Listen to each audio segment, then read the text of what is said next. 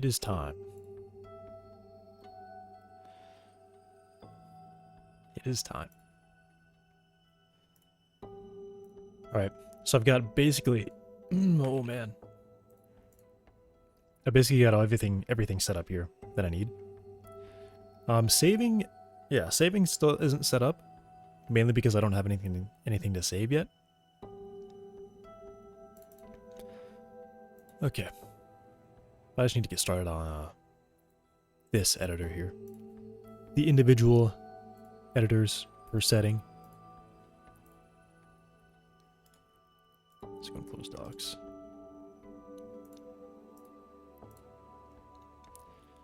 Menu, don't need that. Don't need that. There will be a generic thing to set a base, like a parent.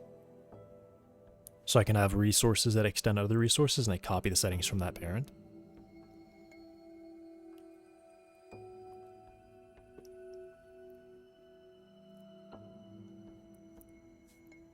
There is a need to do that.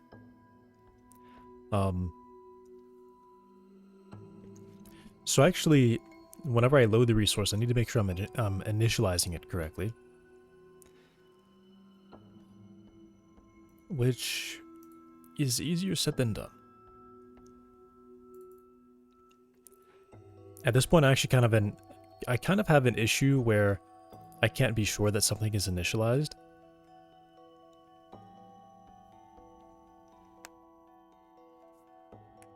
I should probably look at this again. To see if there is some method that resource always calls whenever it's opened.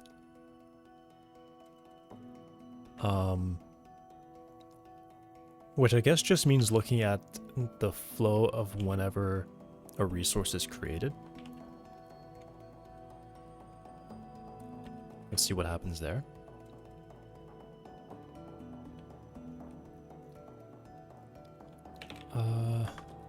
Just looking for a resource.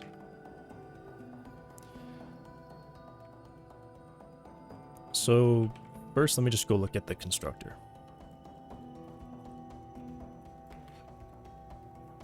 So resource, when it's initialized, calls remap to list.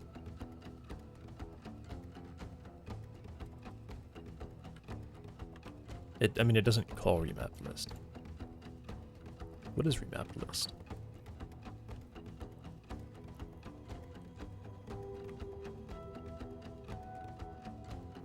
Translations?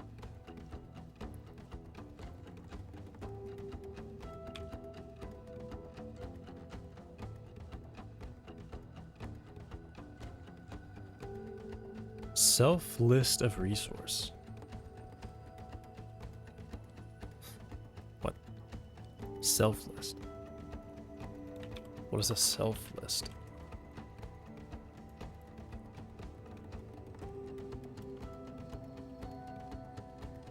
What is a self list?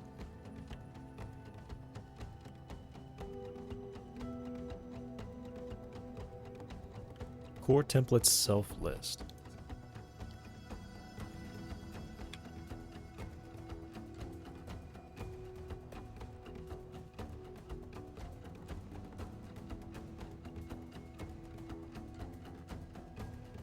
It makes a list.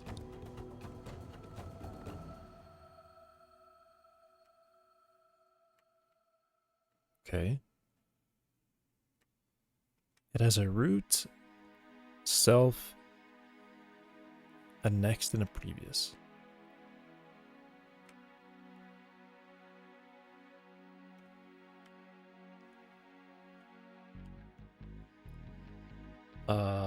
Yeah, so I don't know what that is. So it does nothing when it's initialized,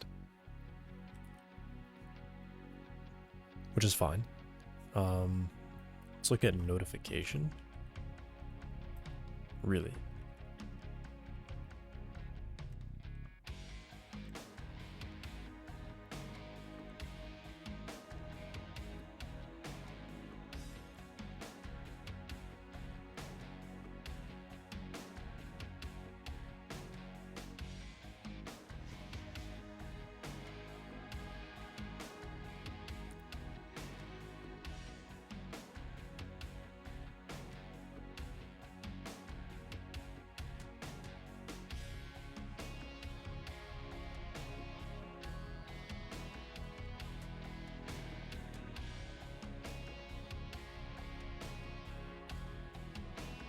Um,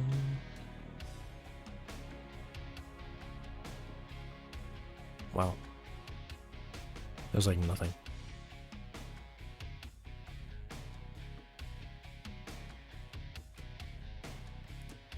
If there was like any method that was called like by the engine, like guaranteed, whenever it's created. Maybe I look at resource loader and see if resource loader does something. It's a good thought. Let's leave that open so I can get back to it.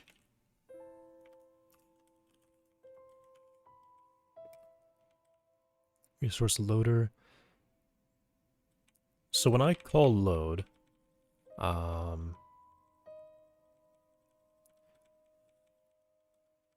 okay, I missed it.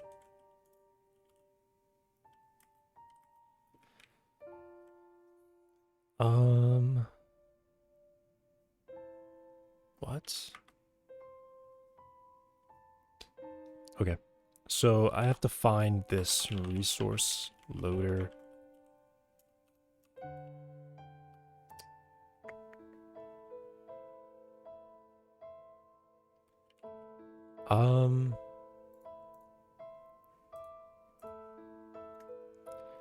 So the editor has drag and resource loader exists.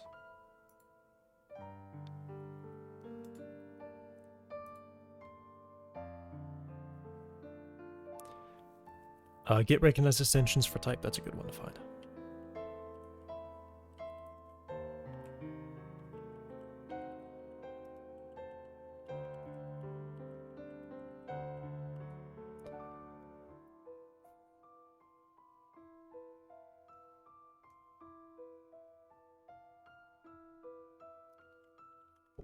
Type. Oh, there we go. Okay, I was like, there's no way there's like 300 uses of this. Okay, so get recognized extensions for type is on it. What?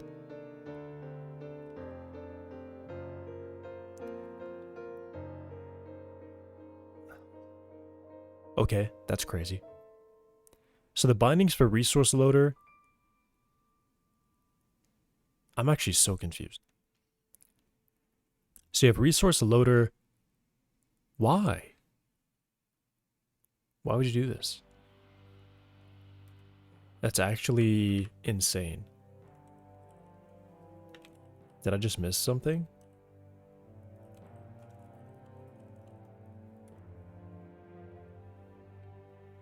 What?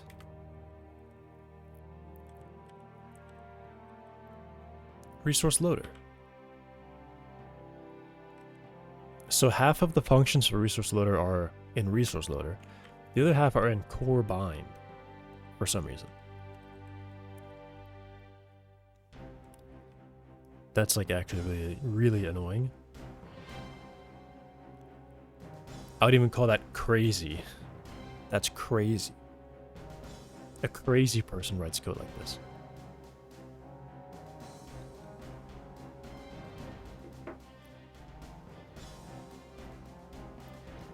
I mean, technically it compiles correctly. Obviously it does. There's no rules in C++. In C, even. As long as the definition exists somewhere. I mean, but why? Why would you do that? And this is kind of insane.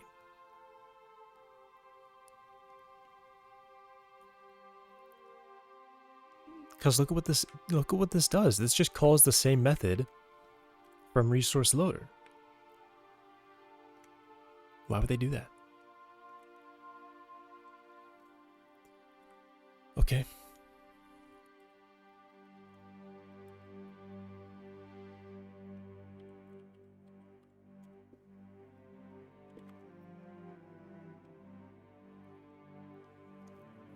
Alright, well I want to see what it does. Hey Yulia. What? Yellow, orange, and red?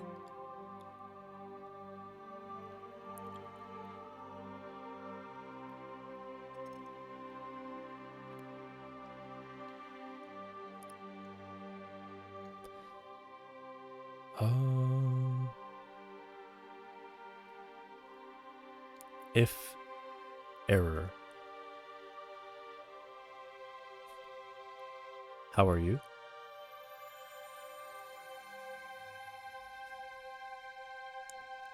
What's with the yellow, orange, and red? I'm doing all right.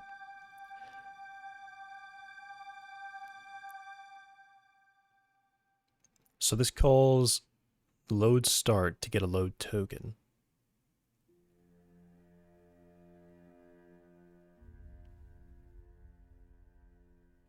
If load token is null, return a null resource or an empty reference. Otherwise, we get it from load complete. Okay, so I'm looking at load start. No clue, I just typed it. All right. Validate path. Ignoring cache. Load token. Thread load lock.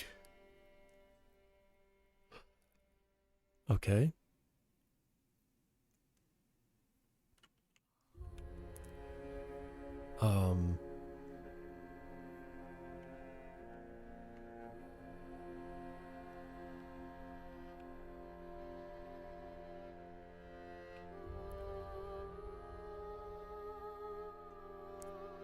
Create load task. Return load token. It's in the cache. If it's cache mode reuse, okay, so I don't care about that. If we want to ignore cache, another task loading it, we can't add one to this map. Okay.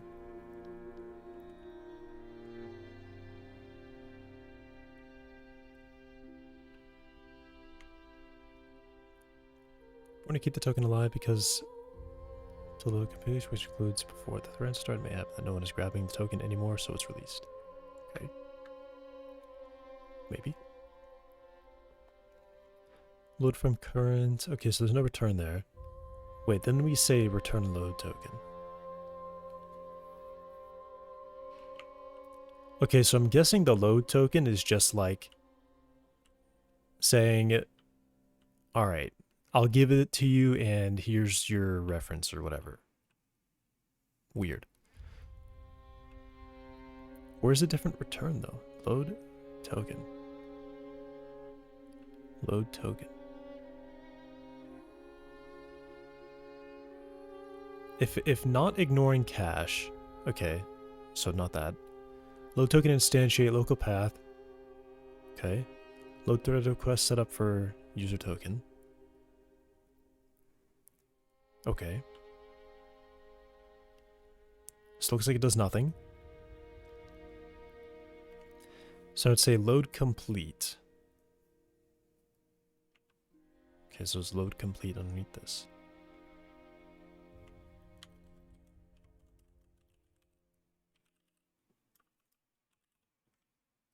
There it is. Turn load complete inner. I love the indirection. It's awesome. I love it when it's just function call under function call under function call. It is such readable code.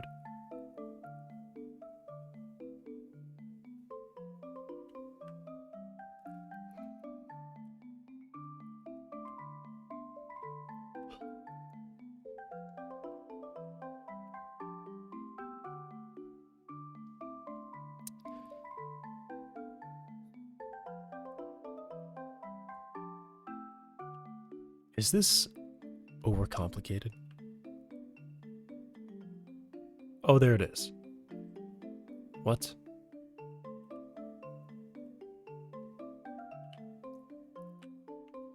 You haven't slept well? No, I have. Load task pointer load task. Load task. Load task comes from what? Thread load tasks. Okay. So that doesn't do anything there? I don't see any resource creation. Wait for task completion. Okay, so somewhere up here.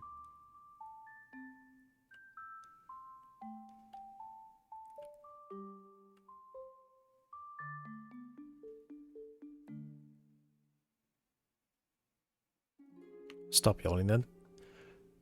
You're making your game get what?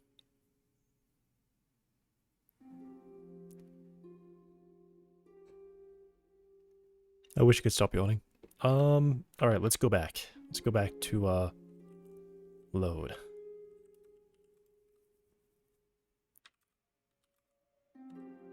And...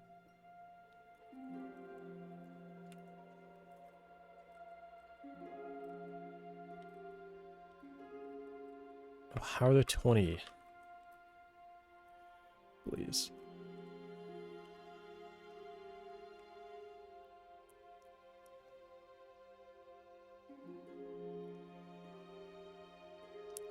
Load token, load start.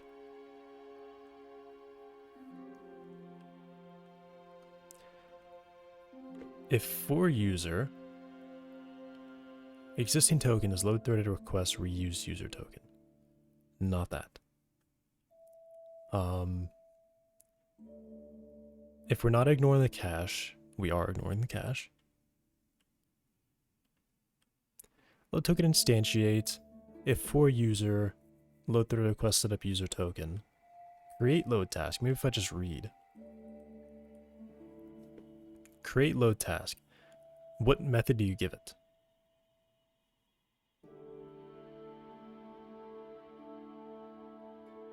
Not reusing the cache. Ignoring cache and has... okay. Dev assert load thread task has local path. Insert local path load task. What is load task?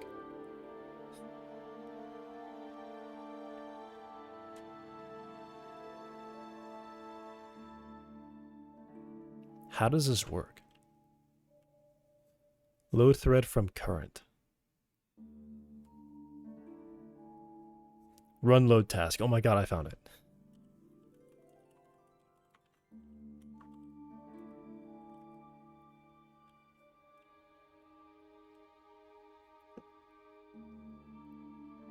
Okay, we lock.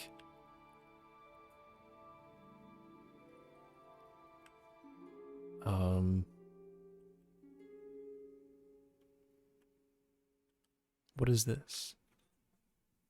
It's a comment with 2 dashes. What the hell is this? Oh my god, that's eye bleed. Okay, so if you're passing in like 10 values from load task, why not just pass load task? Just pass load task.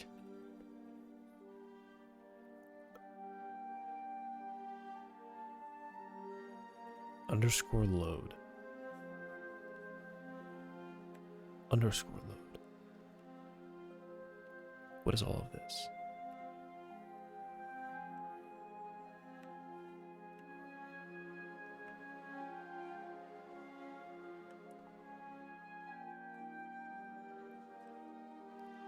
No. No.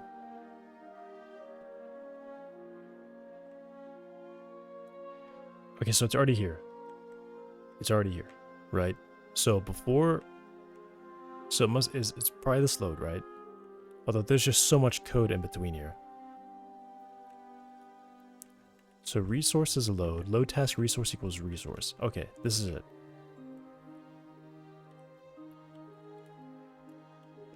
Underscore load. Not that one. Not that one. Not that one. Not that one. Not that one. No? Here we are.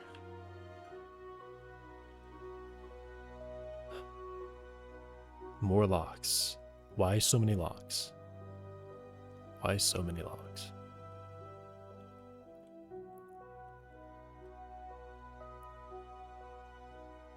Try the loaders. Okay. Okay. So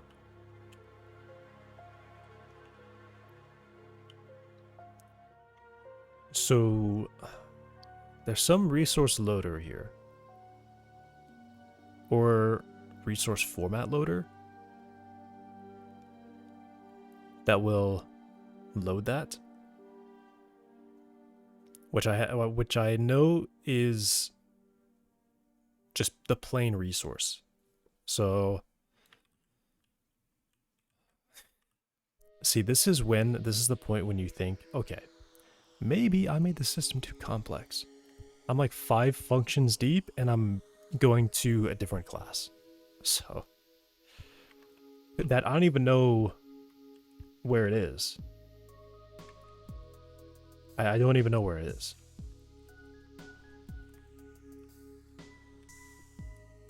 Is it just resource?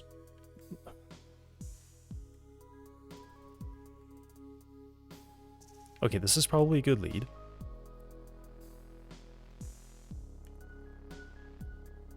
Do they have...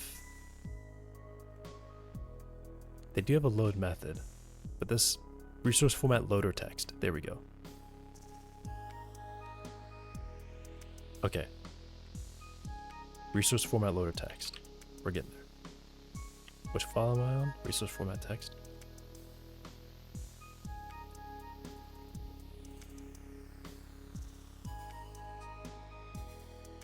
Format loader text. Here's the method. Okay. Cache ignore, reuse or replace. Cache mode is that. Doing stuff. File access, open, file. Okay. Loader. Open file. Loader, load. Loader gate resource. Okay. So it is this one. And this will save it to resource or something.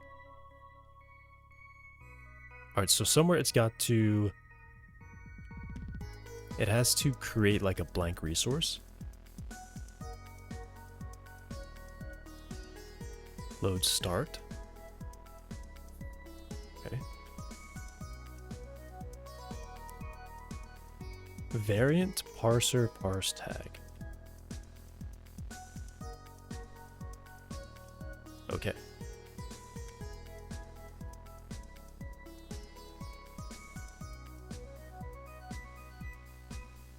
Resource equals cache. Res. Okay, I'm assuming, yeah, this should instance it right there. So this makes... It doesn't actually. Not reuse. Cache. Create. Okay, instantiate type. What is type? Type is type, of course. So they call class instantiate type. What does that do? I don't think it does anything. I think it just sets up the memory for it. I don't think it calls anything. Unless it does. Then I have an it. But I don't have an it. I actually don't have an it.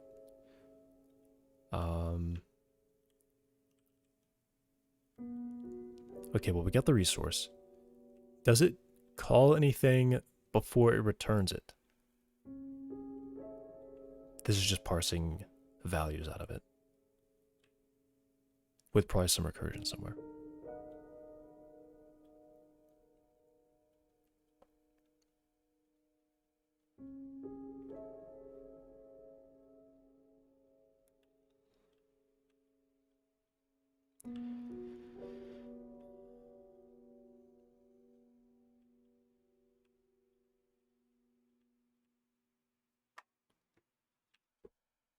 Okay, I gotta move my laundry over. I'll be right back.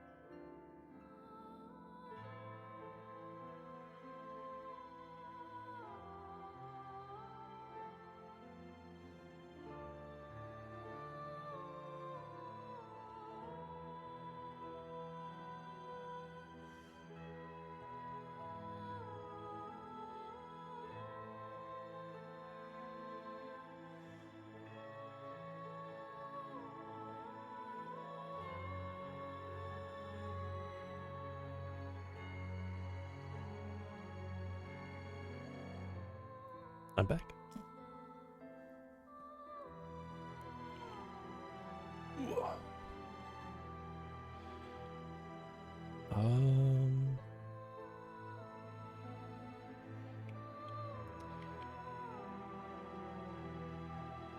Still gotta find...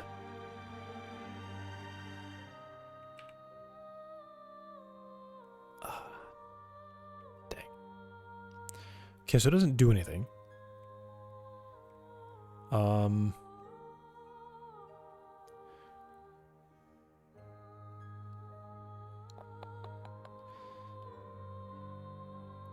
Missing resource.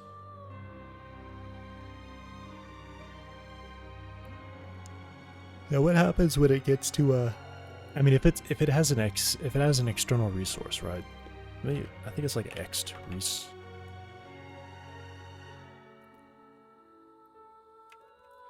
There's sub resource, right? I don't know if I found sub resource.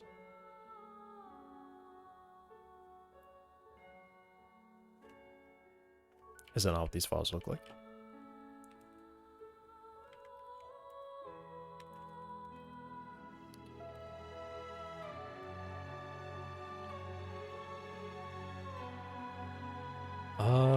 What has a sub resource? Zombie basic bind should have a bunch of sub.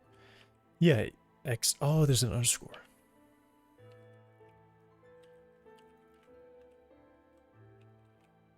There's the ext resource. Okay, that's what I was looking for. Ext. Get dependencies. Okay.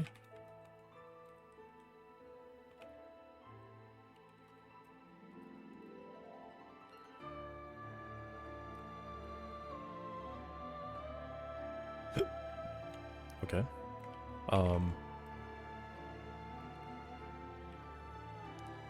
So somewhere here this has to call get dependencies.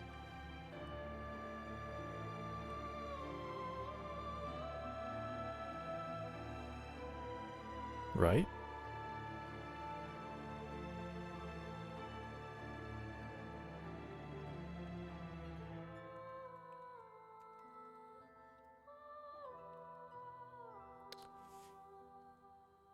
Dude. Okay, so not here. Not here.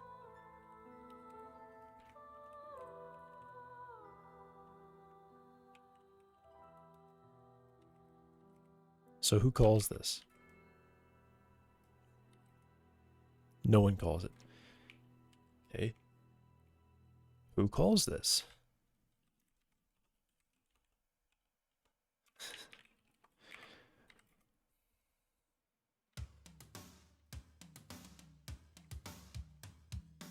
Am I?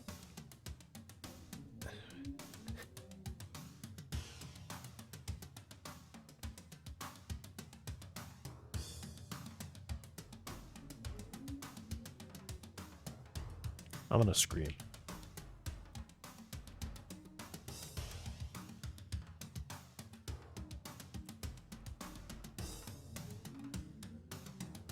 Literally, who calls a method? Like, that's what I want to know.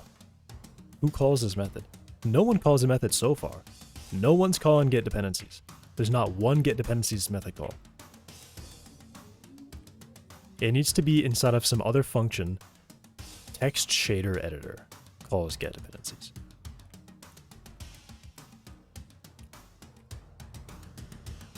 Dependency editor. Update list. That can't be right. Editor file system, that can't be right. Somewhere from like a resource loader has to call this.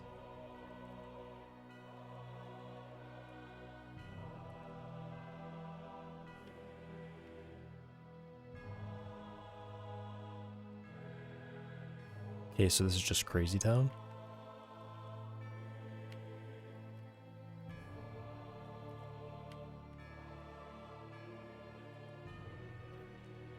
Methods.py? What the hell is methods.py?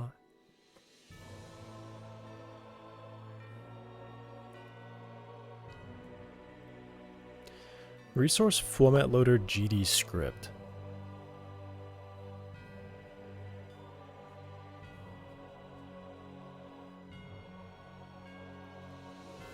We'll call get dependencies.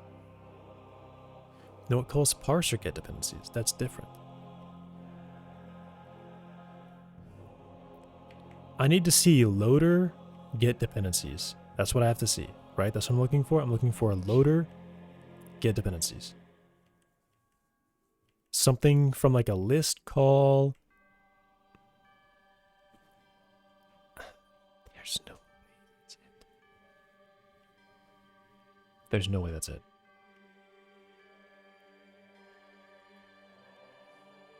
Yeah, okay, here. Loader get dependencies from binary. But this is on get dependencies, which means a resource format get dependencies has to be called. Like this. Loader get dependencies. Alright. Who calls loader get dependencies? No one?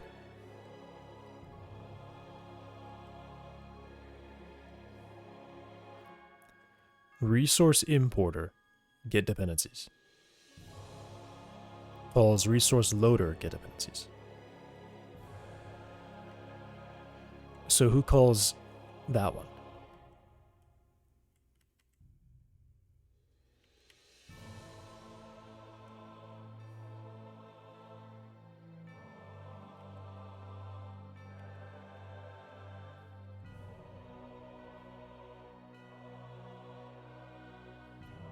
That's crazy. Really? Dependency editor is who... Where even is it? This is the only place that this is called. That's literally it. Dependency editor.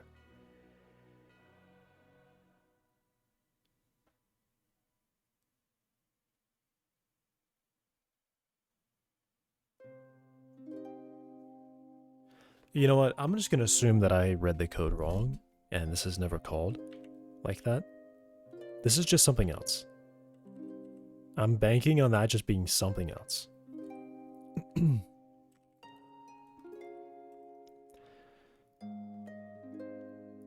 While tag name is not external resource, break.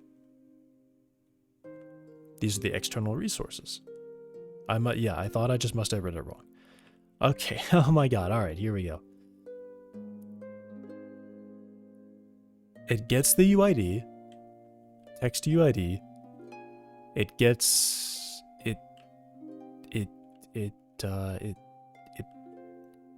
loads it. There it is. External, I just read the code wrong. Okay, we're good. I just read the code wrong. So it goes all the way down to the bottommost dependency. So I know at this point when I'm being called, all the external resources are loaded, all the sub resources are loaded, and then the real resource is loaded. Okay? Real resource. Here we are. Okay.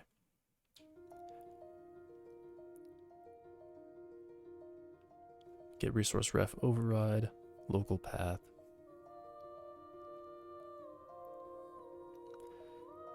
If resource is null, I guess this just means like if it exists in the cache, we're checking that first. Cache reset state. Resource equals cache. Okay.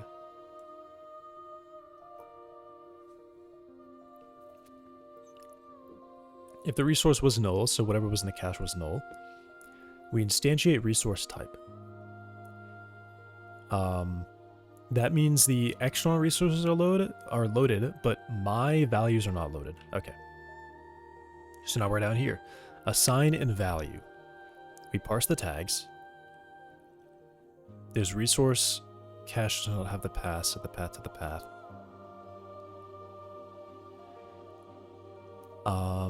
If we get an error, so we actually don't care. We're gonna assume that we're not getting an error. Assign is empty. Okay, so parse assign EOF. Okay. So we're setting up everything, but I think right about here, if it's not an end of file, we print the error. Otherwise, it was an end of file. We do that, we do that, we do that, we do that, we break. Okay, so resource path, set path cache. Resource set path. Okay, so these are, okay. These are the last things that get called on the resource. Resource set path, resource, okay, only if it's not ignore. So this is the first time we're loading it. Set path cached, which I assume just calls set path and then does something extra. So no matter, okay, not no matter what, if we're loading it from the cache, and it was in the cache, we're not going to set the path. Okay, so that's fine. But I need something that's guaranteed to be called, so we break there. So we're not looking here. Down here, resource set meta. Okay, so I didn't do anything. Okay, so I didn't do anything. And then we return.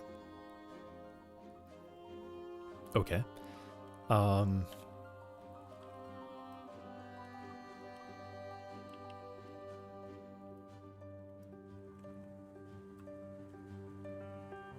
find it somewhere.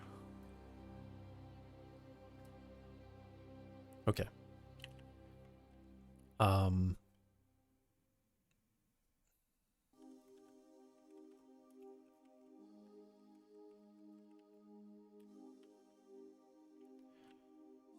Resource loader.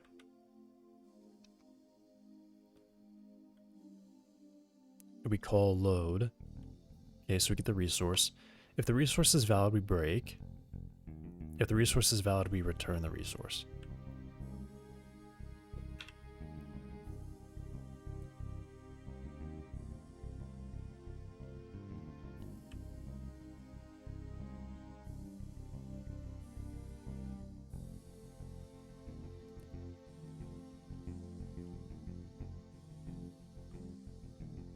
Oh, man.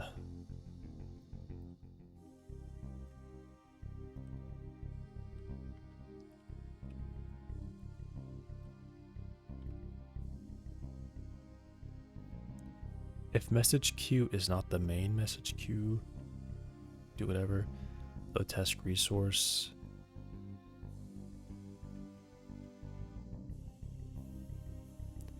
If the load task resource is valid, ignoring, I assume means cache.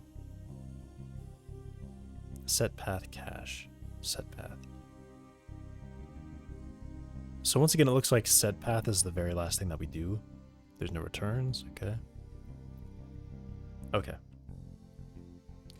So it looks like the last thing this does is it sets the path on the resource. So let me see what that does. If path cache. Okay. Underscore resource path changed.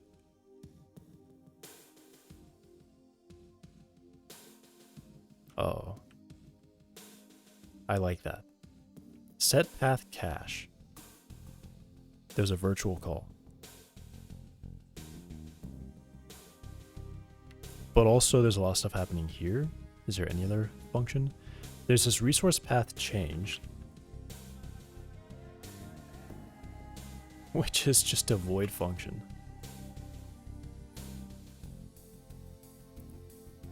Is that a virtual?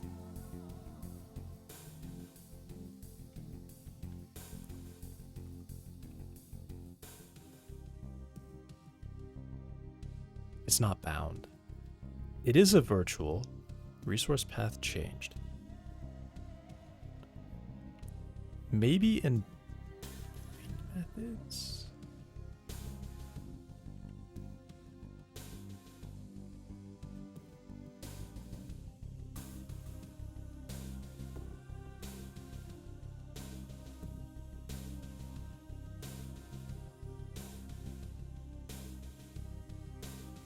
Okay, honestly, this virtual bind to set path cache is probably what I'm looking for.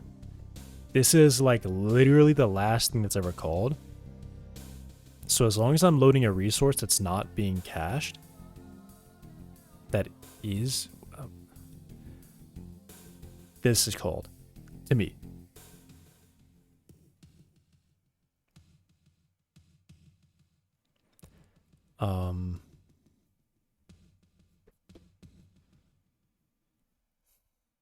They do also call set path. Let me see if set path triggers.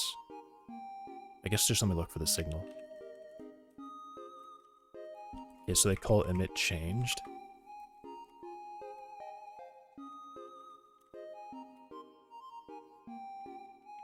Oh, wait, what was that?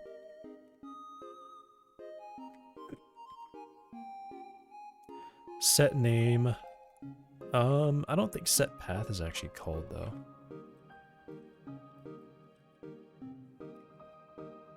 Oh no, they do call set path, but set path, yeah, doesn't emit the signal. This is really strange. Resource path changes being an empty line. I'm actually curious about that. Did that used to ever be anything? Honestly, at this point, I'm so deep on like engine modifications for this. I don't care anymore. I will literally just add an emit change right there. I'm looking for the resource. That file. Blame.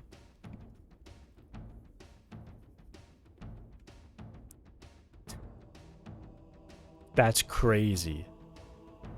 That's actually crazy.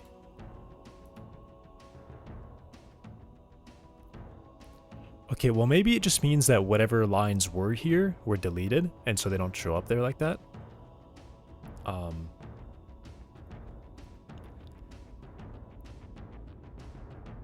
I guess let me jump back to the... Let me jump back to this, I guess. Oh my god. No. Browse files.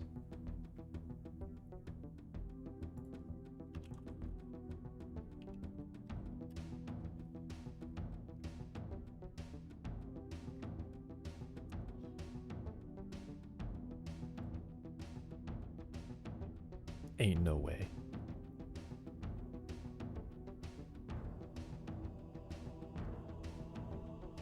Ain't no way. It did used to say change notify at some point, so it used to do something. Yeah, it used to do something.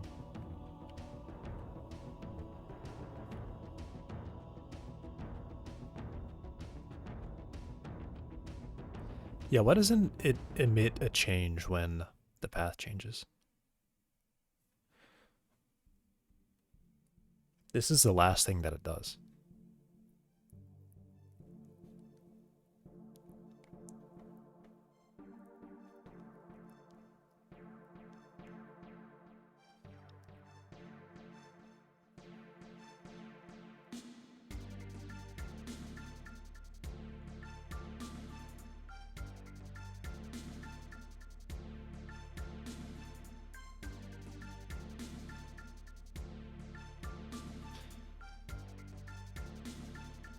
That is some of the deadest code I think I've ever seen. This was implemented empty.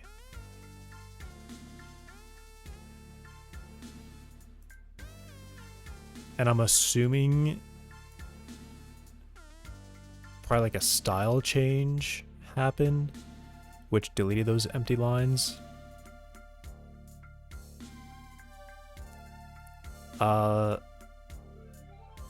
I don't know, I guess let me just start jumping back and see if I can find...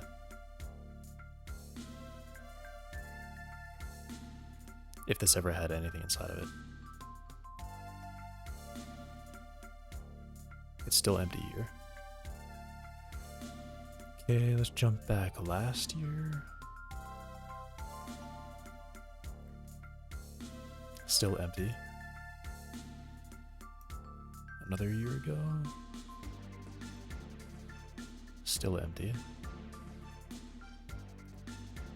Just clicking changes. I will eventually get there. to see if this ever had anything in it. Okay. The lowest number I'm seeing is 2. 2 years ago, I guess.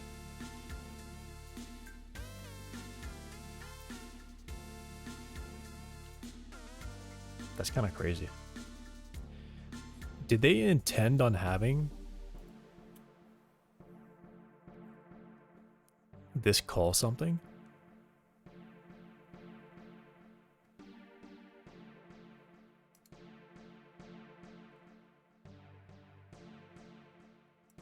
Okay, I'm gonna guess after 4 years, this never did anything. This has always been an empty function. That's crazy. How does an empty function sit around for that long? Alright, well, it's free real estate. It's literally free real estate. It's already being called. I'm just gonna say emit changed. I'm straight up just gonna say emit changed. Emit change state is blocked. Pending emit. Unblock emit changed. I'm just gonna assume it saved the call. I'm just gonna do that. Emit changed. In fact, I could make this a binding. Actually, maybe not. Okay, what I really want to do is the first time I load it, I want to say, hey resource, you're ready. I don't think I want to say quite that. I really want to say, hey resource, you're ready.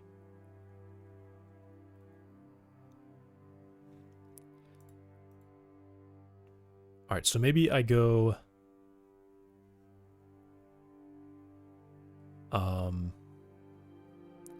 Well, actually, this is the path cache, actually. This is the path cache. So if we take over the path cache...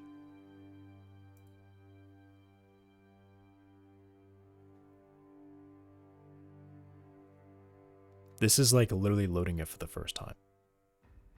It's exactly like loading it for the first time.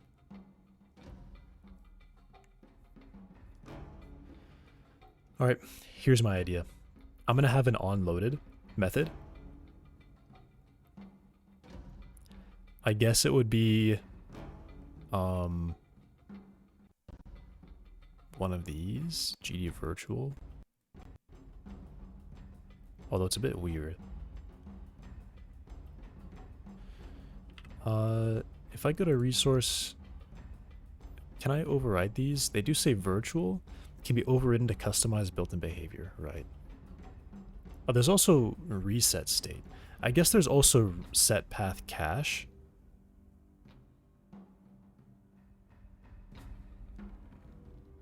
Which is kind of... But I don't know, I feel like that's strange. Okay, anyway, if you do set path cache, yeah, you have to call that.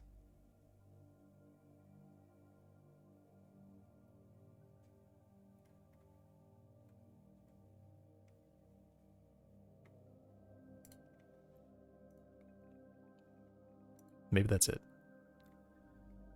Maybe that's where I go. Set path cache.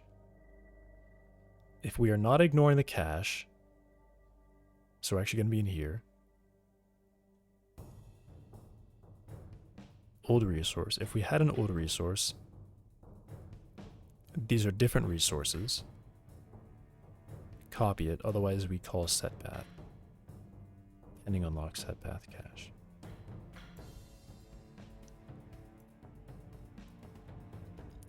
Alright, here's what's a bit strange. Resource cache resources. Let me see if I can find where this does something.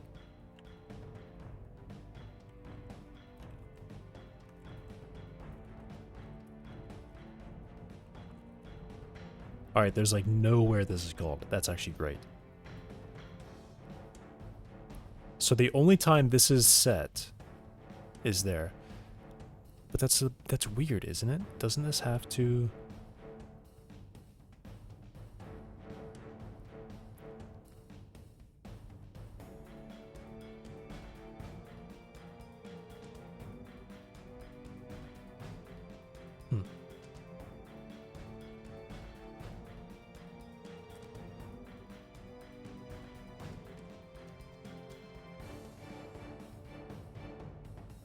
Uh,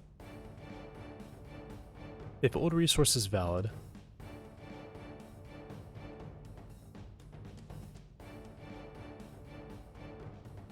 so this is if we're reloading something. If the old resource is not equal to our resource.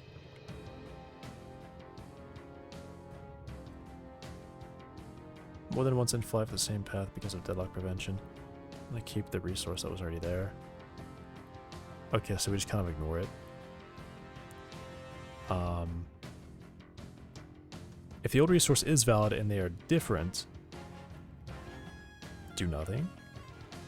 Literally do nothing.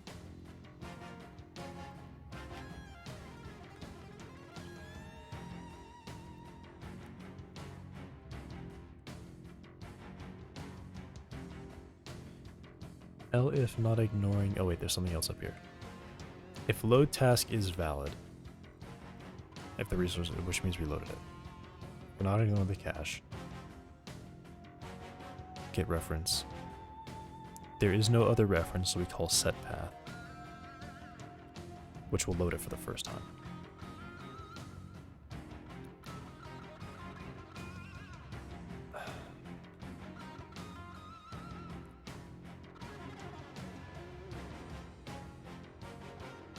Is it here? Is it at this point right here, this set path?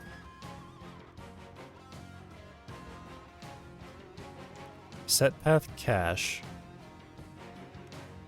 I don't even know what that does.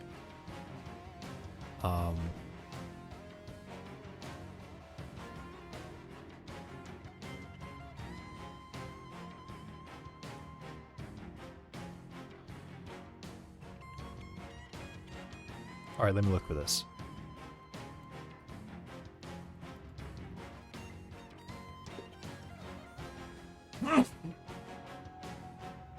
Oh man. Scene set path, I don't care about that. I'm looking for resources. That's test. We do set path cache or set path.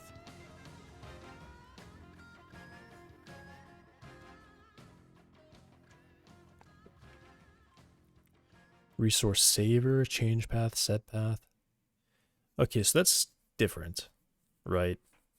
So it's different there.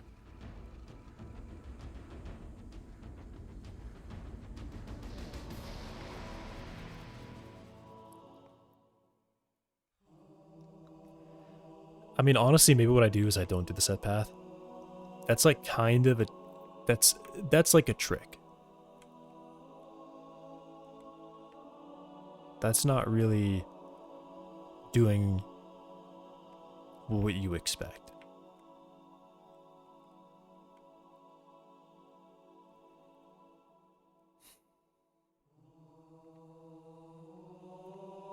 Alright. I think I know where to go. This calls load. Alright, I think this is where I'm looking for. I want to go to this load, which I'm pretty sure is like the whole thing. This is where we call loader load, right? So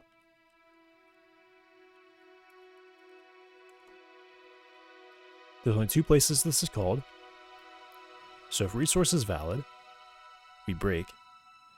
At this point, then we return. Alright, maybe what I do is in load before I return. In resource loader. Actually, this is kind of generic. So maybe what I do is at this point, this is where I say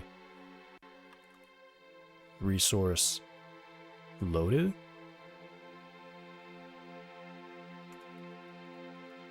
Would it be here?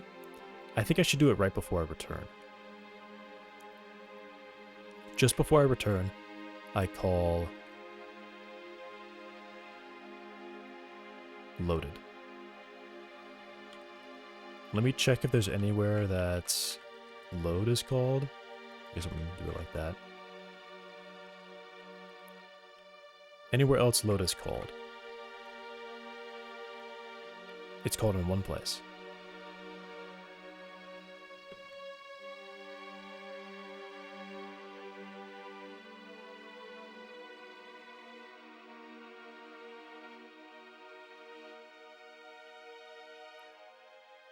I don't know.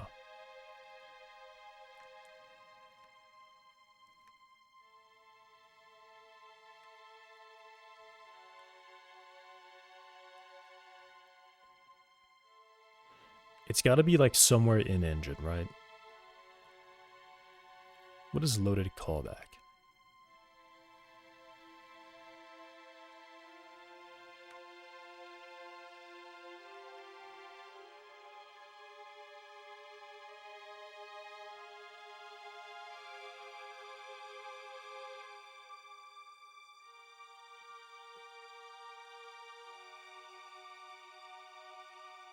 What is loaded callback?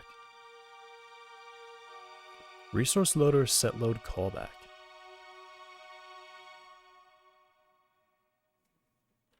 Does that get past the resource? It does. It gets past the resource and that. Can I use this? Resource loader set load callback?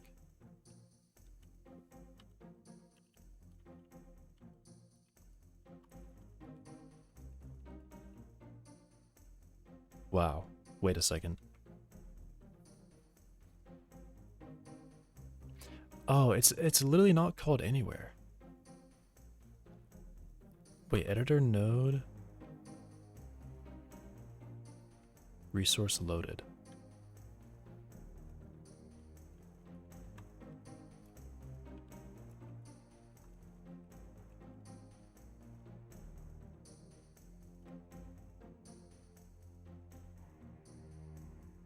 Singleton editor photo load resource folding.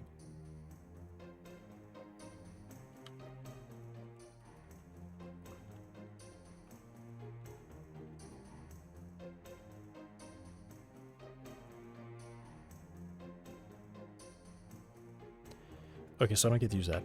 But that's a good lead, actually. Because this is like the last thing that happens, right?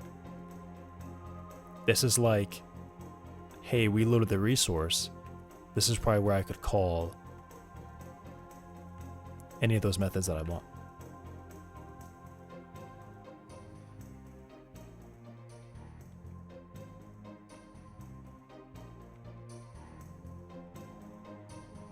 If resource is valid, otherwise if we're not ignoring the cache,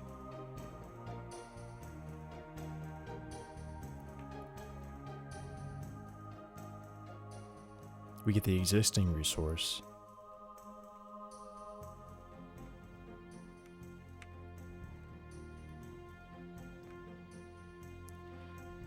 Okay, well, I'm going to assume that at this point, this is kind of the OG spot that we call load. So right after this loaded callback, which I don't even know what it does, to be honest. Yeah, probably after this. I'm going to do load task resource on load.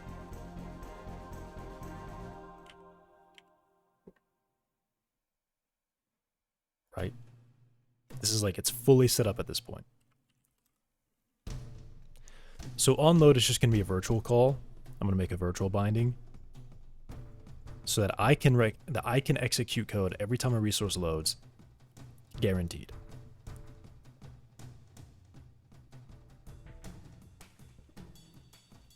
Automatically from the engine. I'm actually going to investigate this a little bit further. Load resource folding.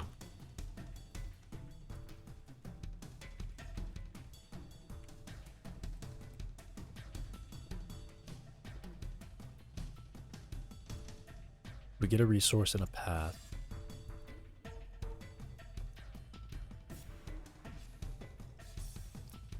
Path get file folding. Oh, I understand. Okay. That's nothing.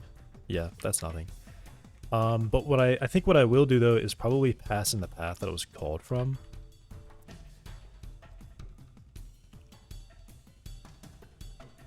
Right, pass that in. Just in case. I don't really know if it's necessary, but I want it there. Okay. Now I have back. Where's Dan? GD virtual. What is it? 1 1. Why does it say const?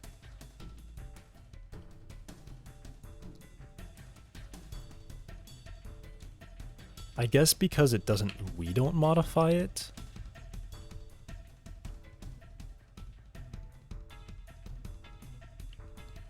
We don't modify it. So I guess I'll do that.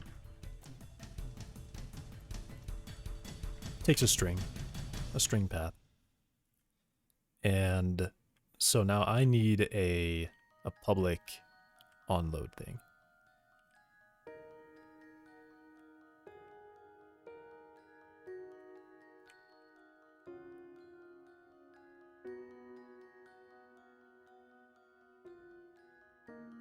Where's the set path cache?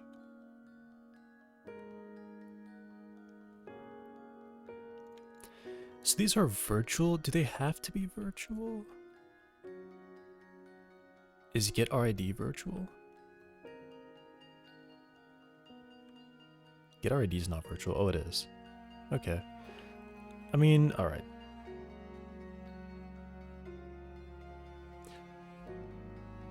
I guess I'll do this.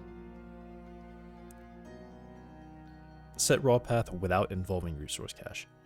Yeah, you see, if I were smart, I would say no cache. Because you call set path cache to not do the cache. I mean, that's just kind of crazy, isn't it? It is. It is very crazy. Let me actually call it onload instead of underscore onload. Seems a bit weird.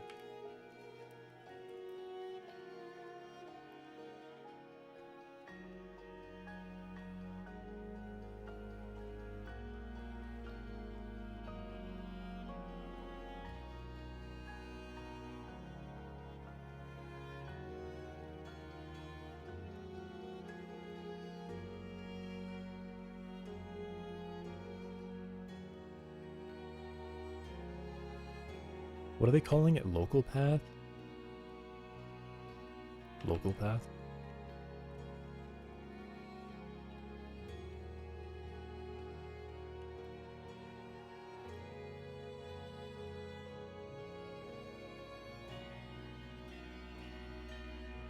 There's this setup local to scene,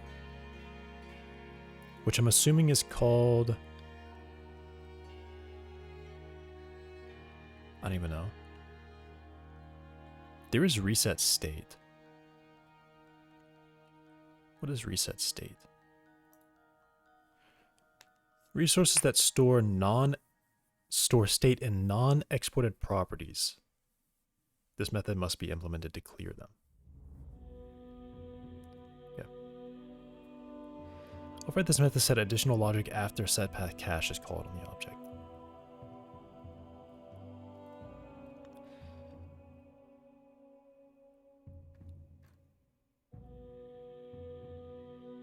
Yeah. Weird. So I guess they do have to be.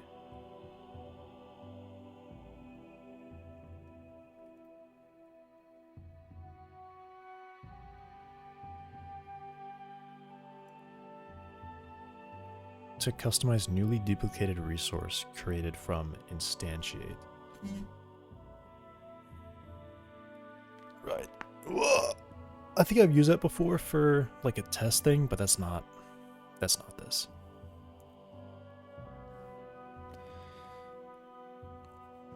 So yeah, let me say okay, let me do this. So resource reset state on load. So somewhere around here. I'm getting hung up on where to place this one. I mean, that's a fine spot, I think. Right beneath get RID. You know what? Maybe here.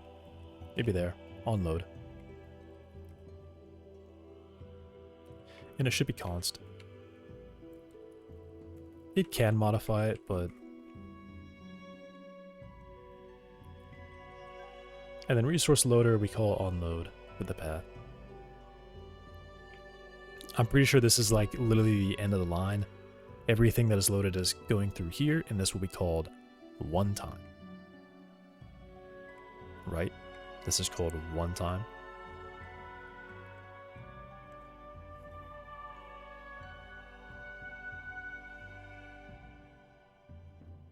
Honestly, it doesn't even matter if it's called one time. I just need it to be called, or exactly one time. I just need it to be called at least one time.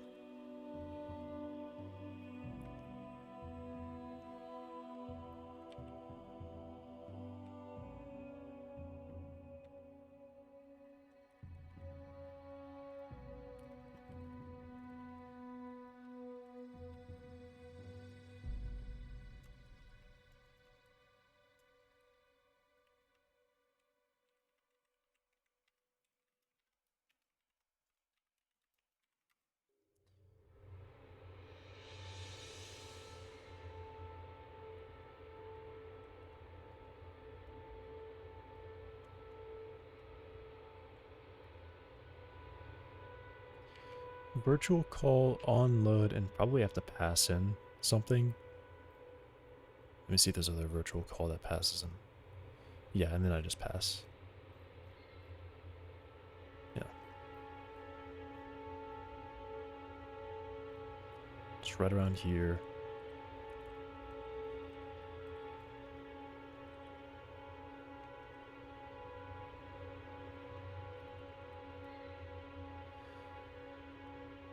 Okay, so I've got on load there. Virtual. On load. There's this virtual get RID.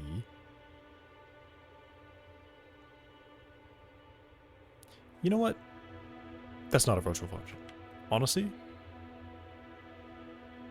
Does it have to be a virtual function?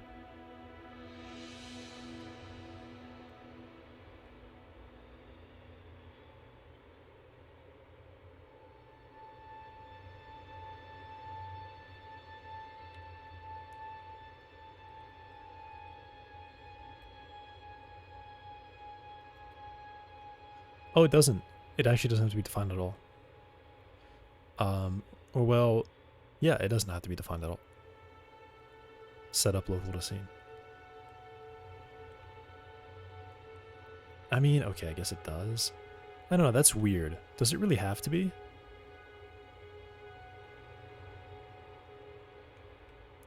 Set path is virtual. Alright, let me see if anyone implements set path.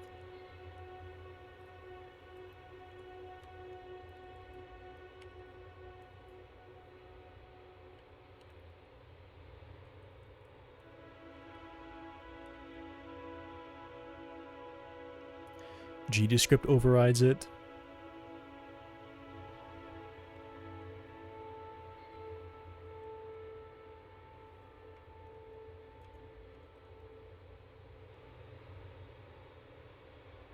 Image texture overrides it. Okay, so I guess these are virtual just because some of them really are virtual. But they don't have to be. They don't have to be. Yeah, they don't have to be. So I'm going to say on load is not. Like that. There's actually no need for on load to actually be virtual. So I'm going to make it not.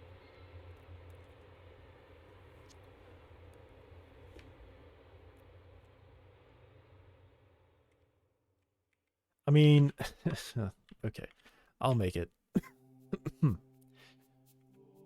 Nah.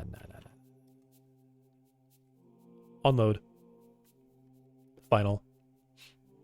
And all we call is this GD virtual all node.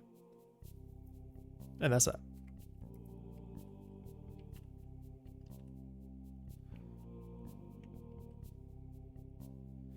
Hey, Danilin. She has the cutest smile in the world. That's awesome.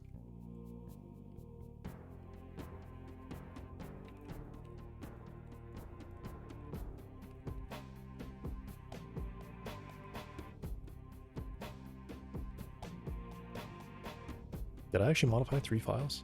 Oh yeah, because I have to create it, implement it, and then call it. Right.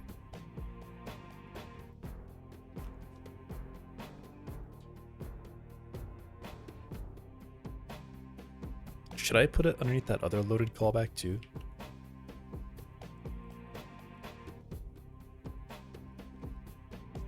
Because there's another one.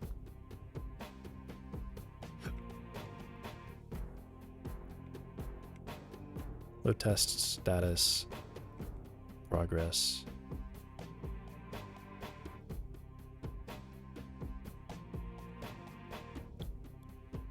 Thread load loaded.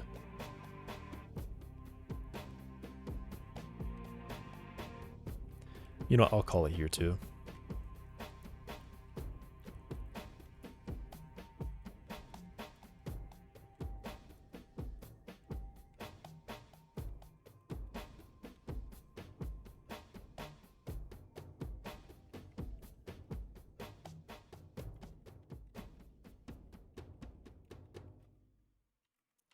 This seems like it's really intended to be like called every time a resource is loaded.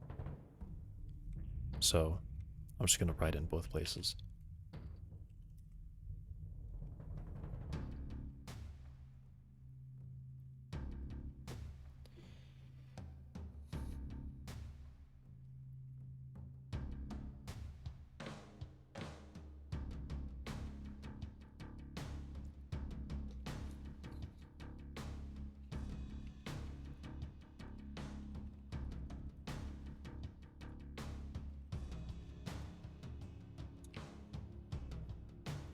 There we go, compiling Godot. I mean, I just updated it like probably less than an hour ago. Back to 0. 0 days without compiling. That's crazy. I'm a crazy person. That or Godot is just awesome, because I can just do that.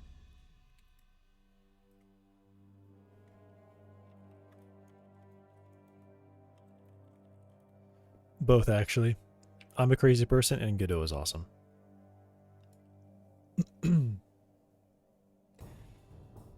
Yeah, that's going to be the entire...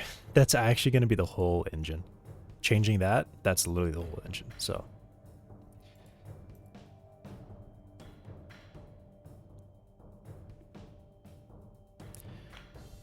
Get some farming. Some farming in there. I lied.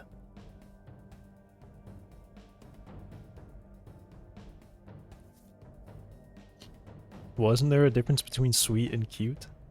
Those are 2 different words.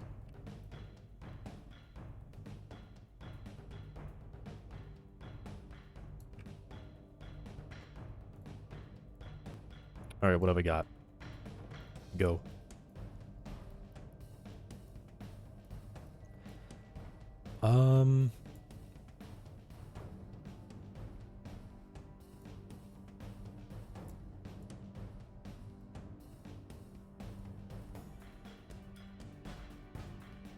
Grow plants instantly? I don't know if I really want that. But I mean, I need it to get to the maze, which gives me treasure and drones.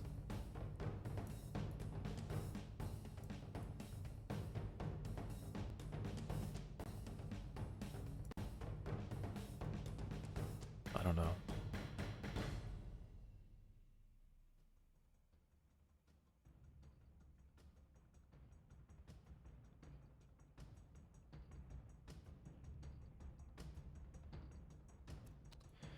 Alright, I guess I gotta go to fertilizer, even though I'm not gonna use it.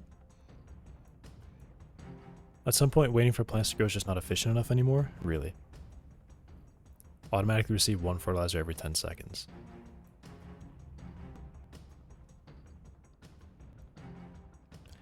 Plants go with the fertilizer will be infected. Oh, wait. When a plant is infected, half of its yield is turned into weird substance. Weird substance can also be used on plants, which is an effect of toggling the infected status of the plant and all adjacent plants. If you use it on an infected plant, it will cure it. If you use it on an infected plant with healthy neighbors, it will cure the plant but infect the neighbors and vice versa. Okay, so that's a funny problem. So I'm going to avoid using the fertilizer until I actually need it, which I'm assuming I will because I have... Okay, yeah. Weird substance, I need like 1,000 of that. So I gotta use the fertilizer, I guess. And as we get sunflowers.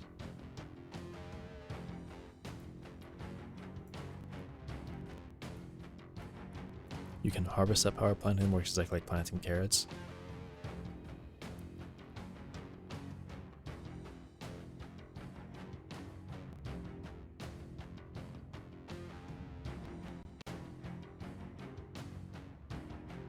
Maybe don't do that. I don't know. That's just me though.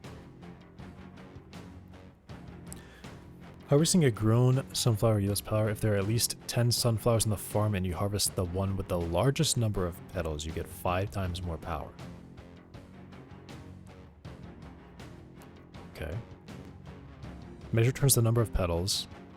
Sunflowers have at least 7 and at most 15. They can already be measured before they are fully grown. Okay. Several sunflowers can have the same number of petals, so there can also be several sunflowers with the largest number. In that case, it doesn't matter which one of them we harvest. As long as you have power, the drone will use it to run twice as fast. Oh, wow. It consumes 1 power every 30 actions.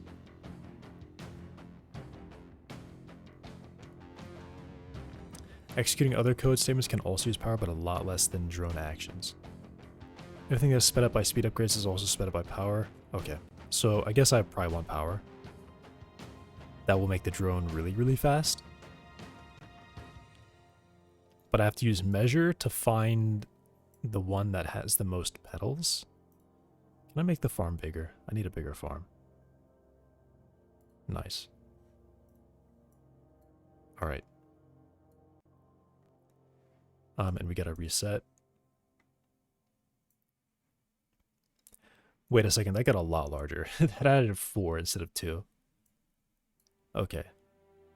The farm got a lot larger.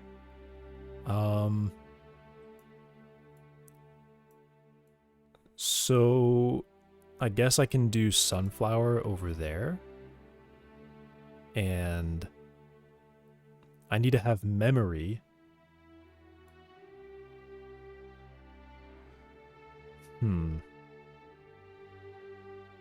That's really tough.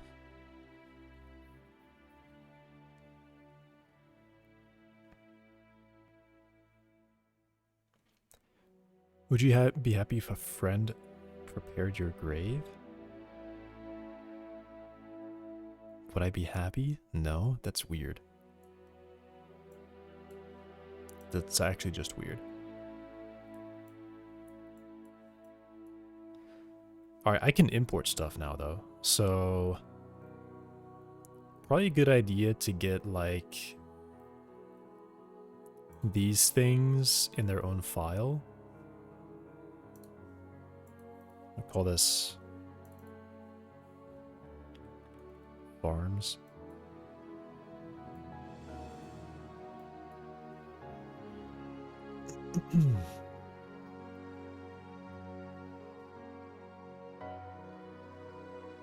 And the patch can honestly detect, I think.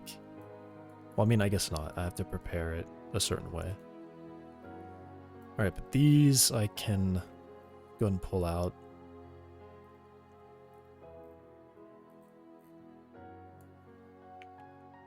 Cut those, put those there. Reduce the file a little bit.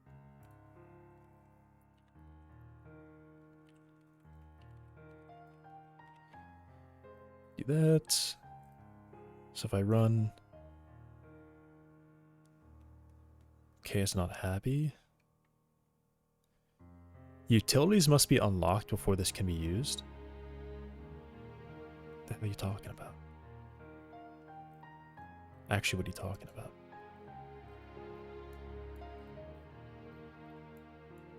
Okay, no, what are you talking about? Where's the error?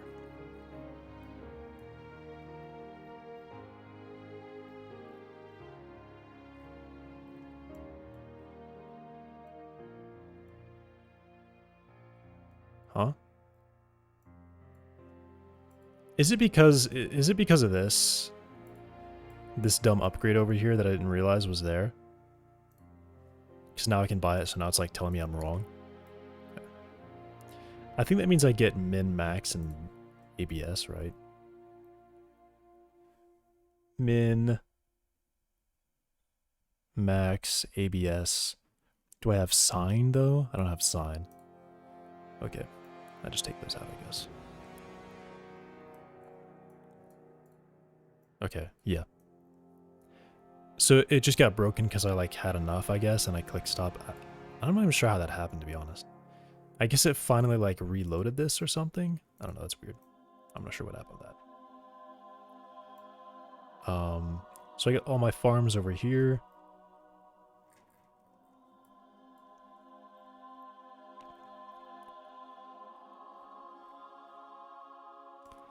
Let me go and make a file like called motion or something.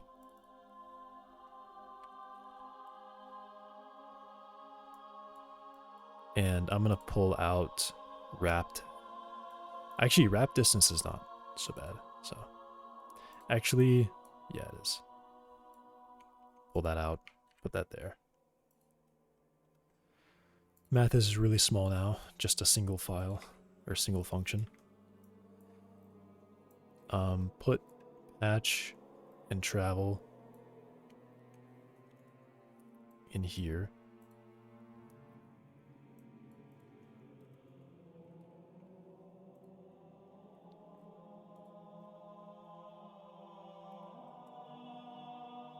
Cool.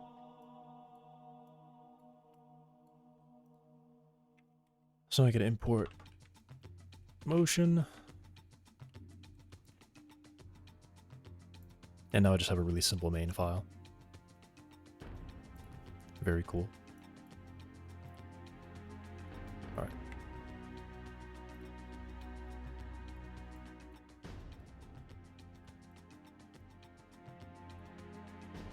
Isn't there a way to group these? Oh, that's how you do it. Okay.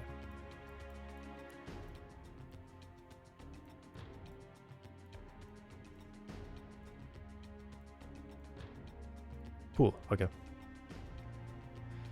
Now I just have to be very careful with clicking the X on those. Otherwise I lose stuff. Okay. So let me try and get... Oh, we're done compiling. We've been done. Well, I'll just call it organization time or something. I'll leave that running for now.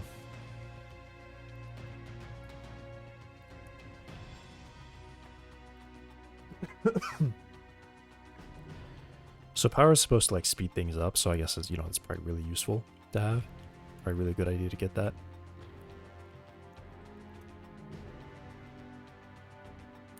Alright, resource loader. Resource. Do we have on load?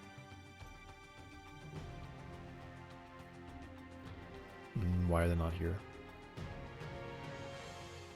Wait, huh? Did I?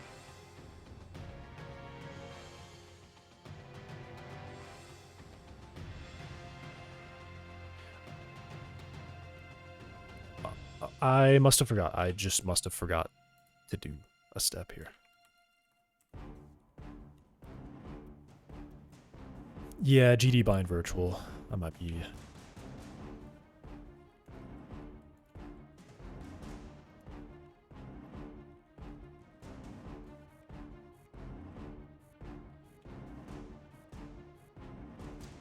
I might be a little dumb.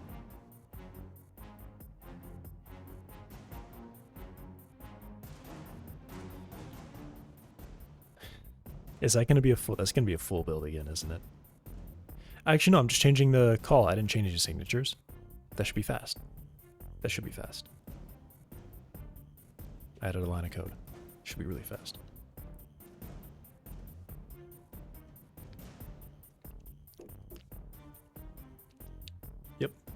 really fast.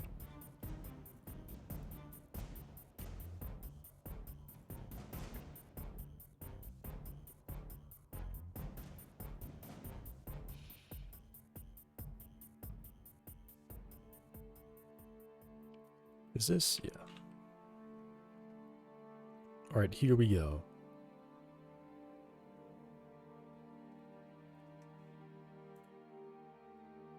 Method. I can't call on load.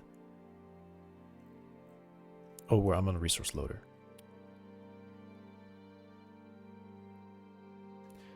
Okay, on load is still not there.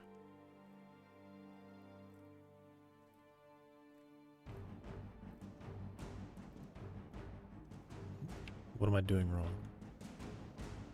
Do I have to bind the method? I guess I do. I guess I do, yeah. Because all 4 of these are bound up here. So I guess, yeah. I'm just dumb.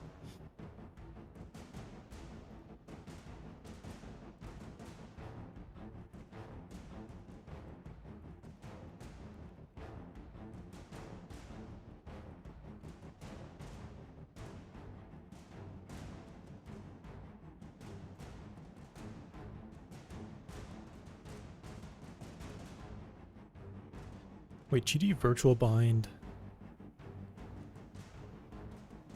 Wait, if I call GD virtual bind, does it actually have to be virtual?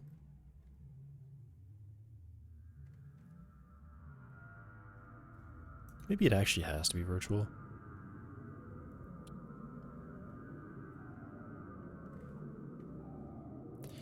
Alright, I'm just gonna not mess around with any guessing here because apparently I don't know how this works. And unfortunately that's gonna recompile the whole thing, so tough.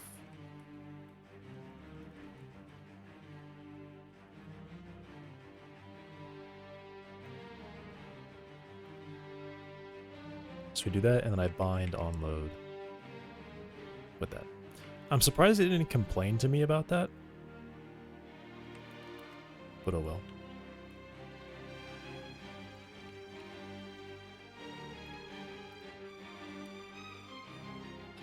It'll show up eventually. Yeah, but that's gonna be a full engine repeat. Alright. Fertilizer.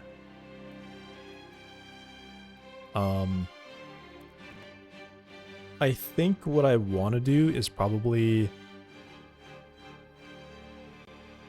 have like a very specific patch. Probably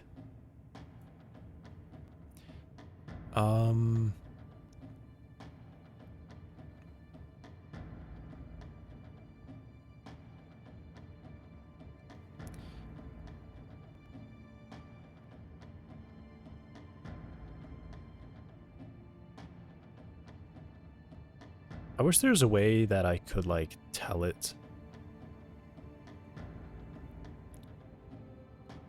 to like count up its like average in and out of something.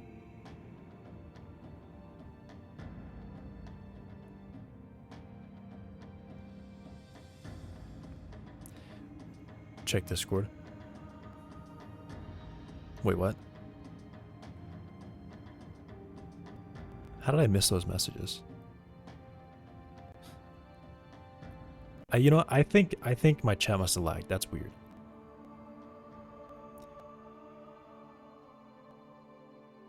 Do you like her? Tell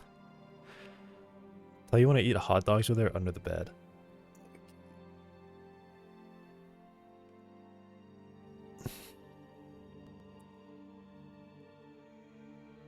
Actually, it looks like I'm losing hay right now. I'm definitely losing hay. Which I'm surprised by.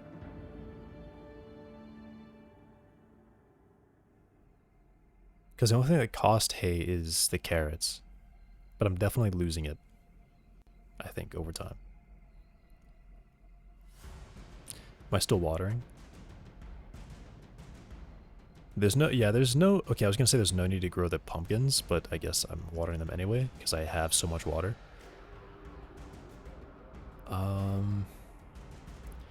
Can I actually water grass? I don't even know. I missed that tree, by the way. Somehow I missed that tree.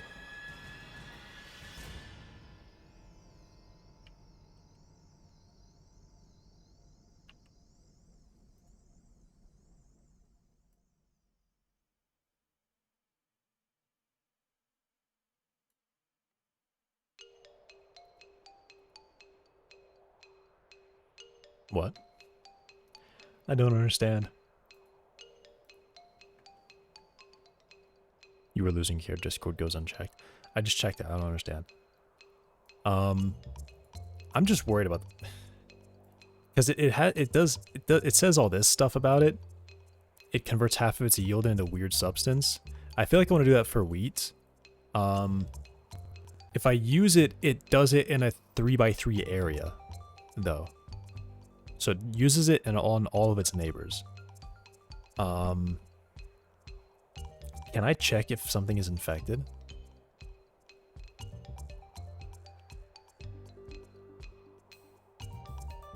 Wait a second.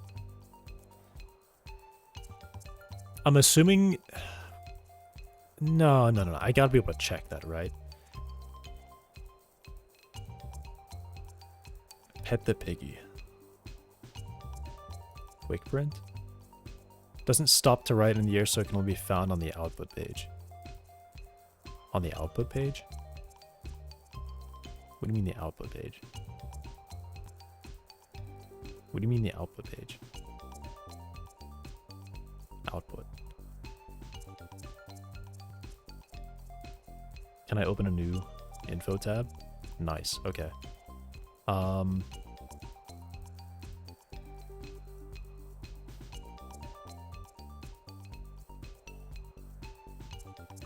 All right, actually, yeah. So I want to track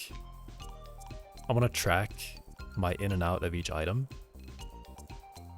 So let me do that. Then I can know if I'm losing something and I need to make something more. Stats.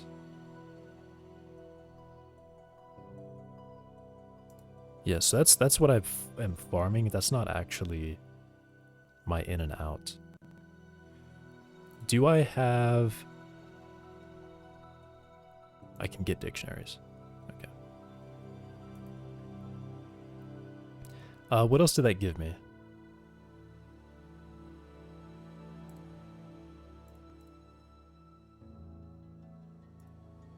Was it just dictionaries? Sets. Created like dictionary. Okay, so I got dictionaries and sets. Dictionaries and sets. Okay. Alright, so I want a... I want to change. Or I guess I want... farm stats.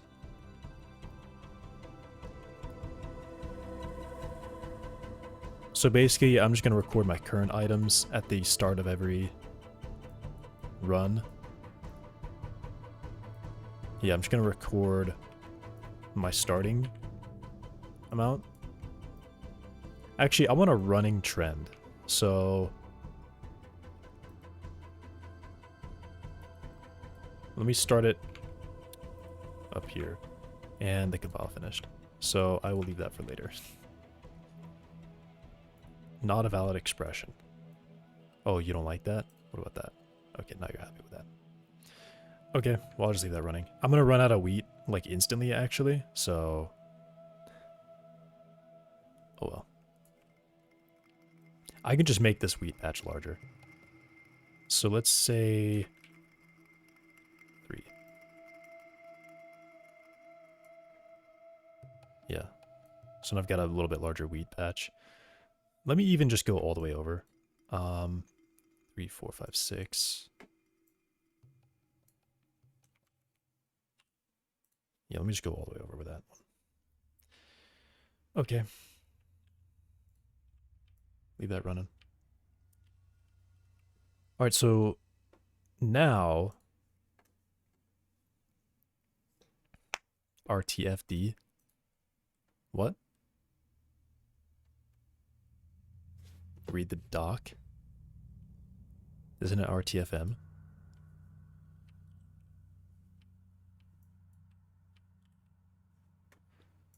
Is on load here now. On load. Awesome. This method is called by the engine. And then on load. No documentation. Sweet. So now my extended resource, when I load it, instead of init from base, I'm going to do on load.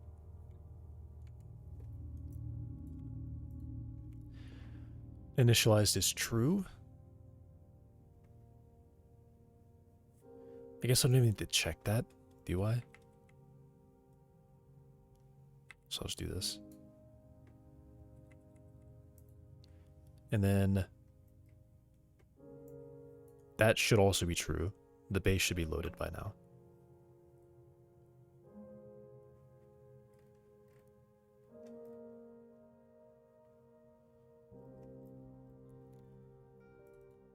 And when I do set base, I call it, or when I change base, I do set base. And then if it changes, actually let me check. If it's null, set it to null and return. If new base is equal to base, I think I just return as well. Otherwise I do this and then I probably call onload.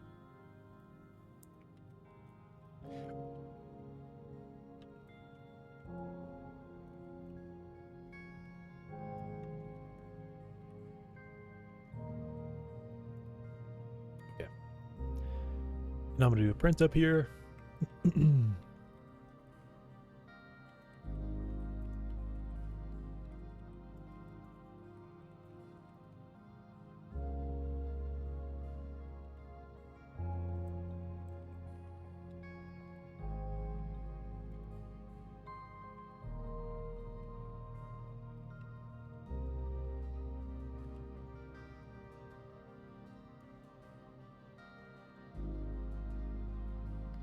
Okay. Now, I want to see what happens when I do...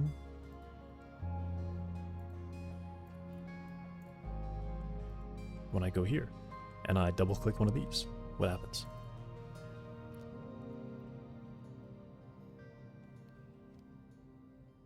What?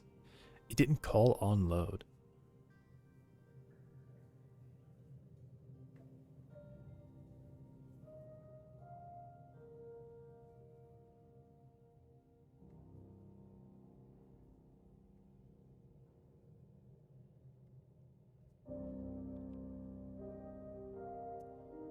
Did I forget to actually call it?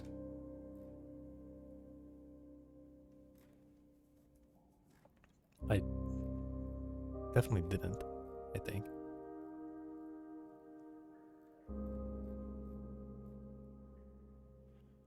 GD virtual call on load. On load. Local path.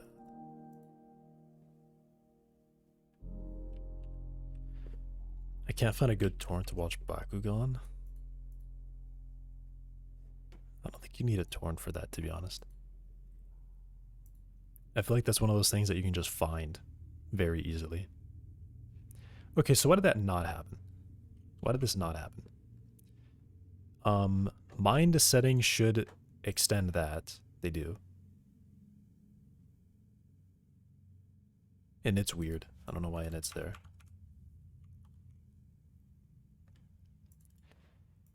Lookup symbol on load. Path.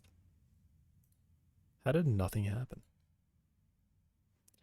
It must have like loaded it already. So I'm going to do reload project.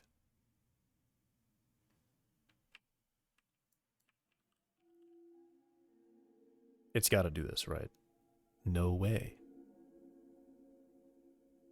Okay, so now if I click this, it's going to call resource loader load.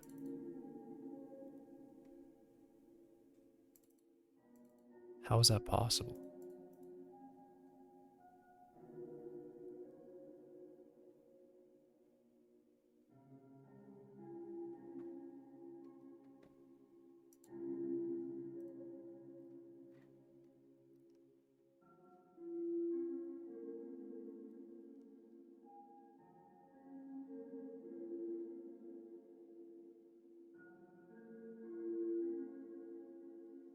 I must have wrote something wrong, right?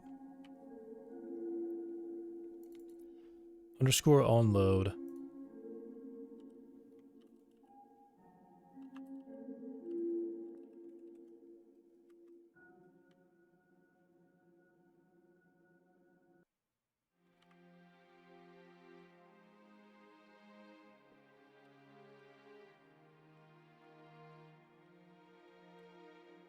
Virtual bind on load. Resource on load. It is a virtual. On load. Const.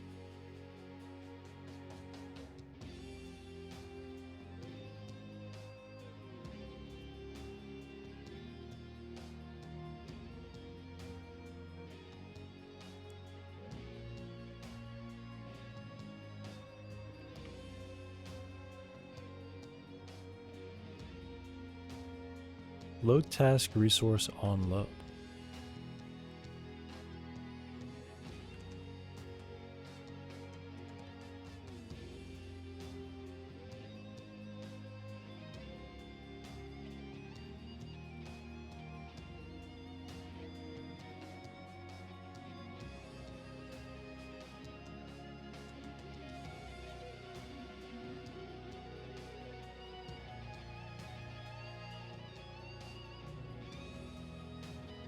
Maybe I should move this.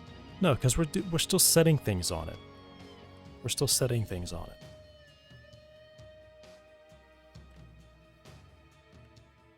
I'm calling methods on it.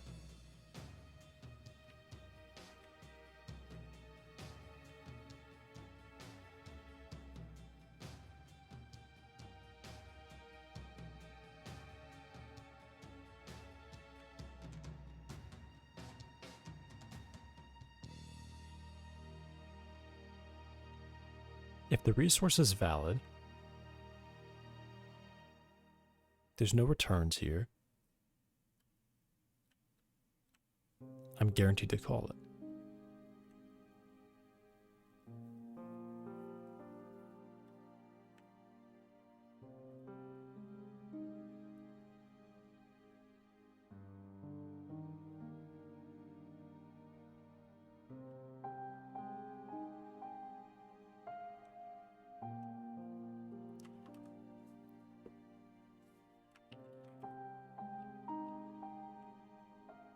I don't understand.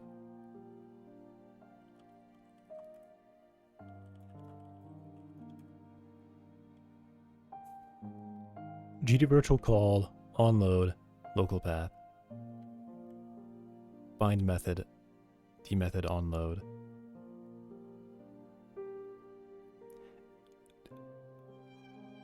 I wrote it, I did write it wrong. Okay, I did write it wrong. I am kind of baffled that it doesn't tell you that you did it wrong. Honestly. It's because I forgot to write path at the end. That's exactly it. Why did it not tell me anything was wrong? Alright, this should be quick. That should be like 20 seconds. I didn't change any signatures. Also, I am rapidly expanding my wheat count.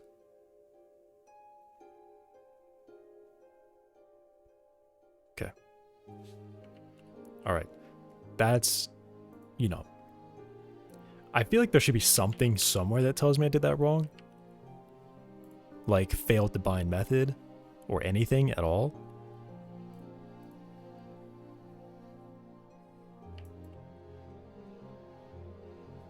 But nope.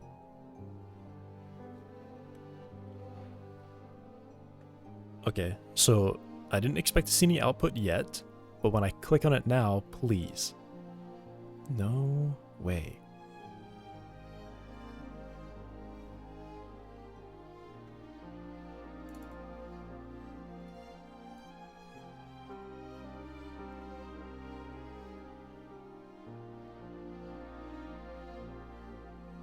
Alright, what if I just do new?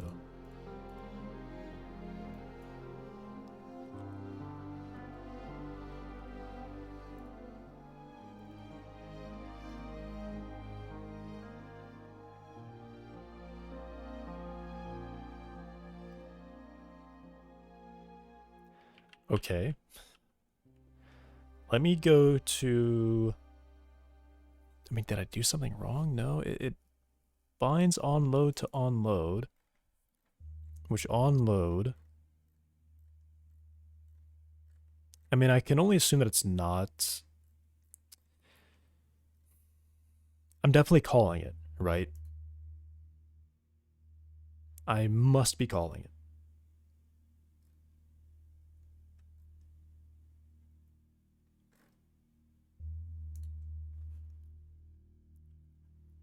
Maybe the const, it doesn't like the const. I think it's printline v format, engine called onload.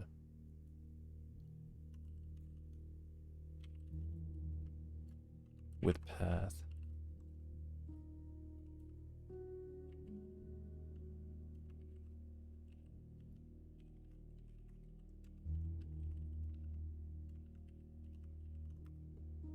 I think it's print ln. I think it's that one.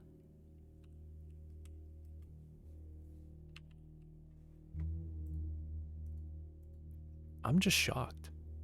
It must be that the virtual call isn't going through. But I'm certain that it must be calling this. Okay, print ln is not... Is it print underscore ln?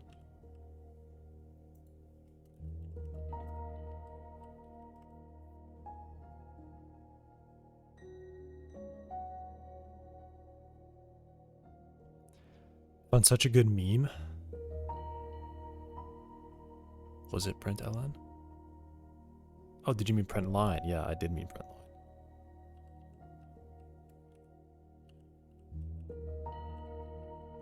Is it really print line?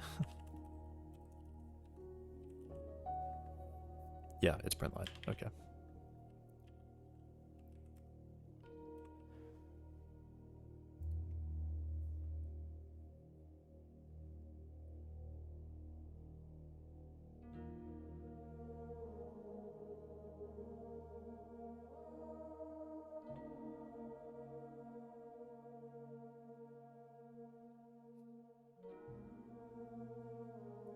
I heart my awesome voice.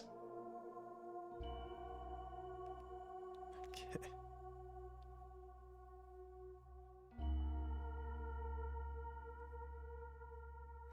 That is so much.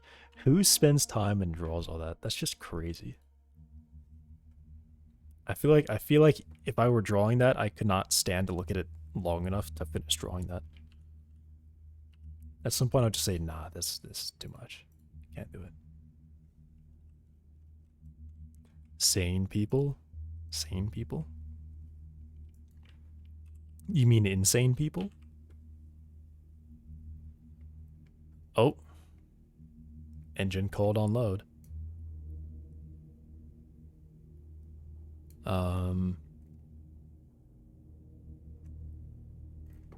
What you mean is what I expected to see. I expected to... At least I'm glad that that's being called, right? So now, when I do this... Engine called on load with data, empty mind. So... this isn't happening?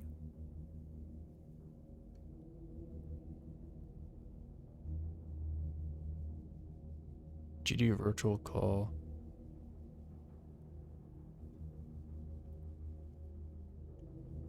Oh, it does not have a script attached to it yet.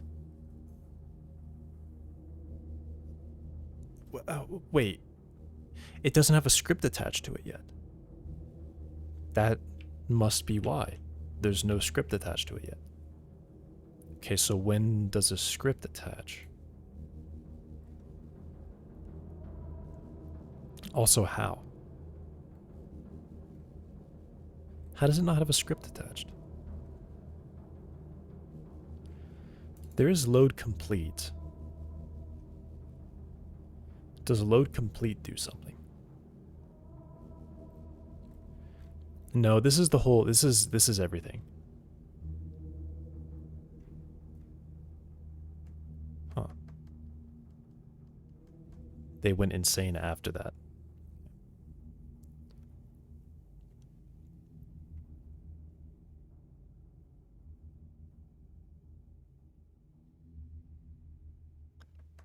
That's gotta be it. There's no script attached to it yet.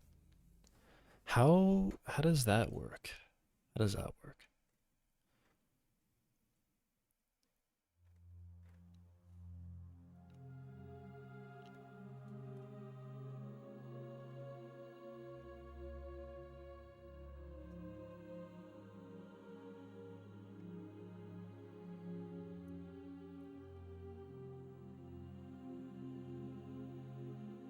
It's not a tool.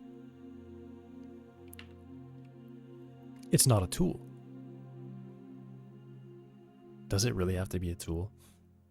I mean, I guess it does. Okay.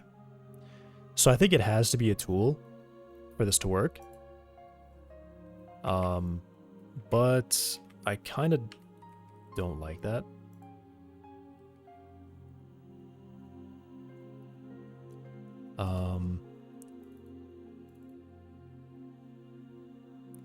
Okay, so it doesn't have to be a tool. This has to be a tool.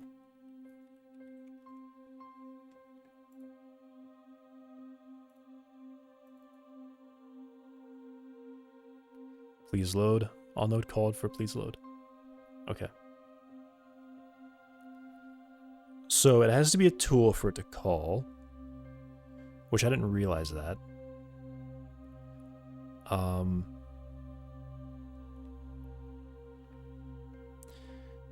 Which is really weird. In the editor. Alright, let me do this. Let me not write tools here, because that just seems, you know, like bad practice. So I'll save it like this. And what I'll do is in the editor, when I load the resource, if it's an extended resource, we're going to do this. We're going to say,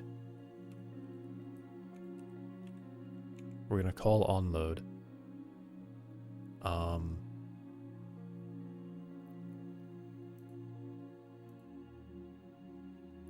Yeah, I think we're just going to call onload on it, right?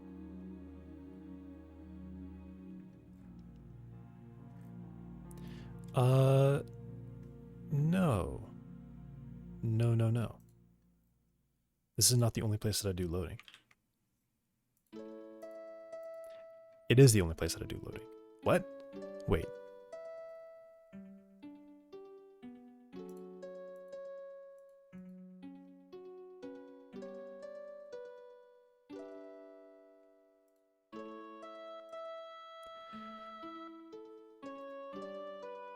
What? How does this work? Editor calls edit on resource. So it's already loaded. Alright, fine. I make it a tool. Fine, I make it a tool. They gotta be tools. Which I really don't like. But oh well. That's the only way to get this to work.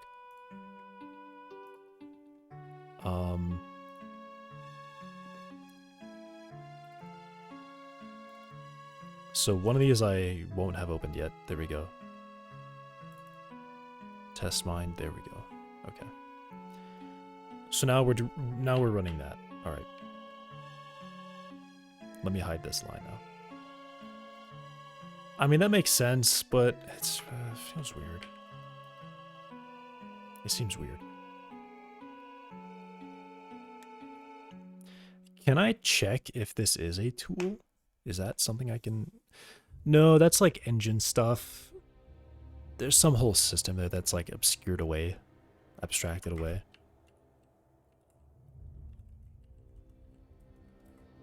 I don't know what it is.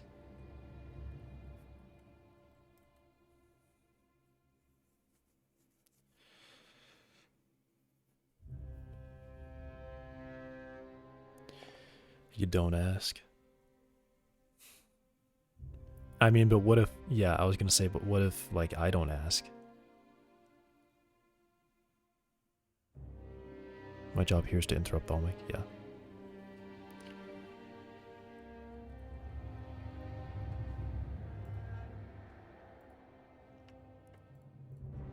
You remind me that I am on the clock.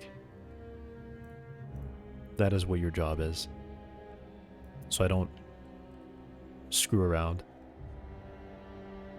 Now you have my permission. Yeah. So now I should be seeing the print every time. Bang. Bang. Bang. Or bang. Bang. Unload every time. Nice. Okay.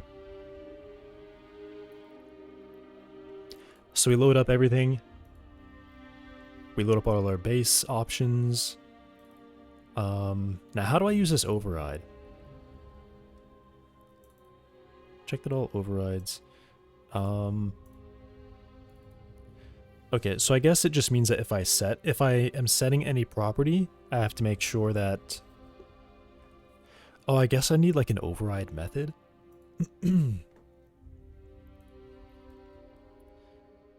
Yeah, so let me do set overrides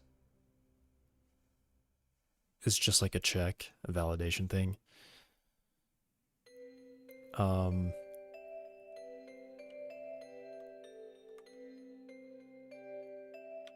So this needs to have override. Okay, here's the real test. Can I do...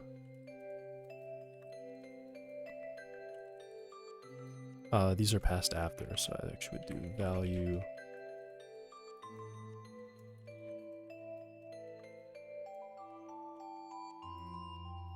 Can I write this?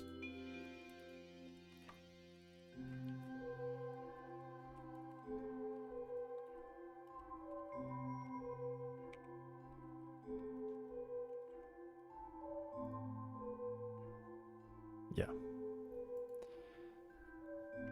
Can I do that? Nope. Wow, that's really tough. Can I do that? Spend an end statement after property declaration.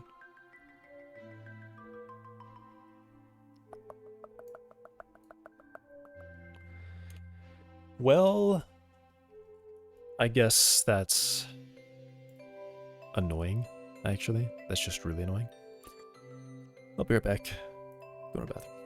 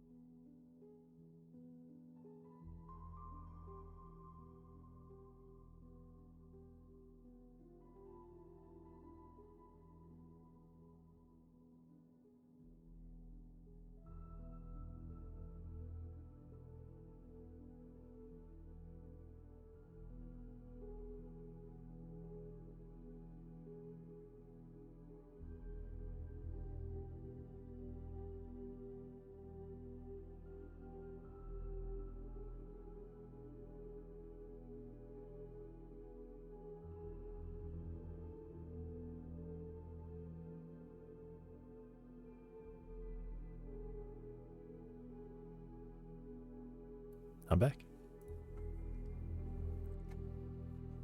Okay.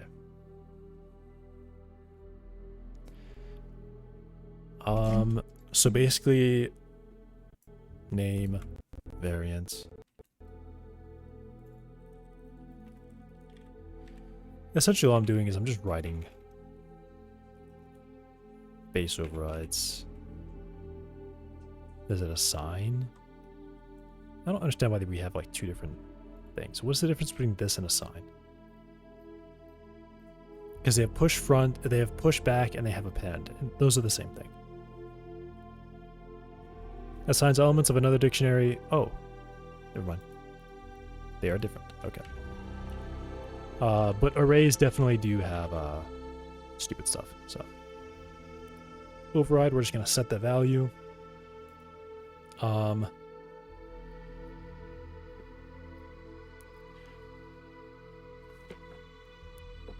If I'm going to say for now, if I ever set something to null,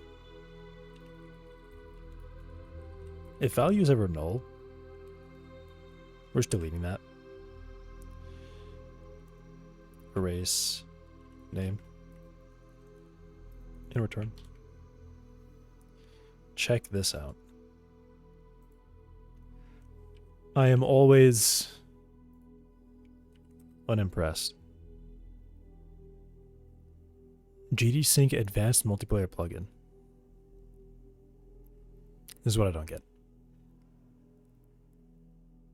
This is already in the engine. What are they doing? Right?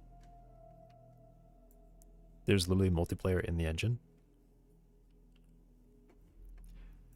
You do be like that, yeah. Alright, what do they say? Interactive lobbies and matchmaking. Matchmaking. I guess that's like kind of a hard system. Account system.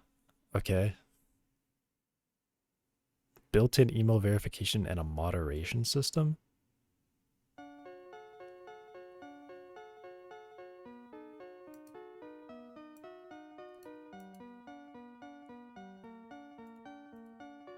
Okay, this is too much. I'll say that. This is way too much. Advanced multiplayer plugin should have literally just been this one line, and that's it. I guess maybe this line too. No stats, no account, no data storage.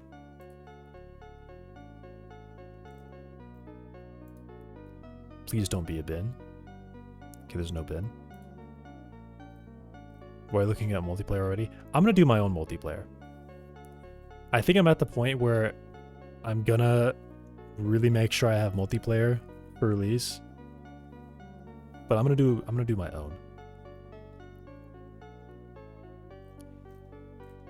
Daniel has just sent me this, so I'm looking at it.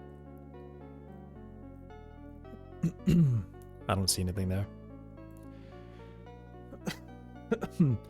Nothing like 10 lines of empty 10 empty lines. Regions. Wait, this is new.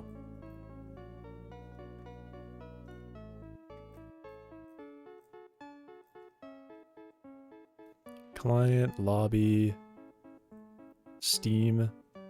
That's good. Yeah, like a lobby system is all it should be. A lobby matchmaking, that's all this should be.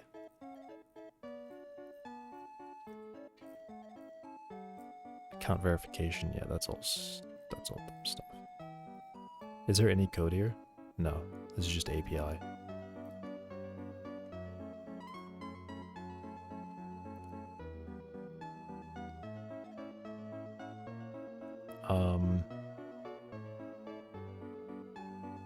Local server? No, it wouldn't be local server. Session controller? Lobby?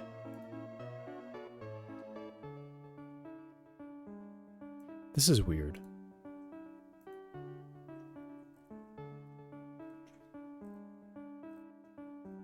Of course, you're making your own. It's already in the engine.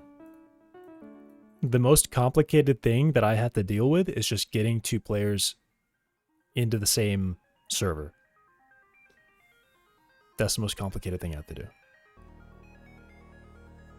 And then I would have to run through everything and make sure like all multiplayer synchronization happens. Or like the server has control over stuff and the client just listens. But that part seems to be handled for me by Godot. The part that I'm assuming is not handled by Godot is actually making the connection. Which at the end of the day, I would have to have... I mean, it would be peer-to-peer, right? Like some kind of... Actually, I really don't know how that would work. I have no idea who hosts the server. I would prefer if a player hosted the server. But yeah, I don't know how that works. Because what I see in games that they do, I love the, love that. Love that. Why don't people change these settings? And like by default, these are highlighted when you're editing in Godot. That's highlighted. You can see these empty lines here.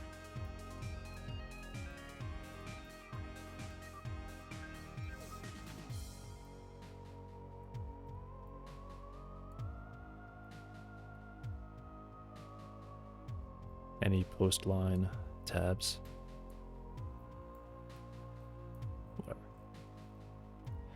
A lot of people are crapping on Godot's netcode system. I have no idea. It looks like they just basically give you an API that says, here's the function call when you get information from the server.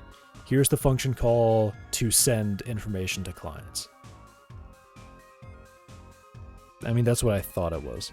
I haven't looked at it at all, but just from like the glances I've had, it looks like that's kind of how it's set up. Which is what it should be. There should be a method that says like, hey node, give me your data so I can send it to the server. Send it to clients. And the node says, here's my data.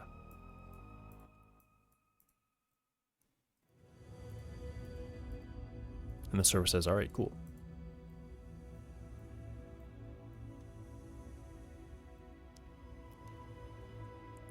Which I'm assuming this is what they do as well.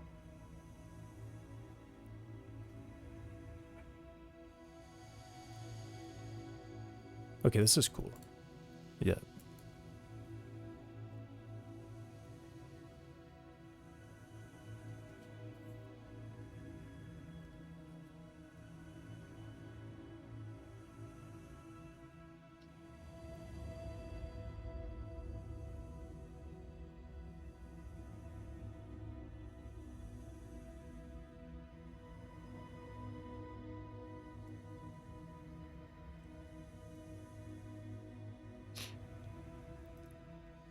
I mean, but I'm assuming that this does nothing but just call... I mean, I assume it probably sends to a server, or it sends to, like, an endpoint that you give it, or it sends to however peer-to-peer connection works. Voice chat, that's fine too. Synchronized animation player.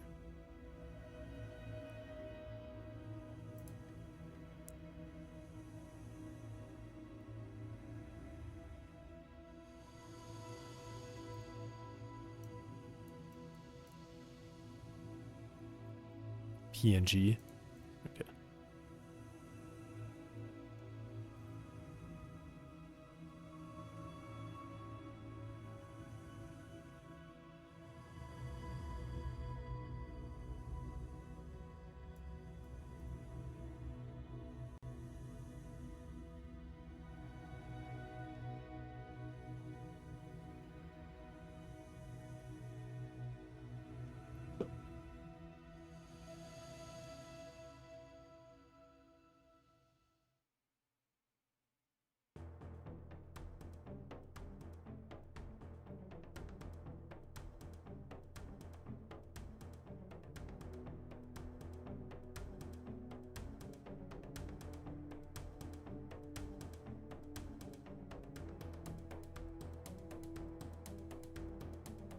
I mean, sure, I guess. I mean, this does too much, though.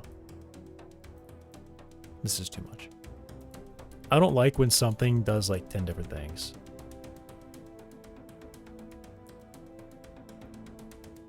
Because to me, I wouldn't want to use it just because it has too much. Like, this is what people talk about when they say bloat. Don't need this. Don't need a count system. Like, these make no sense. Straight up, a count system, that literally doesn't make sense. Also, that's a typo. That literally doesn't make any sense.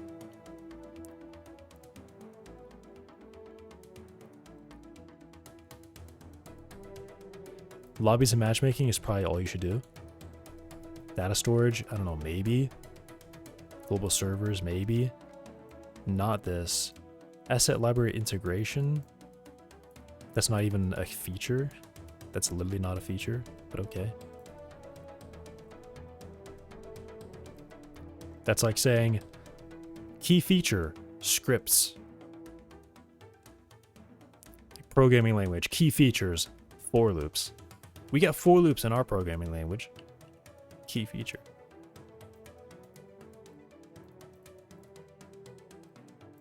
Anyway. Yeah. Strange. A bit strange. Personally, I don't like that it's all GD script. I know I said when I opened it, please don't be any like binaries. But this should not be in GD script. I win? What do you mean I win? Cannot resolve. What now? Oh, because I was writing something. Yeah. That's probably written by me. Right.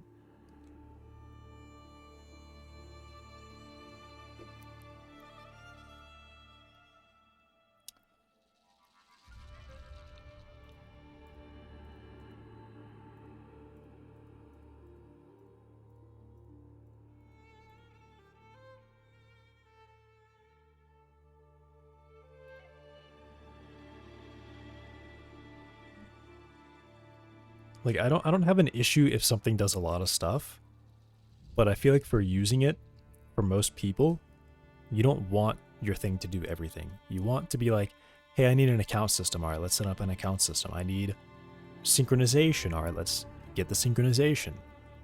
I want lobbies. Let's get lobbies. Like they could make that 3 or 4 different add-ons, and that would be preferable. Because at least then I can say, all right, I don't want to deal with like lobby creation or anything like that, so let me just bring that in. And then I want to do everything else, right? Would jet fuel really melt steel beams? I don't know, man.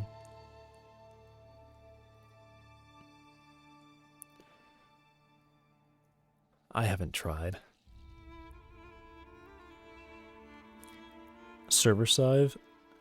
That's... The thing is, that is probably fine for 4 people. But it's weird because you would think, okay, if we're gonna bundle in the account creation, maybe we want to have a lot of people, right? Maybe we want like an 8v8 or like a 4v4. I would say any more than 4, honestly, any more than 3. Any more than 3 players in the same environment with synchronization, and probably no more than like 20 objects being synchronized. You want that to be performant. Beyond 3 players, beyond like probably 20 objects, and these are just total random numbers I just made up, but networking can get really slow really fast. Especially if someone doesn't have a good internet connection. Because then everyone is waiting for that last guy to synchronize.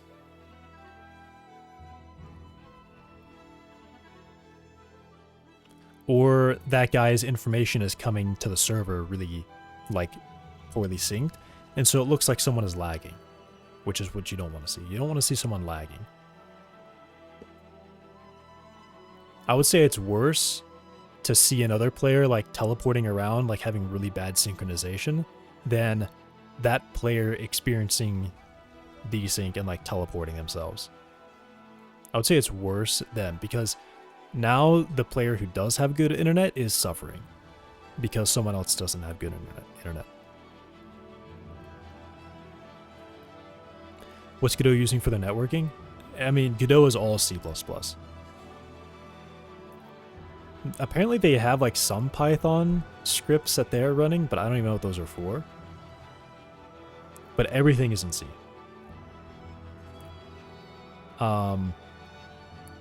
But generally what you want to do for like networking, if I was to write networking on my side, I want to have literally as few lines as possible. Like I would literally be counting lines, which is kind of crazy, but I would be counting the individual lines for synchronization. And if I'm going to do multiplayer, I would have like 100. My target right now is still like 100 zombies in the world, which means 200 zombies for 2 players, 300 zombies for 3 players, 400 zombies for 4 players, right?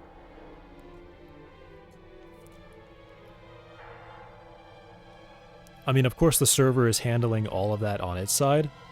Whoever's hosting it, at least, is all doing it on their side. But then some player has to be getting like a bundle of like 100 zombie updates at a time, which can be really, really laggy. Is your game like Killing Floor? Wait, use the drone game to train yourself on that? What do you mean? Game is like Killing Floor. I remember trying to play Killing Floor, and I don't know if I was doing it through Steam. I don't know if I did something wrong, but I never actually got to play the game.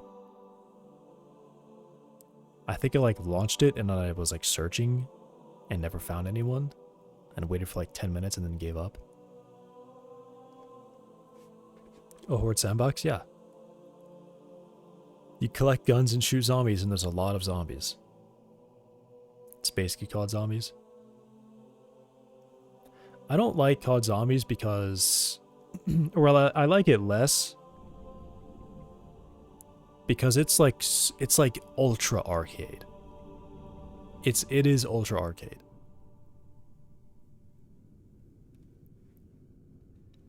There's no strategy either. The zombies always know exactly where you are.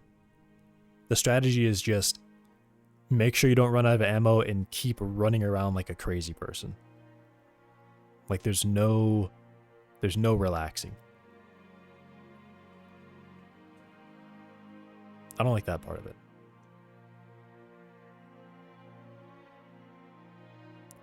As every game should be.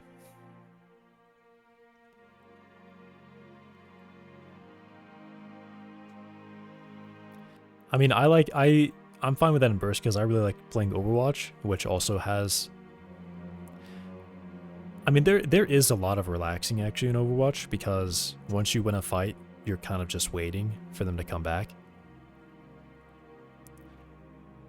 It's not like zombies where you finish the round and you have like about 10 seconds before you are being swarmed, and you have to go right back into run around as much as possible and never stand still, and like keep dumping ammo into zombies.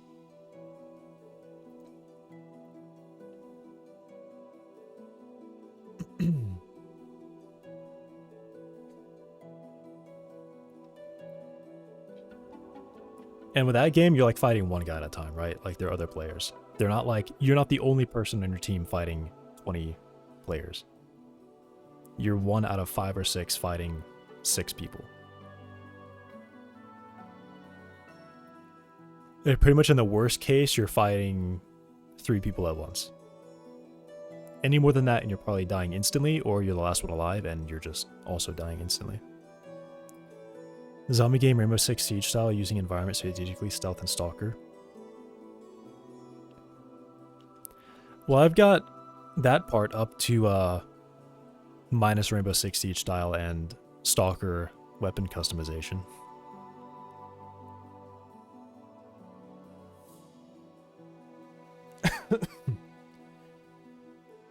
I'm not gonna go too crazy with stealth. I think I'm on like a crouch way, so you can crouch and like, at least for the sniper. I don't even know. Maybe I won't even do that. Maybe the sniper is just always perfectly accurate.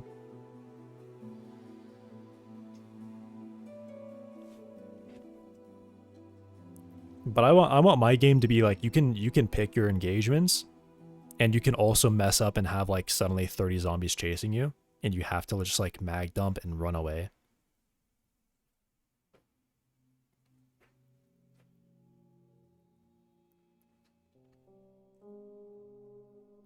What's the game? There's a game with like base building. Is it like 7 Days to Die or something? Is that what I'm thinking of?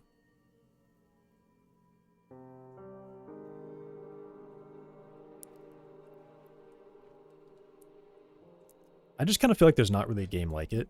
Or there are games like this, but very few. They're also all indie games. Interestingly enough, they're all indie games. There's not been a AAA game that does it like this.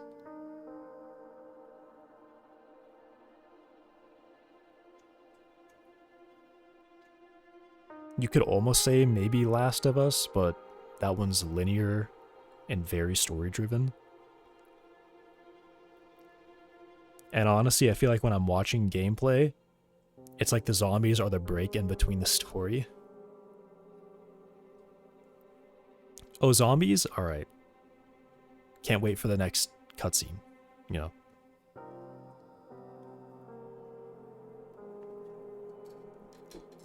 More about base building? Yeah.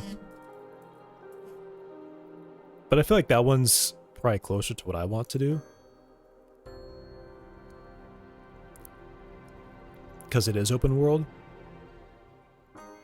Pretty much nothing is off limits. And the zombies aren't like literally fully aware of you 100% of the time. Although I do think like at night or whatever their mechanic is, they tell zombies like, alright, here's the player, go find them. Escape from Duckov. Offline casual extraction. Laugh their way to the bank, yeah. Alright, I feel like I'm talking a lot and doing nothing right now.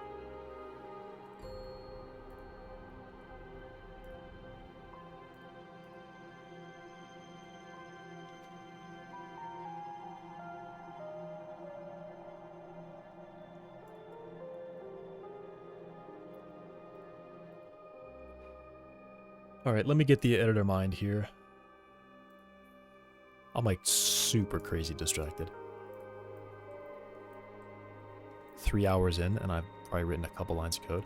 Also, I should probably close this. I'm kind of AFK farming this a bit too much. I don't want to AFK that.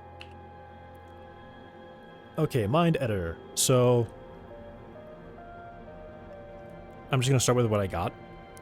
So for now, it's just literally gonna be a list of settings, a list of sense settings. So I'll do just a V-Box container. Do I really need margins? I mean, apparently I have margins. I don't think I even need margins, though. The editor just loads it right in, and this is a panel container.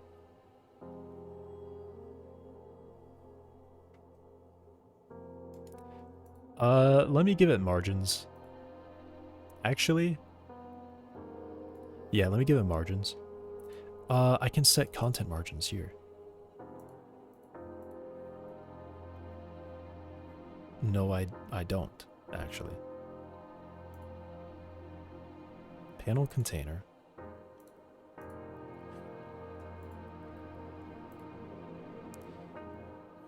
Oh,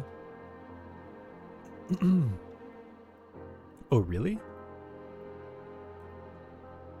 Why? I mean, I guess that's fine. It's a fantastic game. Add it to your list, leveling and weapon customization. Alright, you've mentioned this a lot. It is on Steam, right? I'm assuming it is. $18? God, they gotta go on sale. I don't think I can do that. I can't do $18.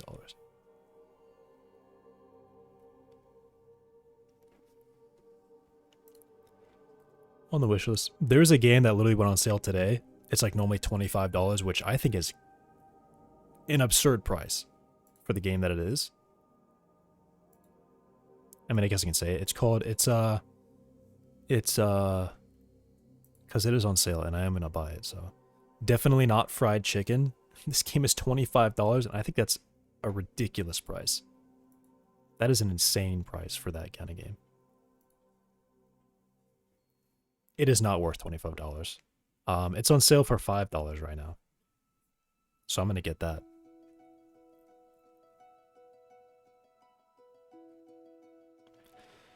Alright, so panel container has 8 there. Let me honestly add a margin container and make this one editors.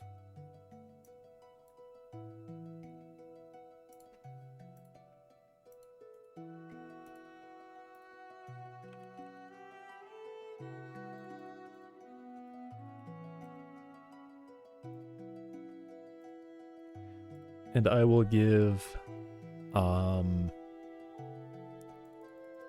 pixels around everything.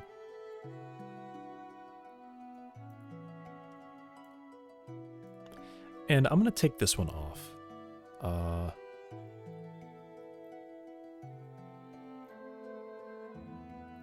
I don't really like that this has... I can't even overwrite it though. Truly sucks. Alright, let me check the theme for panel container. I mean, I just don't think it should have that. I mean, I guess I can actually make... Oh yeah, let me do this. Let me do...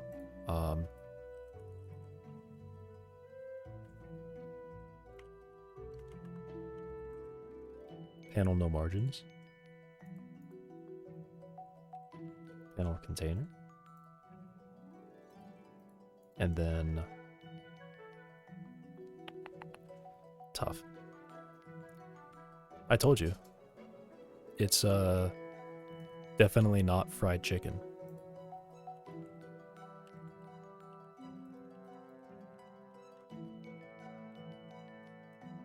It's basically...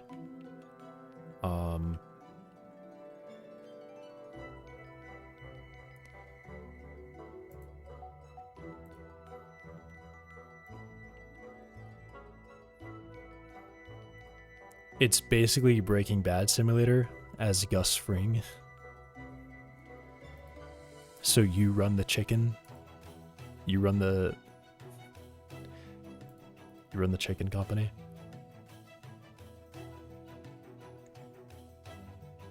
Mixed.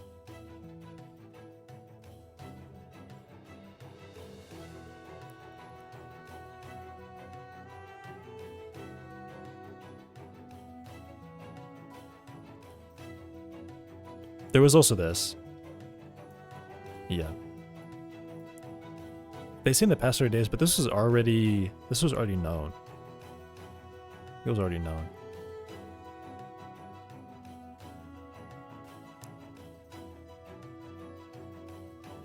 I will say, this is 100%, this game is overpriced. I think it's like double the price. I would think $15 is probably like a high price for this game already. 25 is insane. And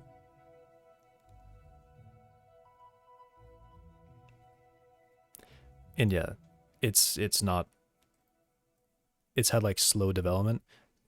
They say June. I don't know why they, but I feel like when I first saw this game and I was going to play it, they already said it was done and they weren't going to continue developing it. But I guess they are still. I'm confused. Because I looked at this like a year ago. Okay, they literally have.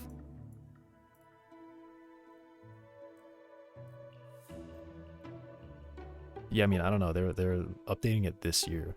So I thought like a year ago when I saw it, or like maybe it was 2 years ago in 2023, I thought it was already like they were already done developing it.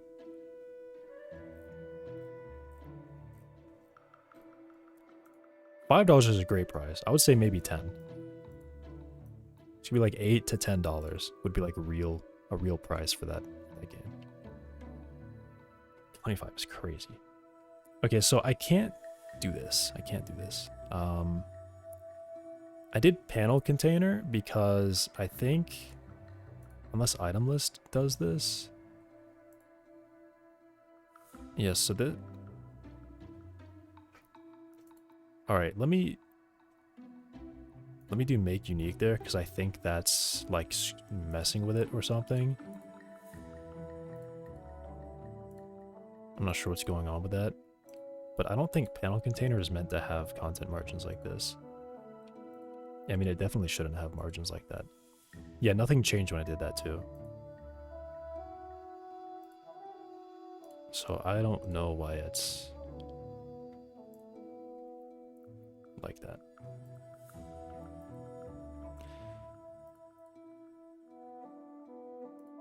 Okay, so let me delete this one then.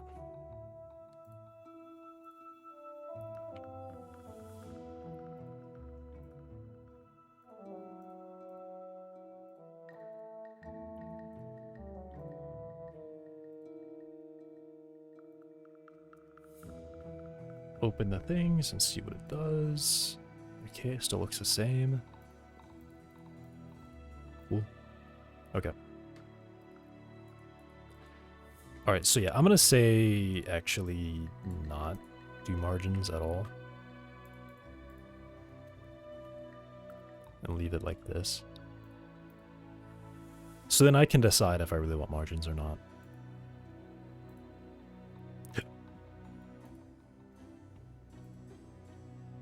I'm going through a margin container here.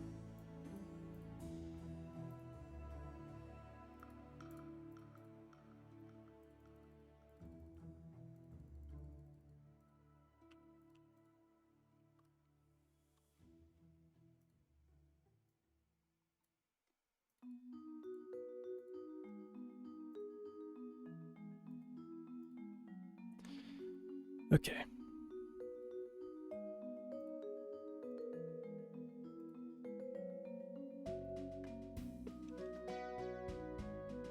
Dude, why does Twitch keep disconnecting chat so much? That's crazy.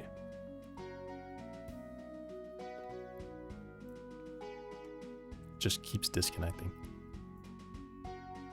I think it's like the second or third time that's happened. Like at a rate of once every hour at this point.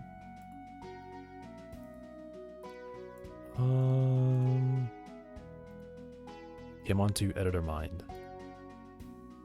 So I've got margins. I don't even know if I want margins. Let me just make it a control, I think. Actually, I literally don't know how. I'm crazy. I'm just crazy. Add a node. let me look at how I do project settings.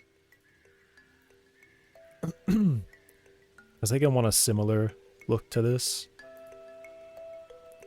So, okay, so a scroll container is probably a good idea.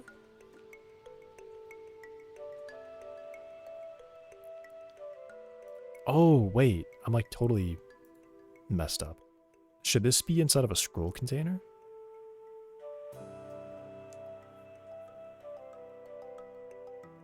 I guess I'll find out when I get there if I need that to be a scroll container. That won't be too hard to fix. But I think editors, yeah, this should be a scroll container. So I don't have to worry about that.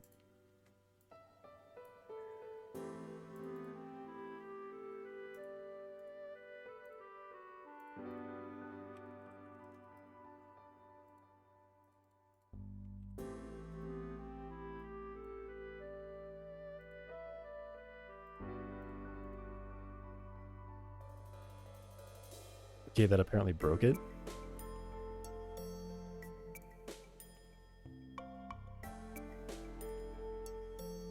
Why does that break it?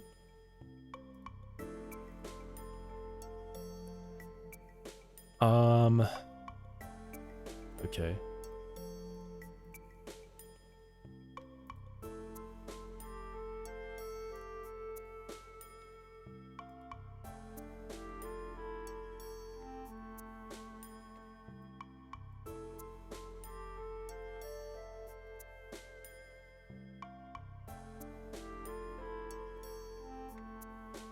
There we go.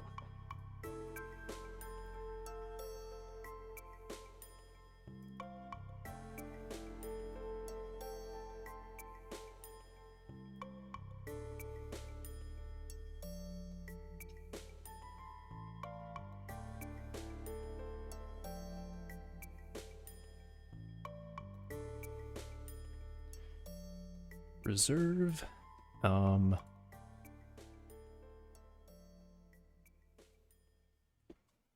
And then time to theme it.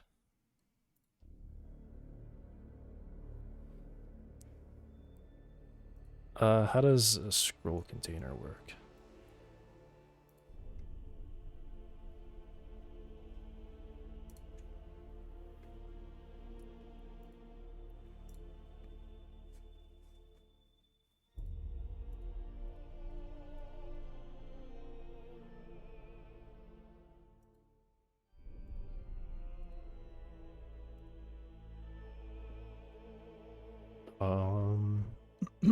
Okay.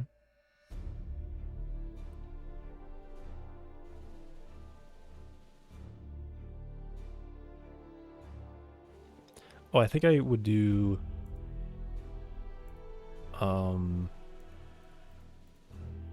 no.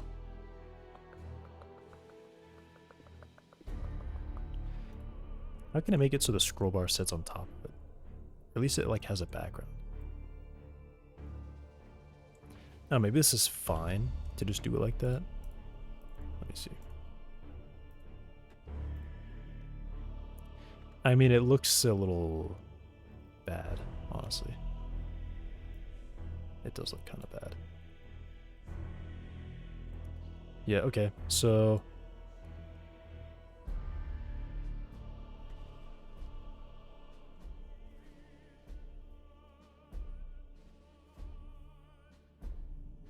how can I make it so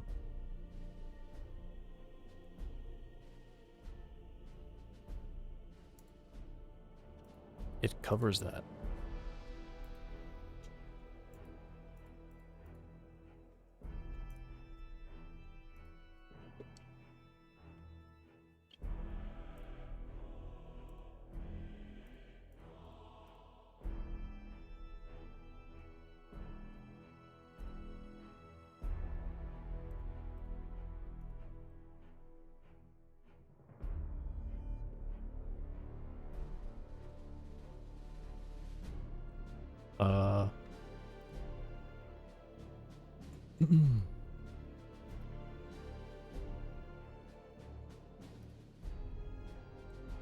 Yeah, so that does everything. I don't want to do that.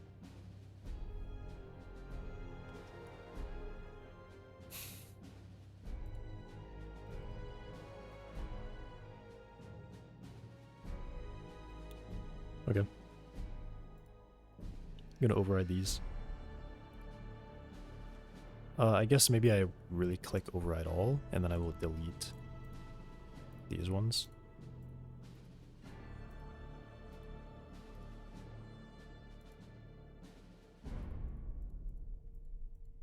There's nothing but these. All right. I'm gonna hit save. Reload this and I can start editing it. Okay. Just drag this up here. Yep. All right, that looks like it's being overwritten now. All right, grabber. No corners, please. And we're in super lag again. Oh. Grabber highlight. No corners, please. Or no rounding. There we go. Pressed.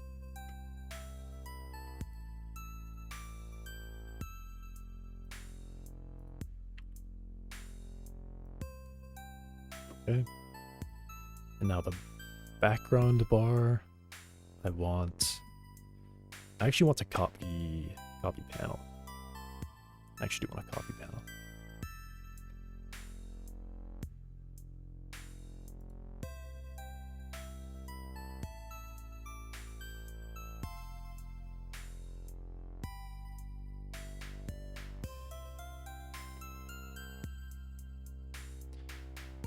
Alright, so I guess I have to actually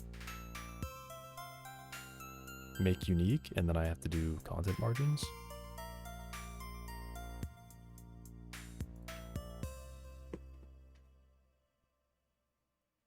Alright, I messed up, I guess.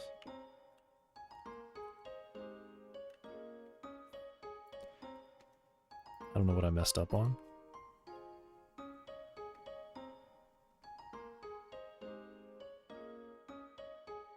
Yeah, what did I mess up? I don't even know.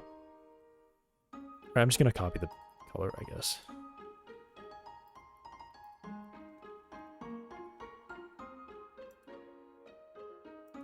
Yeah, I typed in like 4 and 4 and nothing happened. That's weird. Okay.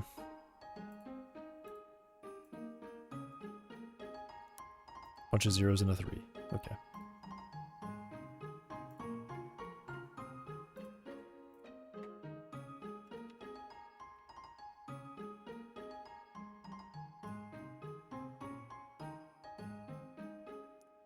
Cool. Now it blends in.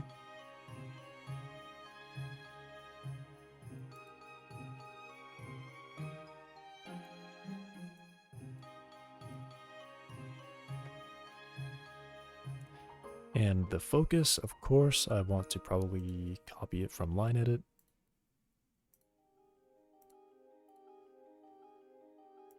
Seems like a good idea, right?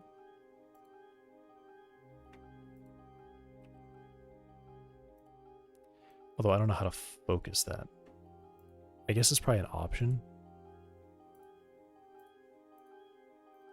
Like can focus, draw focus border. Yeah, so I just won't have that. Oh my god, I'm being whited out like crazy.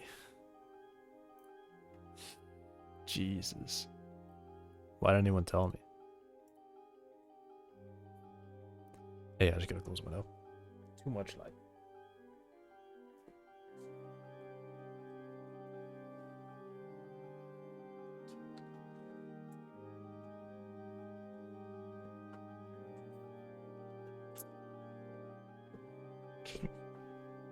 Whited out. It's crazy. Okay.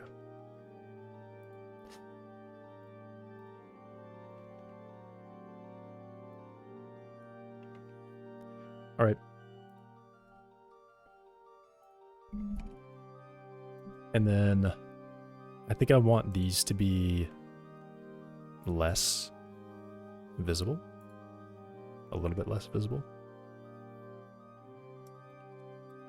You'll say 50.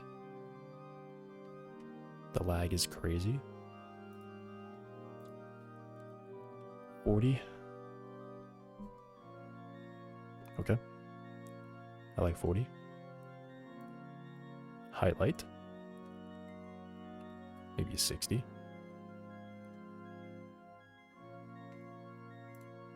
Maybe a little more than that. 70.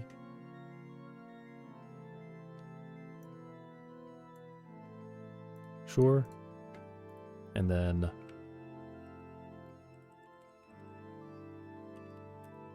we'll go for 80 when we click.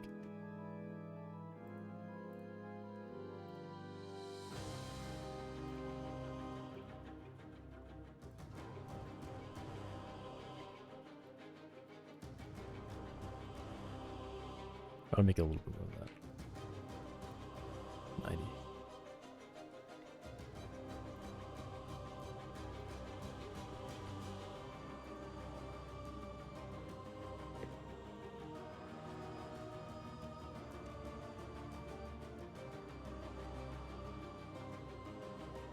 Okay, and then I guess I don't want reserve. I guess I want always.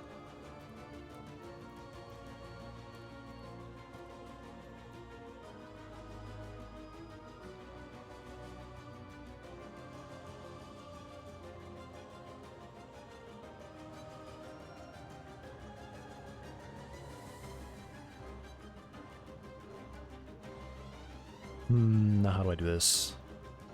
Because this is a problem. This needs to grow out a little bit. Damn.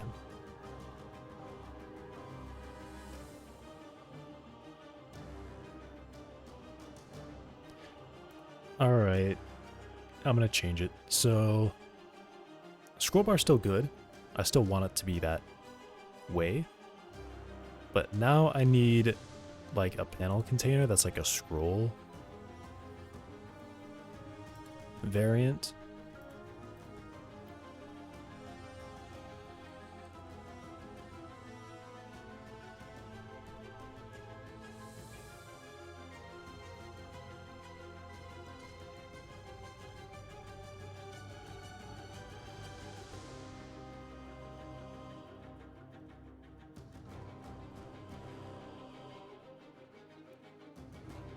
That's not even slightly correct. What the hell?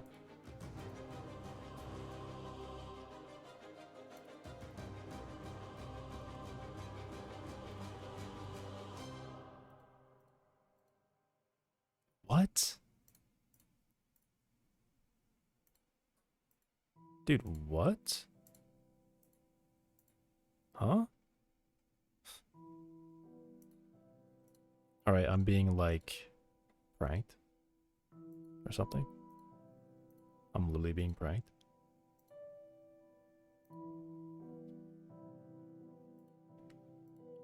I was literally just getting pranked right there.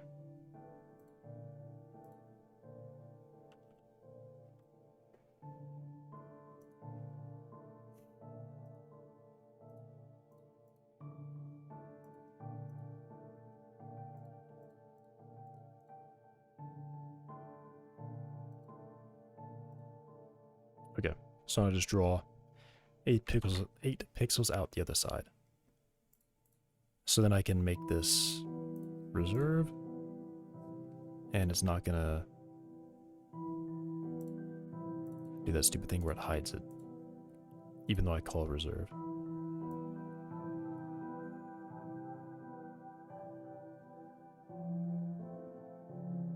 Cool. And it doesn't like teleport something over when I do that. Why is the background wrong now?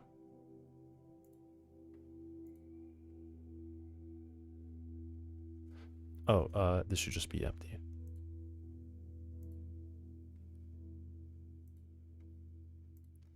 Okay, but with 4 pixels, there we go. Okay.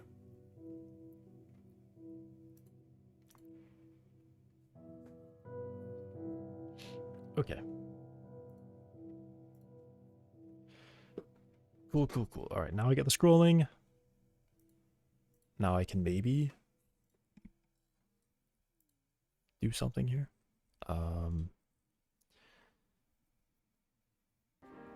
Right, I guess I just need like a panel, I guess. I use panel and I do margin and then I put the stuff inside that. Yeah.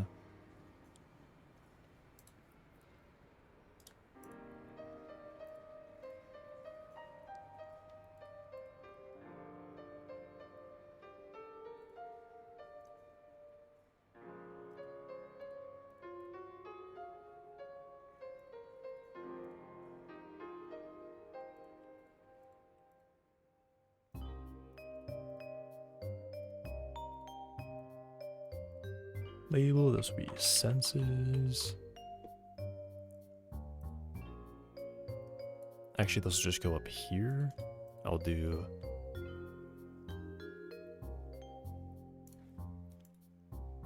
Yeah, I want it to be like this, so I need the vertical vision group.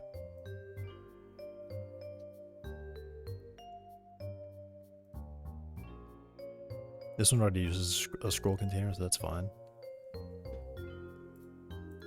Vertical. Vertical at the title. I have no groups, which shows when there's nothing. And then I have that there. So, all right. I can even nest editors in the other editors, which maybe I'll do that.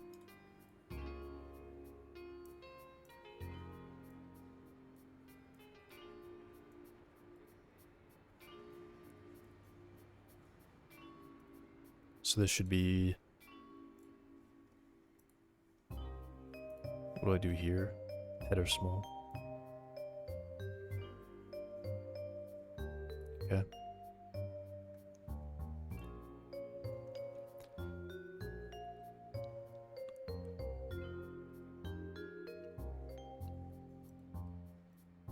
So then, yeah, this is like, this is an array, right?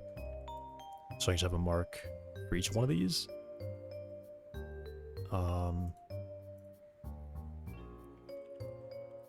Well, that's senses.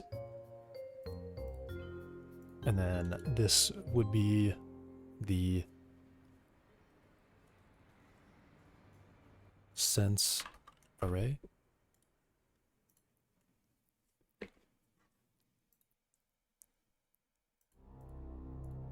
And then a button.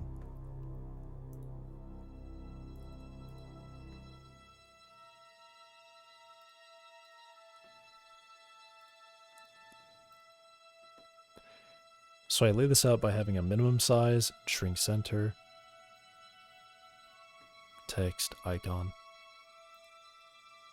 Let me copy that. Put it in here.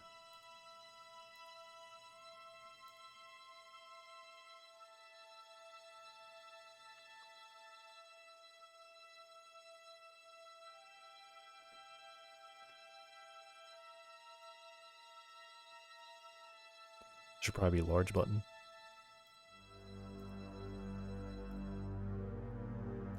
Yeah, let me take that off and make it large button.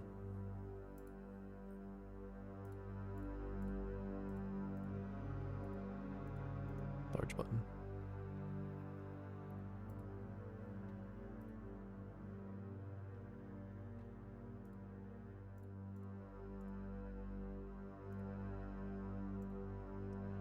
Shrink center, minimum size.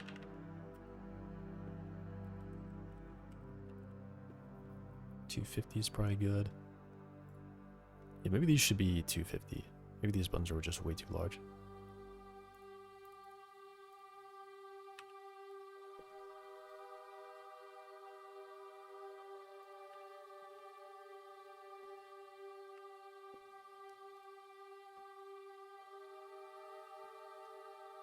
And then button large.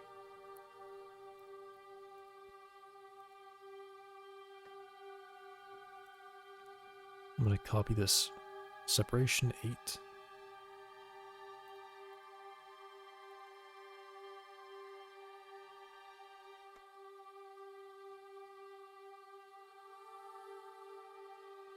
Margin.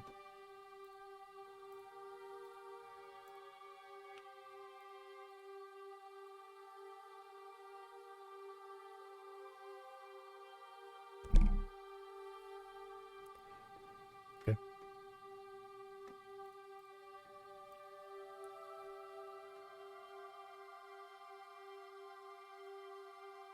So now I think I want the same thing here. A label that says like there's nothing there.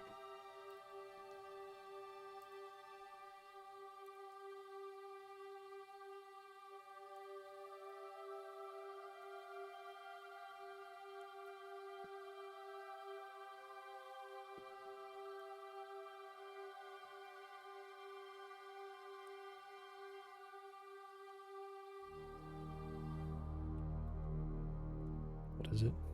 Click the button to add one.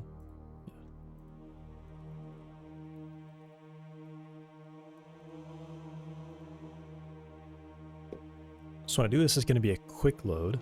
Although I guess I can do like AdSense settings, and I would ask the question: do you want to load one or do you want to create one? And if you create one, I spawn the create menu pre-filled. Oh yeah, I could spawn the create menu and have like something that says you gotta create one of this type, right? And lock it.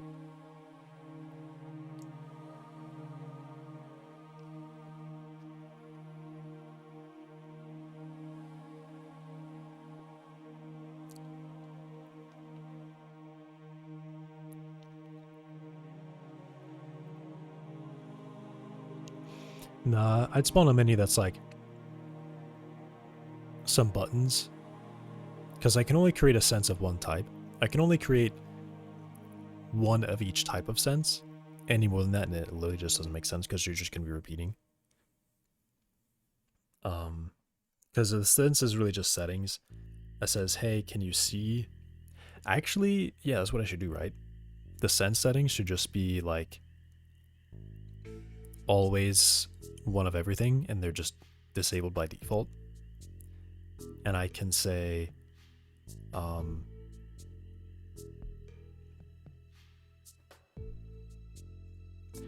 ooh, okay, I've got it.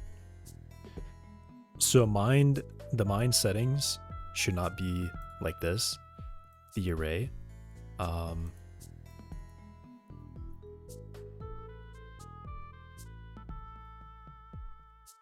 It should be like, here's the vision settings, here's the hearing settings, right? And those will just store whether or not they're disabled. And they can be overwritten. The reason I wouldn't do an array is because I might say, yeah, the settings would just be null. They just wouldn't be there. Actually, I guess that's what I should do, right?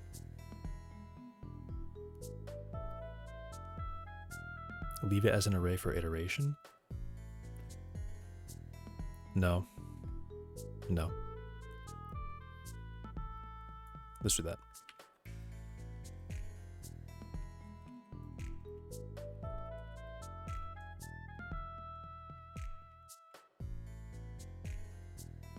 Do this. I think this is way more clear. Because then these can be null. They can just be not present.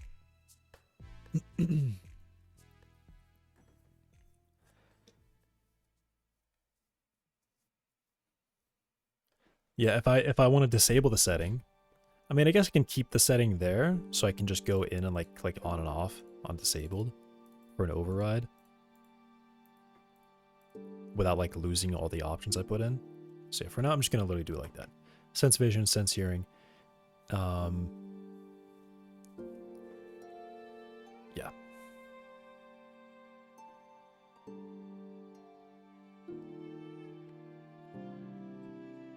Because yeah, then I can spawn an editor for each one of these. So I can do a checkbox that's like, is it enabled? And if I check the box, it'll create like a blank one. Or I can load one.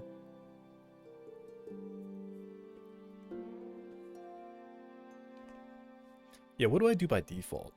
What's like the real default? I guess they're just null, right? Just empty.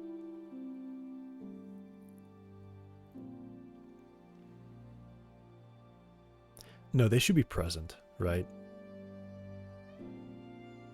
They should have a value.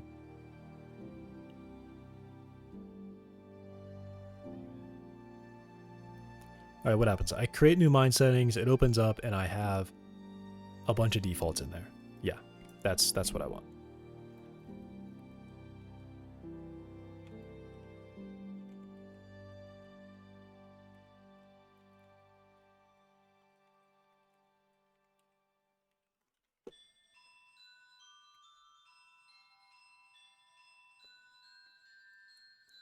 I guess what I would actually do is probably...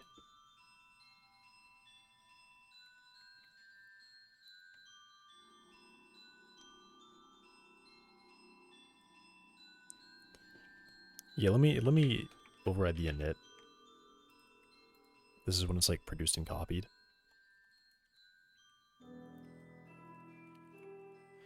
Because I'm pretty sure when I do stuff like that for resources, when I do it like new up there, they all share the same thing.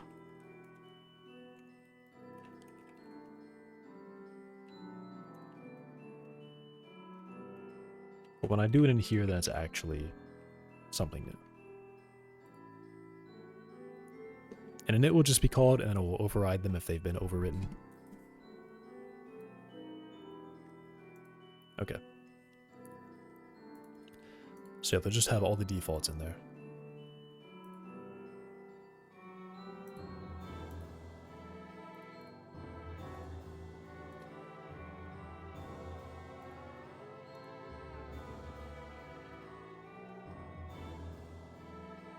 And then I can just spawn an editor for those individual resources, so I could still open them up individually on this side, or I can edit them from within the mine, and then they save.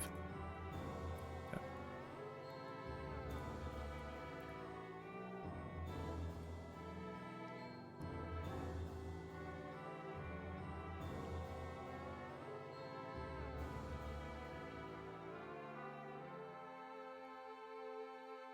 Actually, I guess I would have a preview for it instead. I would just have a preview. I wouldn't actually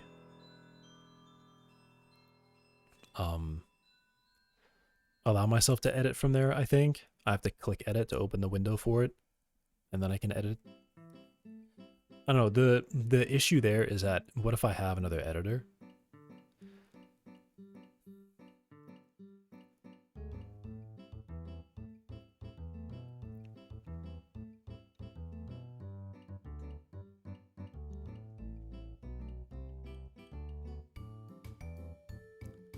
I mean, I guess I could actually manage it so that if I open an item and it's already loaded from something else as like a sub resource, I still pair it with that editor.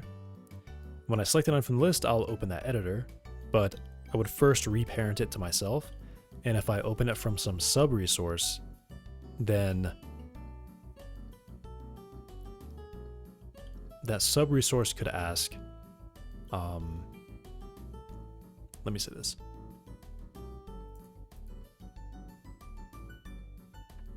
No, this all has to be managed from the editor.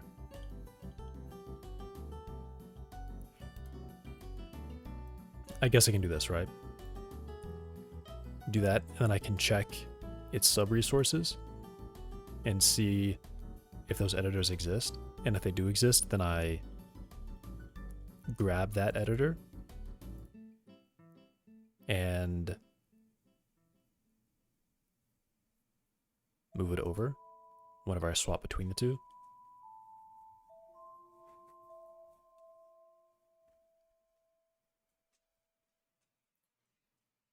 So select item will call Oh, it doesn't call that.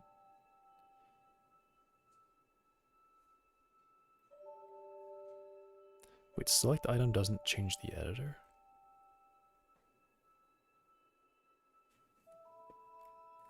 Who does editor visible true? Edit just calls this.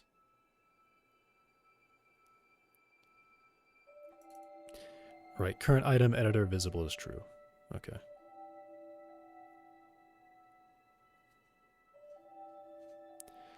Alright, I would like it so that there's like technically still one editor node for like to a resource. So I select it. Basically it's not so I can say like have the mind here and then some its vision settings here. Click in the vision settings and have a different values than like whatever I might have been editing before. But also still not saved. Right? Also still not saved.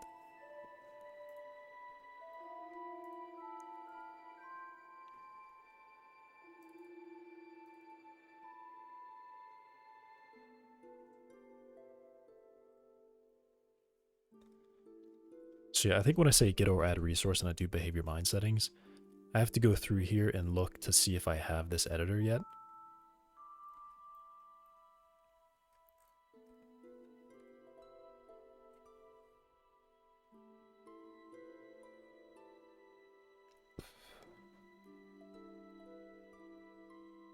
And the select item has to do some more stuff. Alright,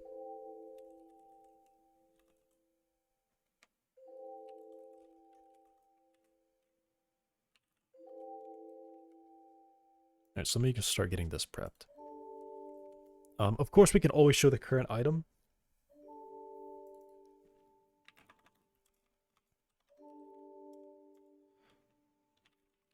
We can always do that. That's fine. But then here, if I have a mind settings, I need to search for its sub resources and see if any of those are loaded. So I guess I could do get or add resource, which will put it in our all items, which is good. I want to do that. I want to know when sub resources are modified. And it will instantiate it as well. It'll find it, and if it finds it, returns it. Otherwise, it will instantiate it. Yeah, okay. So I can just write that. I'll be back in a second. Dog is barking.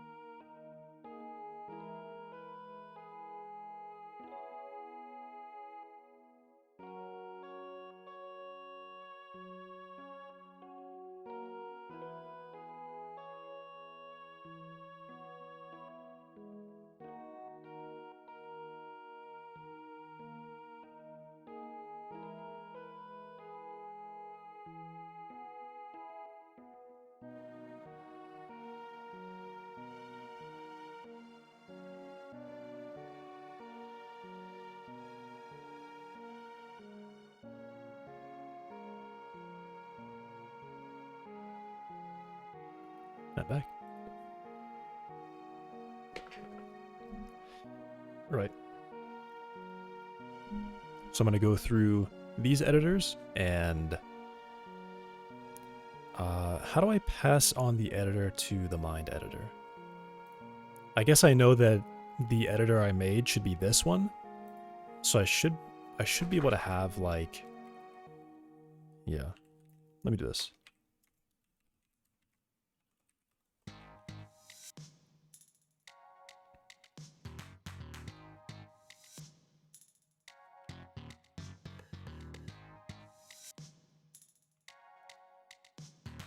Um,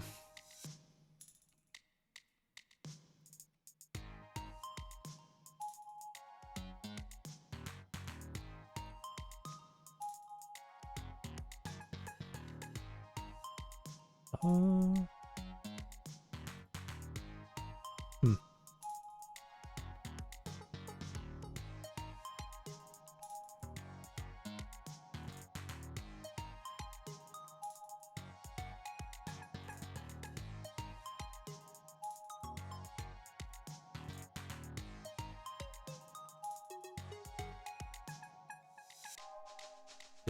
This doesn't give me the sense stuff.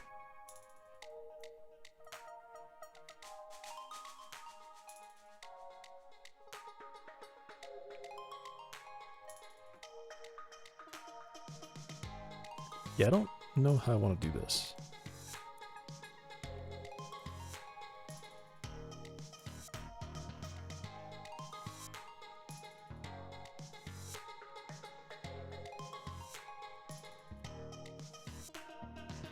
Yeah, this doesn't give me, which is kind of silly, honestly, that this doesn't track, but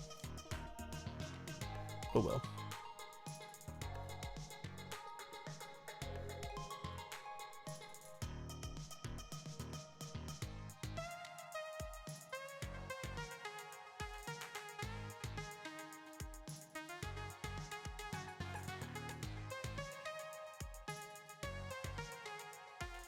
But I can write this.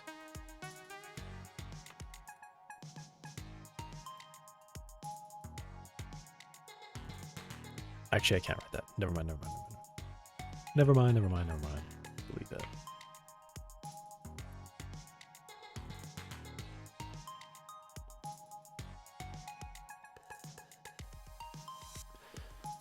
How do I pass on? Because basically I need to tell it, all right, here's your nodes, and it will insert those nodes as appropriate, right?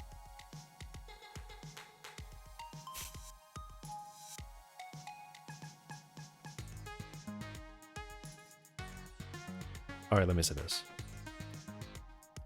I guess for now, I'll have, there's no such thing as no senses.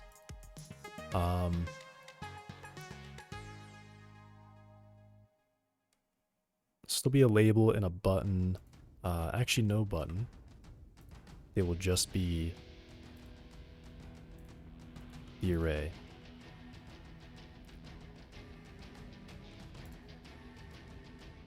Let me just rename this back.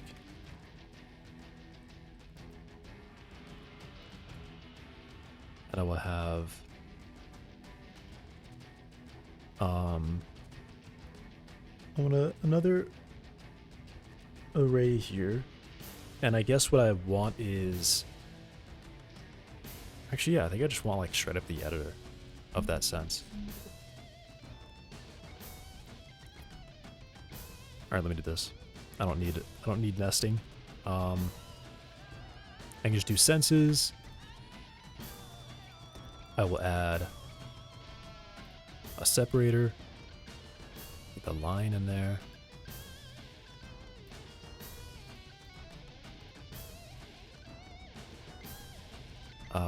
Separation to 0. Actually, let's give it a little bit. Let's give it a bit more.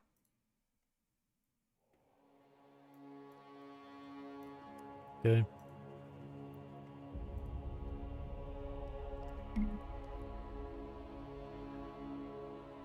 So here I would just literally spawn editors. In fact, it would be like a collapsible, right? So I can open it and hide it as I want.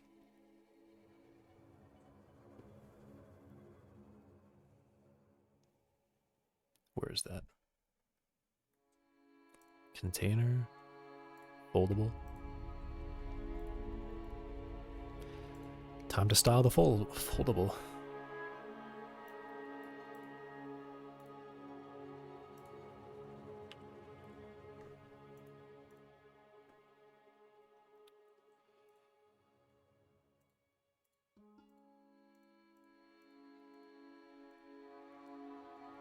Okay, so I guess I'm gonna override all and then delete these. So I'm not doing those. Font size. I don't even know. The font needs to be copied from here.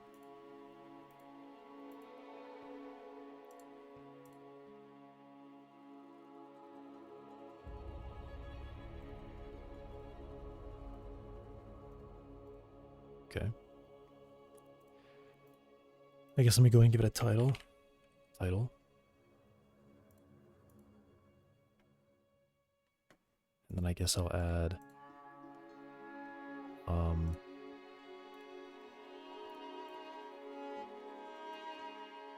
content.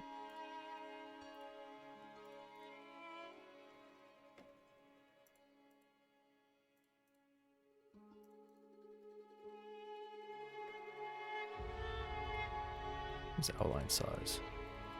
That's silly.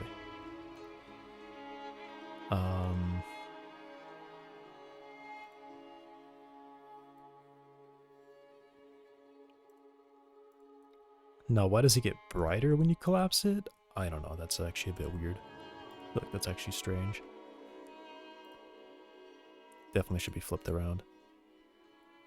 So font color.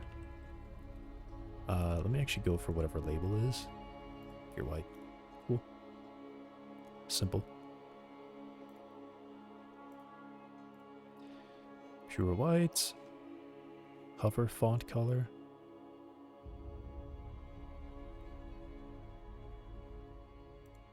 Honestly, I don't understand why you would change that. So just don't. And then collapse. We'll make it slightly transparent. Maybe a bit more transparent.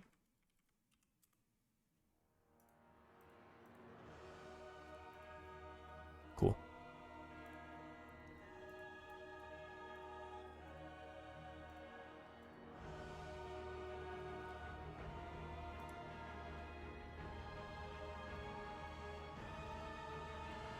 So now focus.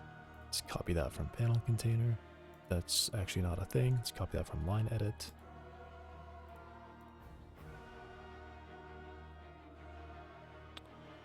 Keep losing it. Panel.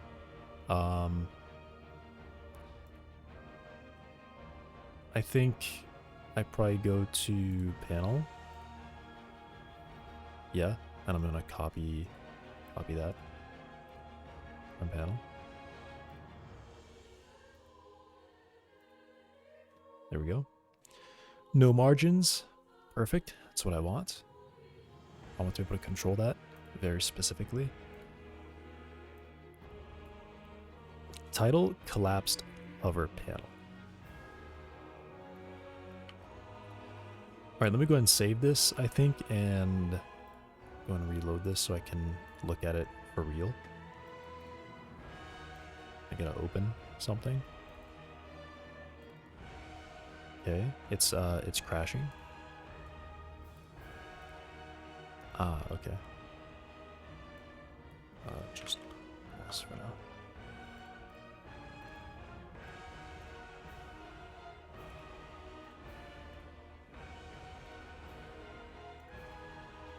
Cool, okay.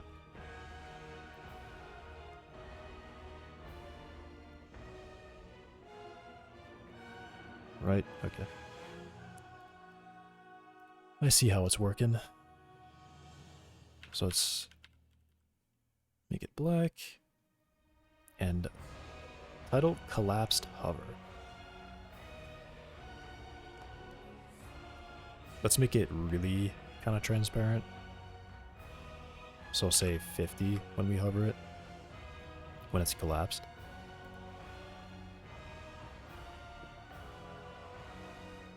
That's too much, maybe.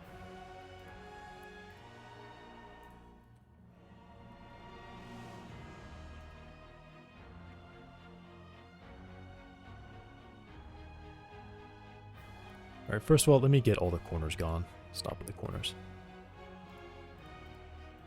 Or stop with the rounded corners.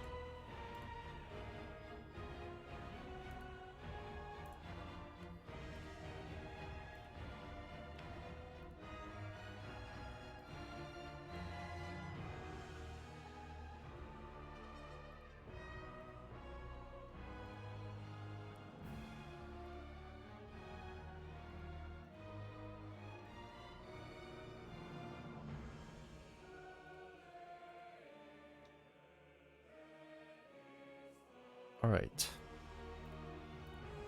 Here we go. And honestly, I feel like I don't want focus to be a thing that this does. I actually find it to be really annoying. So I'm gonna make this empty instead. No more focus stuff.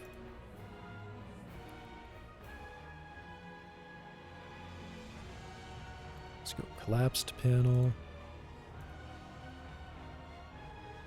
I'll go for 40 there.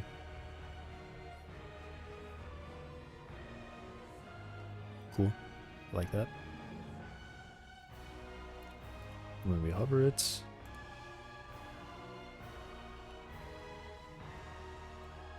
Maybe 58. Maybe 60.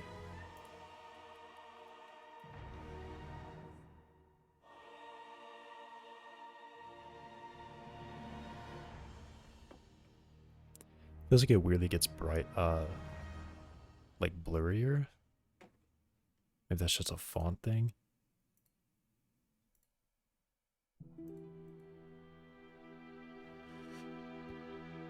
It's probably just a font thing.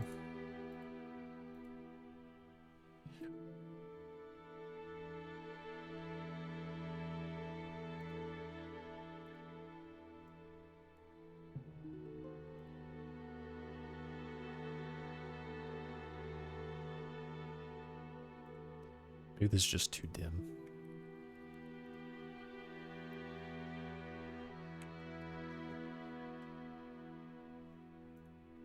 Yeah, it's definitely too much.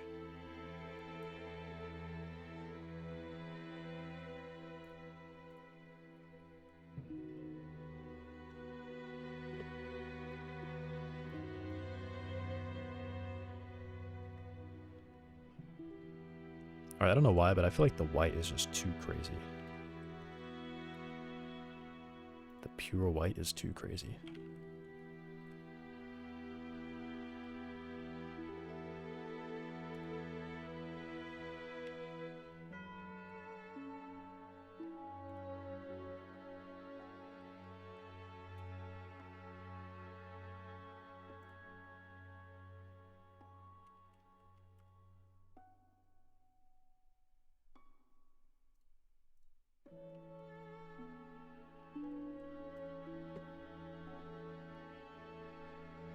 Good.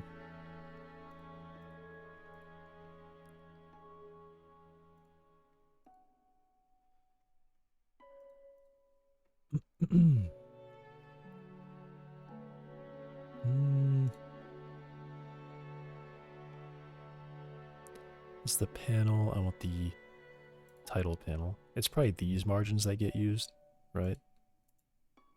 These content margins. Yeah, okay, that's, I don't know why that's so laggy. Okay, no, the margins for that and the hover get used. So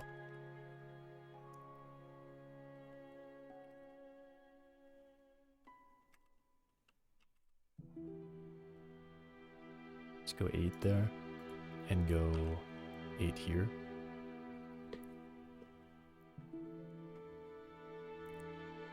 And then this is just way too much.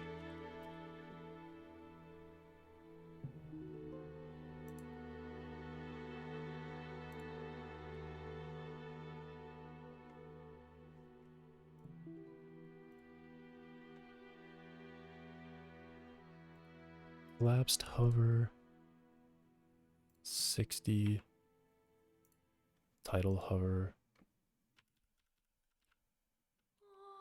just the same thing. I don't know why they should be any different.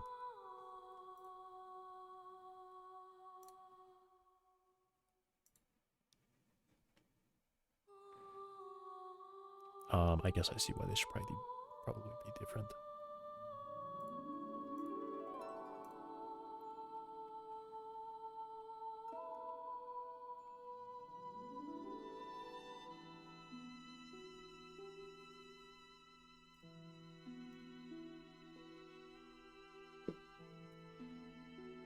Actually, let me do this. Let me go like lighter instead.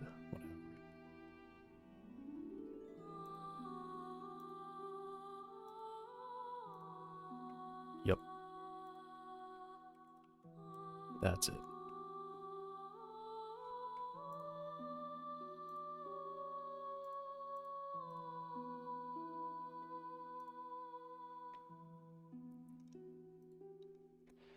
All right, now for the content margins, let's do 8 everywhere.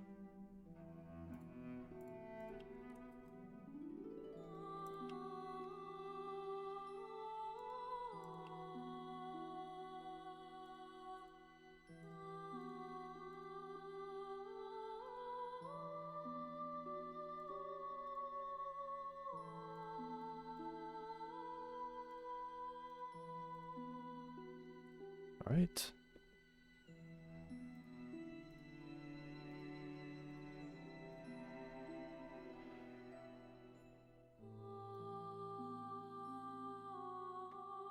Cool. Now I do think it's probably too much. Is it too much? It's probably too much.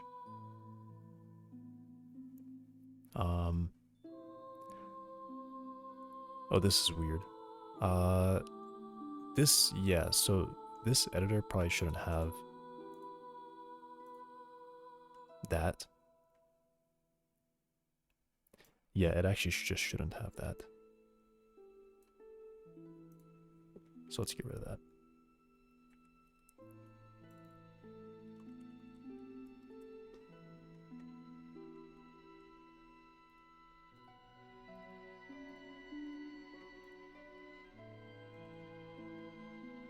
All right, there we go. Now there's no weird double stuff happening.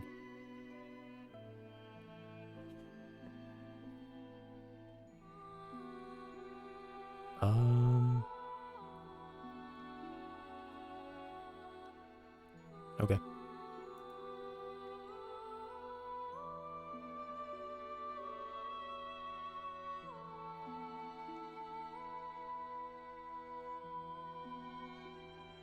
Yep.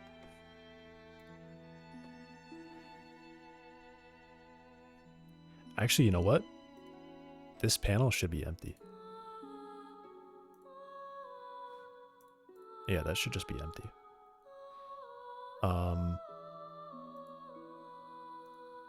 And let me make these probably way more dim.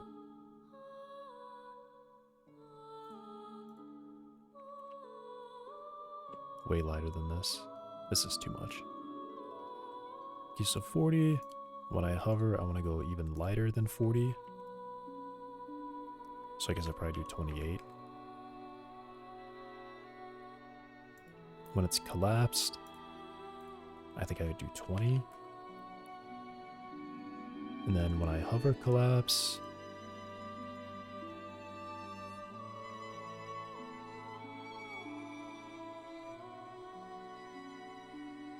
how do I go 30?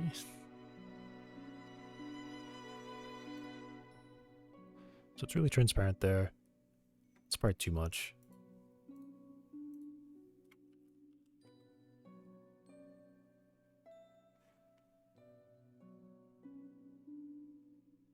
Alright, that's fine. And then the actual title panel is 40. And then when I hover that, we go to 28.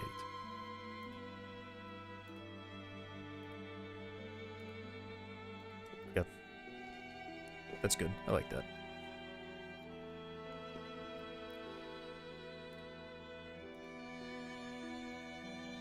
Is it just me, or is there like an extra margin around this? Like it's not lined up with the text up there? I think the separator extends out. Yeah, the separator doesn't go out 4 pixels, so I guess that's fine.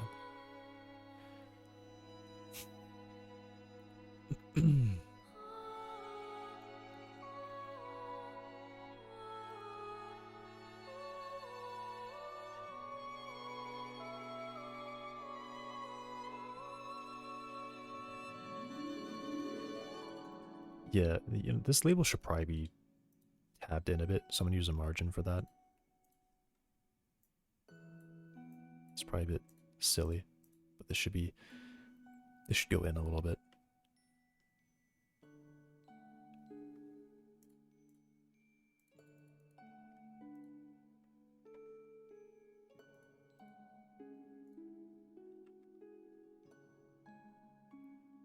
Okay.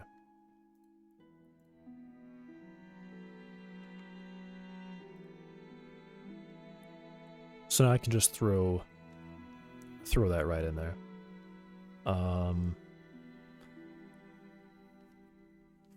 So yeah, this would say vision settings. Can I put a button on there?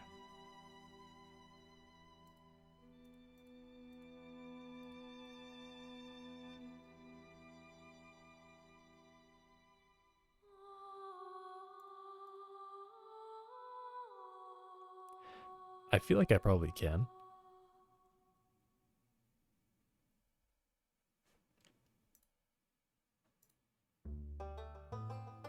Let me see.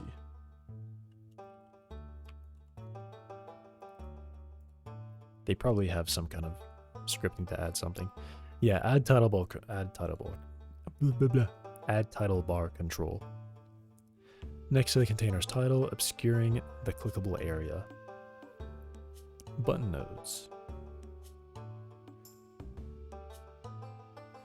First added being the leftmost one. Okay.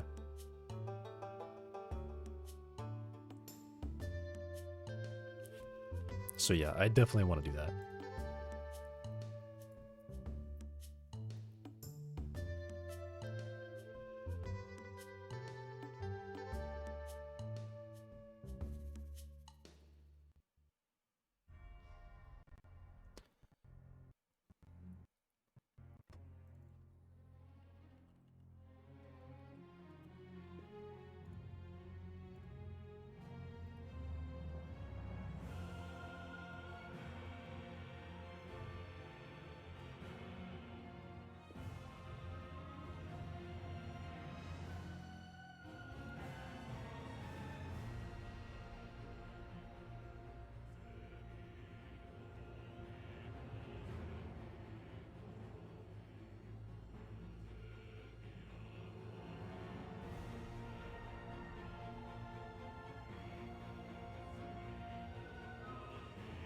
Okay.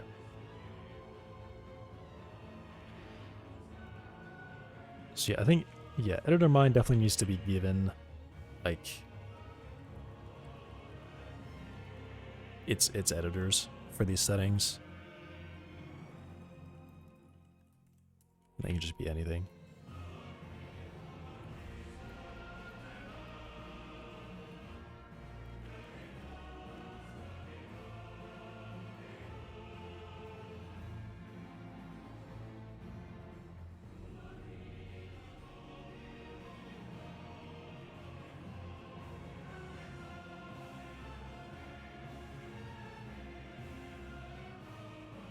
Yeah, okay.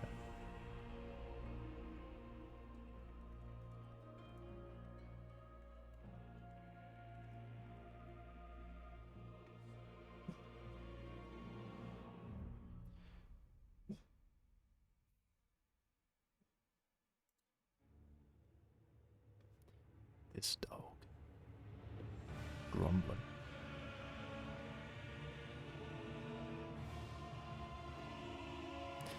Now, does foldable container use an HBox?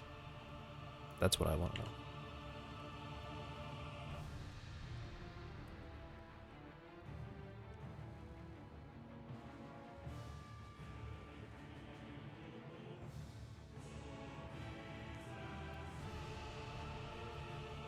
So they call add child.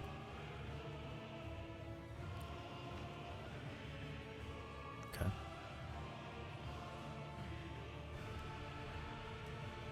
Add child.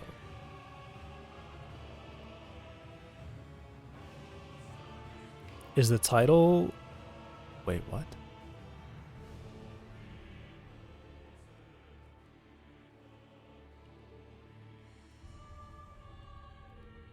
How does this work? Oh, it just draws them. Okay. It doesn't use a container at all. Is what I'm getting.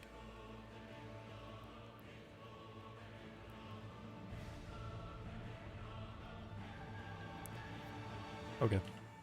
Well, I guess I don't know how it works actually, so I'll have to find out what it does by putting something there.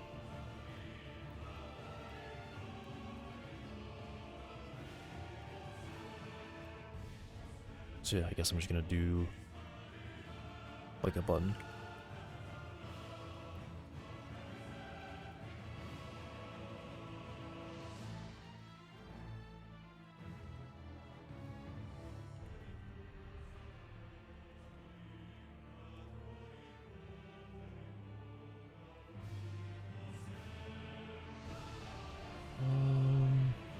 Yeah, I'll just figure out like what it does.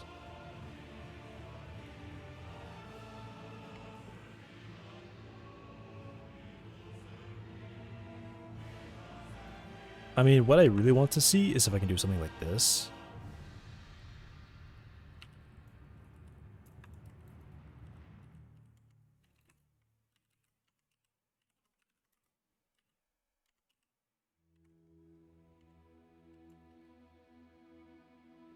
Ooh, what is it? Alignment.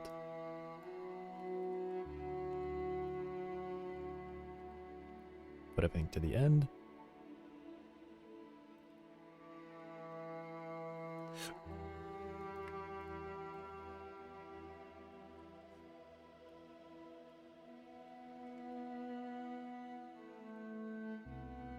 Add the button as a child.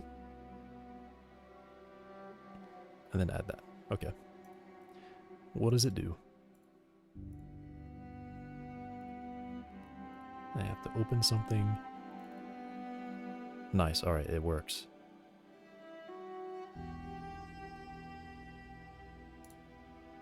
This is a button. That's a button over there. Alright.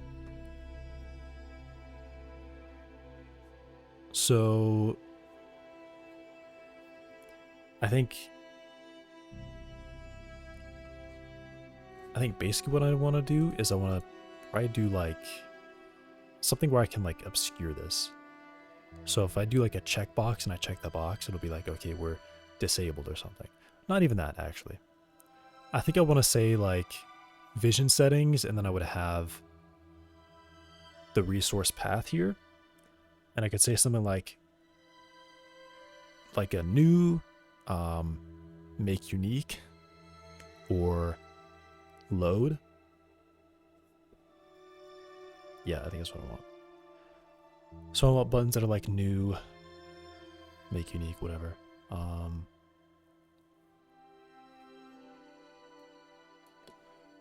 So let's do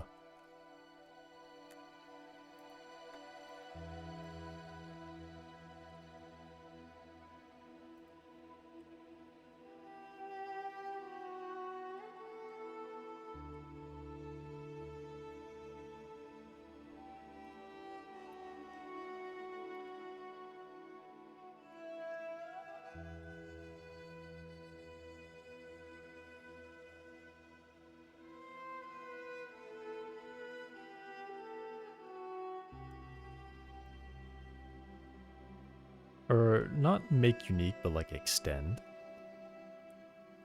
Yeah.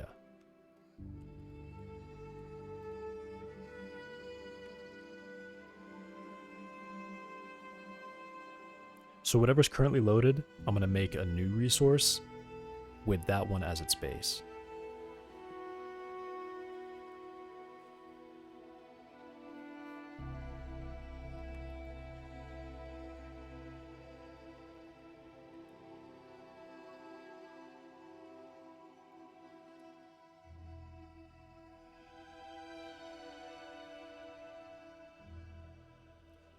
Probably new is the last option.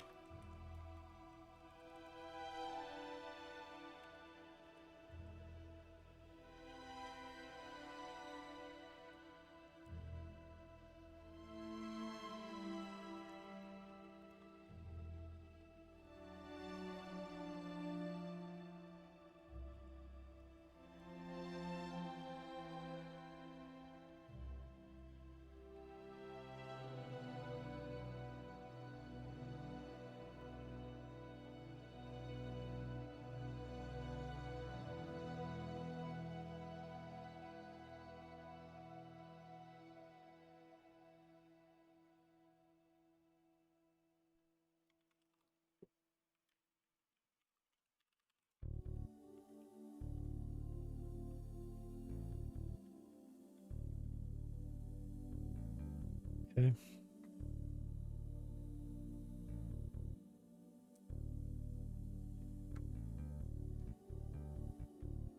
Can I get right clicks off of this? I mean, I think I generally can, right? They do say something like pass UI accept or something.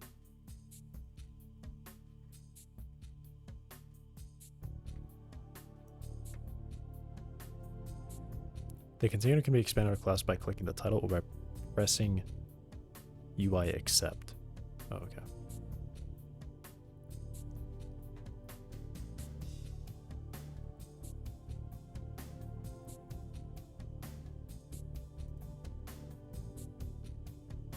I don't know.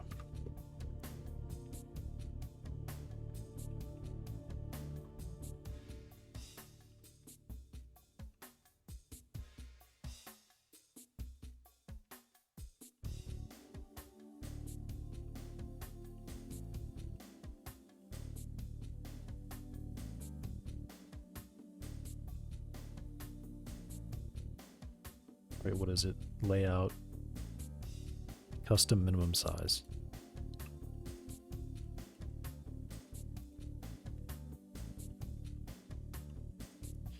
Error 1.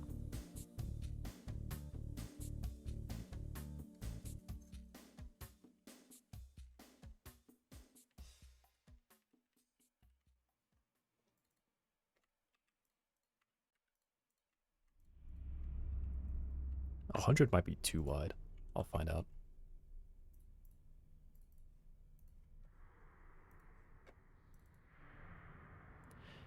I mean, that's fine, actually. No, should probably be thinner. 80. Maybe get Yoli to write some code. They should put their money where their mouth is.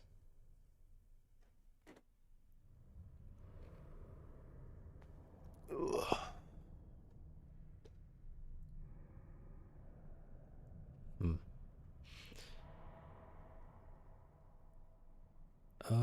This needs more space though. Separation. What's an override?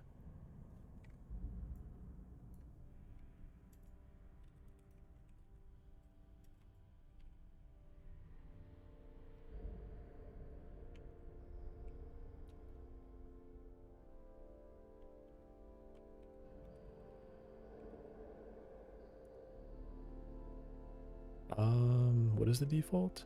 It's 4. Let's go for 8 then.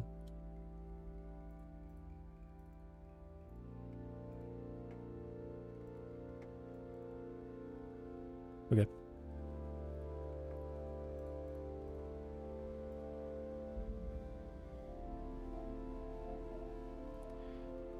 I do think, should I leave them open? No, but also I need the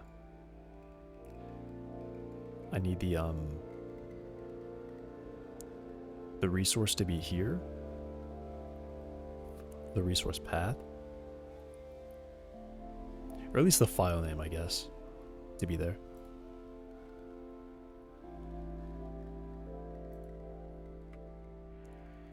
So let's do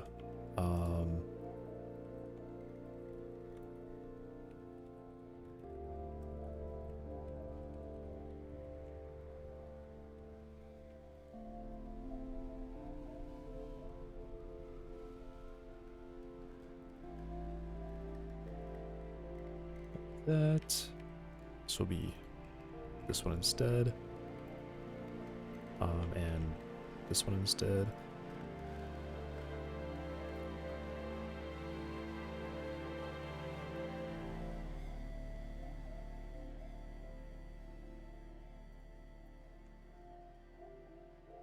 And then here I'm doing the thing where I just have the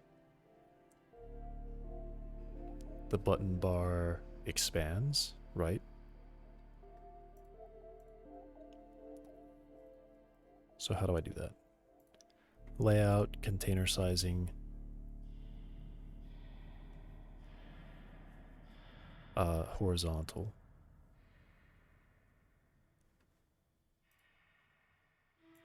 I'll do horizontal expand.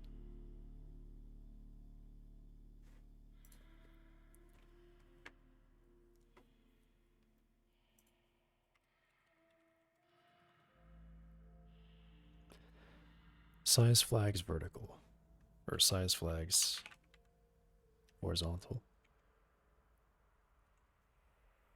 To expand fill.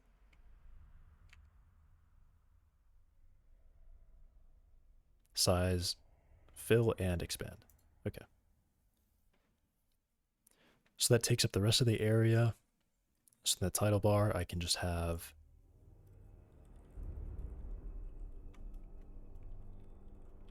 I will add the, yeah, I guess just a label that says the name, right? So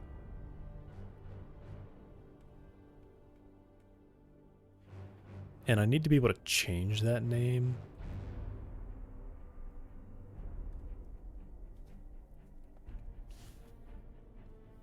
Yeah, okay, so let me track it. Let me track that then.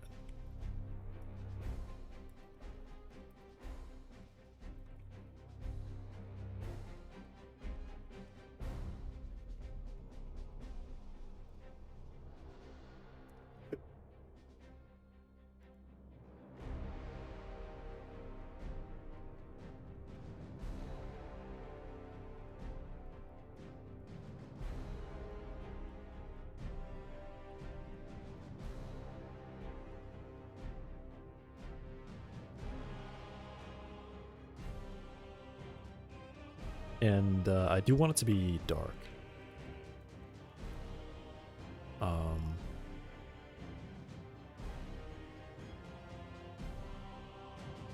Variant. Theme type variation is dark label.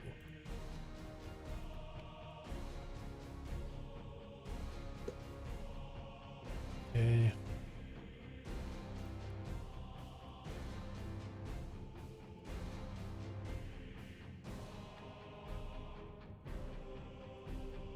Do that.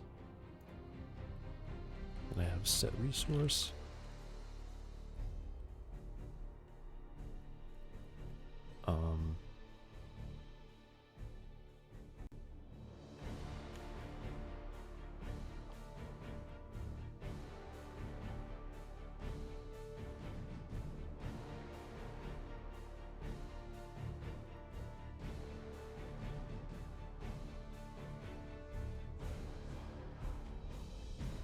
I would do label vision text equals. So they should have a default. These have a default, but they may not have a path. So I'll say if the sense vision resource path is empty. I'm assuming it's going to be empty. And the text will be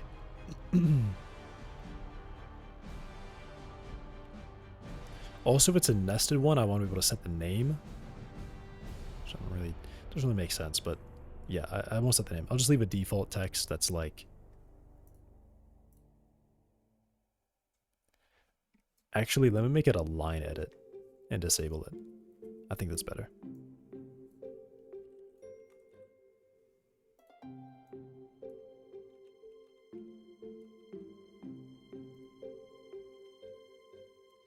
And not a dark label.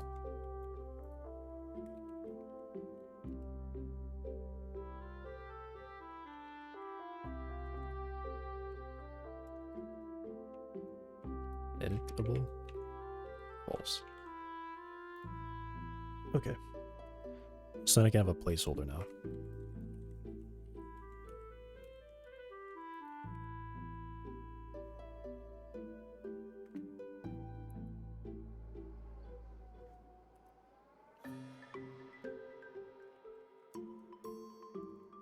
I'll just call it a sub-resource.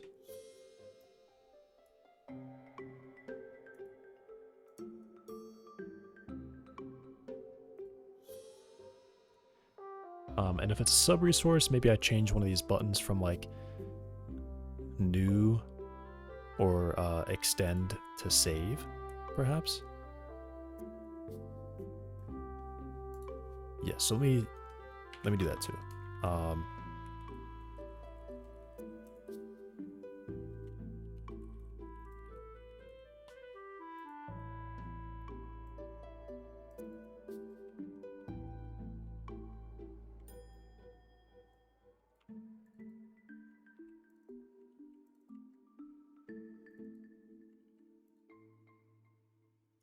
Okay.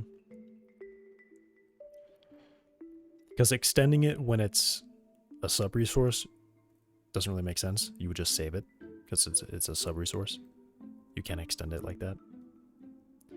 So if it's an empty path, the label vision... Actually, I would say if it's not empty, then it's going to be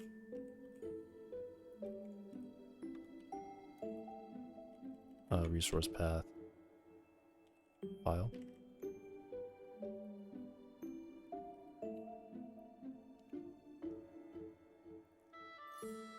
Yep. And I need to modify this one so the text... Let me just make this a method.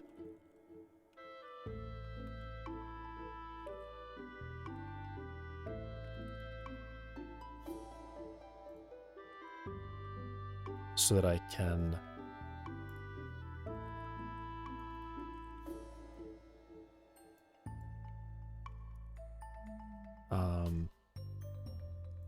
leave this as its own stuff.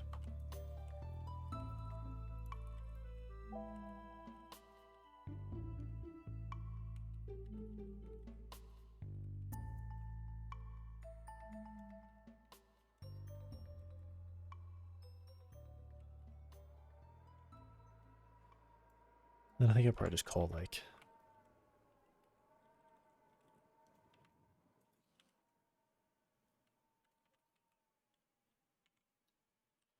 the button, I guess the resource that I currently have. No, how would I do this? How do I tell it that it's like...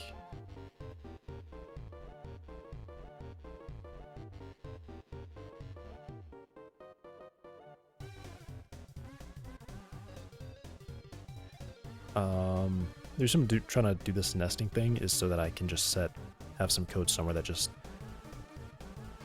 handles what the text should look like and all that on its own. And like the tooltip, because I need to set a tooltip on it too. So I'm not having to write extend in like 2 different places and the tooltip in 3 different places, that kind of thing.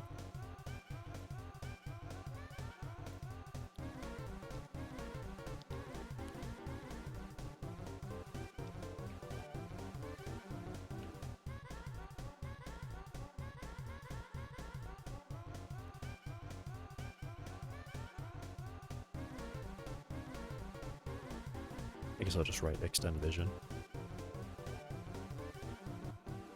Or, yeah, extend vision. And then I'll change what the attached function does.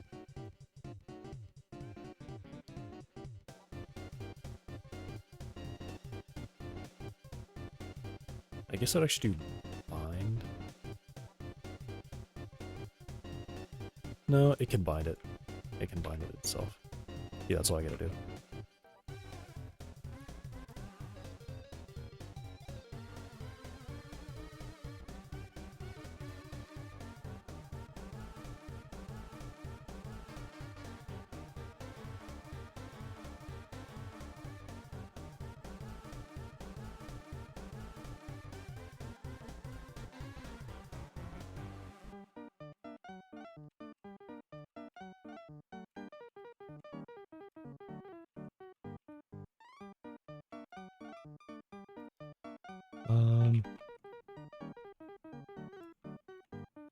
Create a new resource that inherits from the current resource. Create a new resource that extends from the current resource. Oh yeah.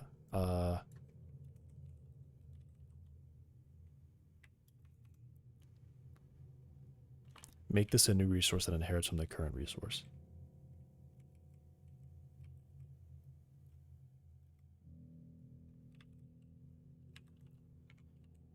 Rest. And when I do this, I want to detach everything. So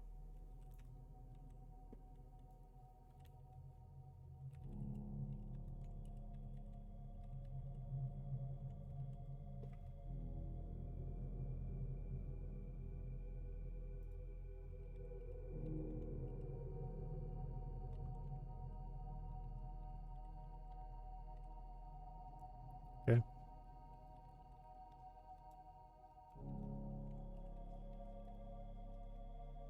And then pressed is just empty signal. Cool.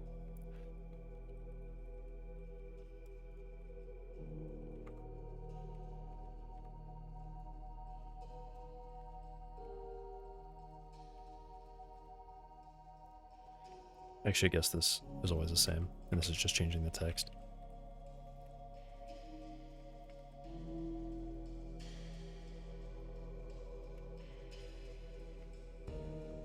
Save as.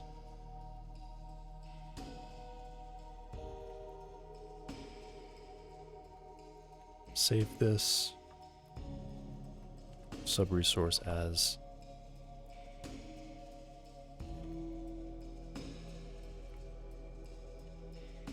a new resource. Okay. This can just be extendable. Alright, so now I need extend vision, which will take a boolean.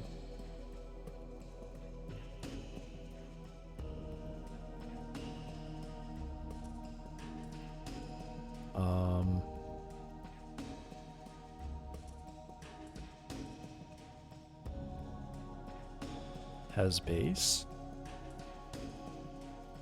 or is new.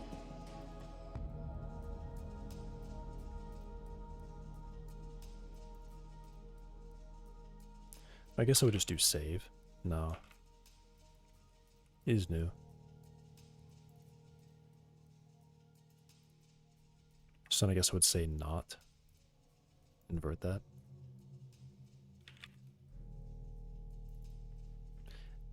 That does look weird, but I like that it's more clear that this not is happening.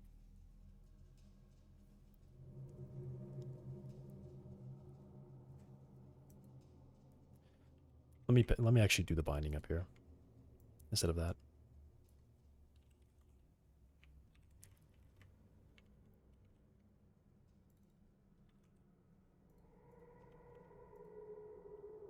Okay. And for the first time in a while, I will document this.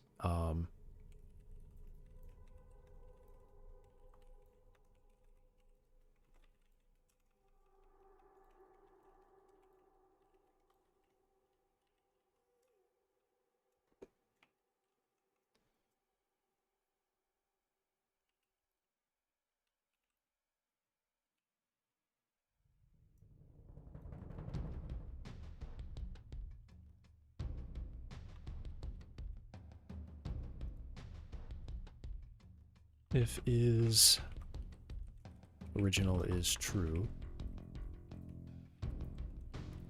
this will just save it as a new resource.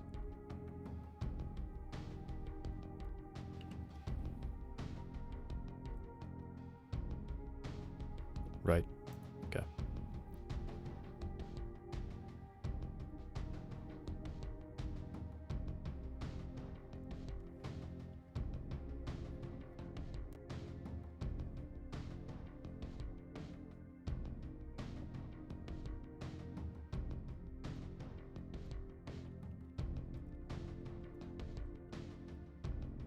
Save the sub-resource to the file system. Yeah.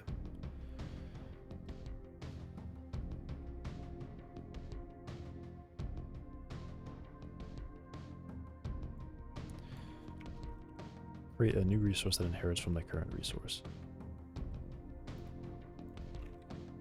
And load it.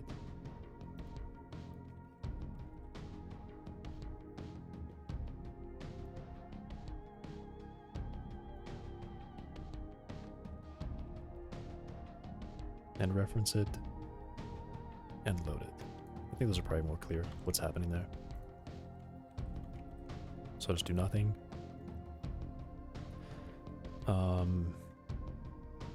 Set vision extendable. Set extendable vision. Sure.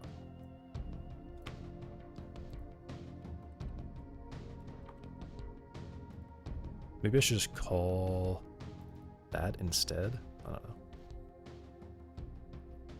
Maybe I should just call that instead. No, I like that, because then I can just...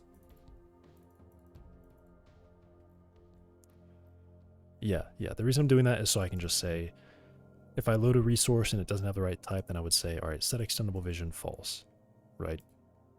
If I click new, I would do set extendable vision false. Because it might ask, like, do we want to save it to the file system, or do you want to have this as a sub-resource? Right.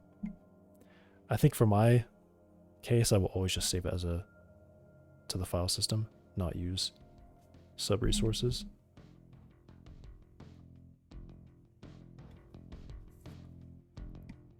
But give the option.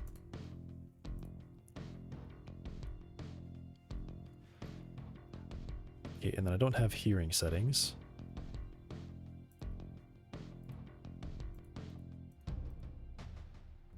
So I guess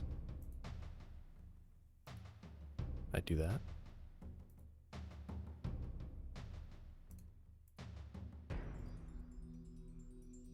I mean, really, I probably just duplicate this, right? Yeah.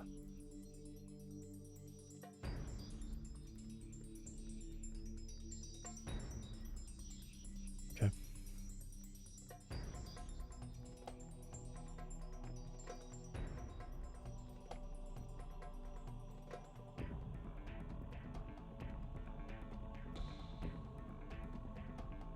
And then I'll just make this a function because this is kind of crazy.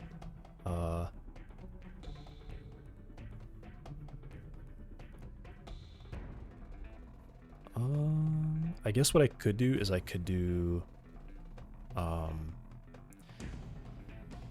yeah, I mean, I know I'm gonna do this more than once. In fact, I'm gonna do this a lot. There's gonna be a lot more of these. So I'm gonna go and make this so that it's generic. So I can just kind of write like one line for every time that I'm adding something.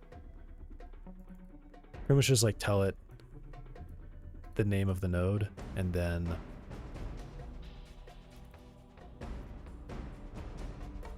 I guess which type it is, so it knows which one of these to load.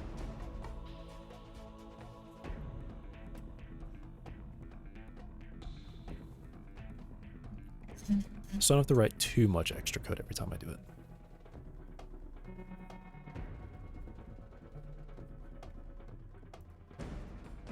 So yeah.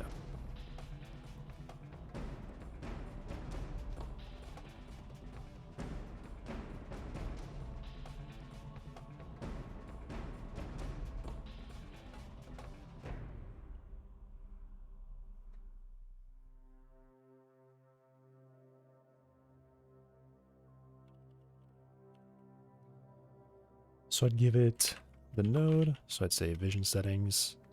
I would give it, I guess, this. And then I would give it, actually, I don't think I would do that. What would I do? Favor sense vision settings. How can I pass classes like that? I don't know. I'll just stick with a string for now.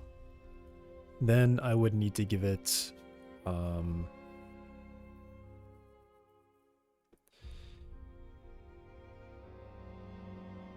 Uh, what else does it get?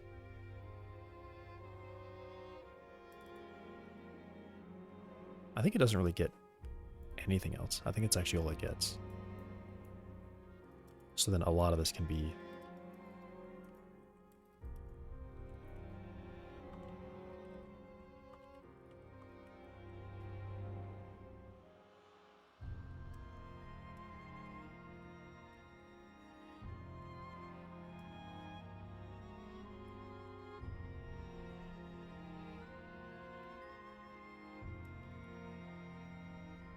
little container and then type.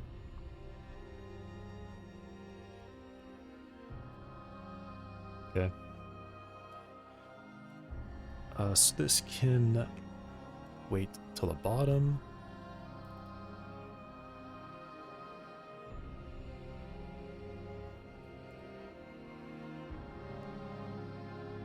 Yeah, I guess somewhere around here, probably.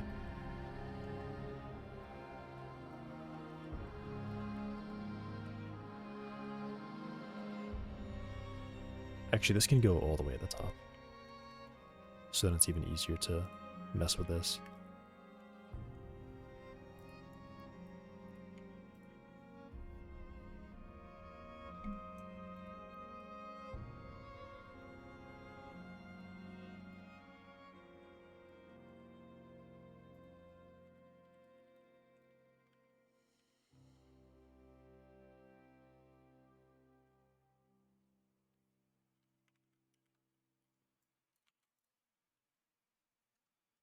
So I can just say label. Oh, not white. Label vision equals line edit new. There we go. Okay. So I can still have this in like a reasonable place.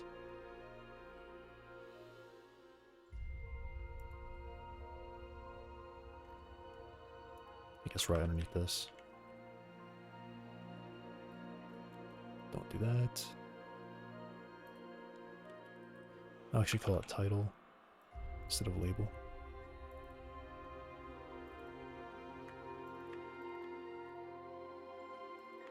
Add child title.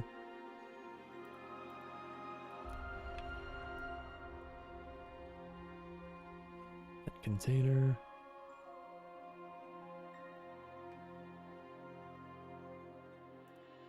Then I would have the button extend.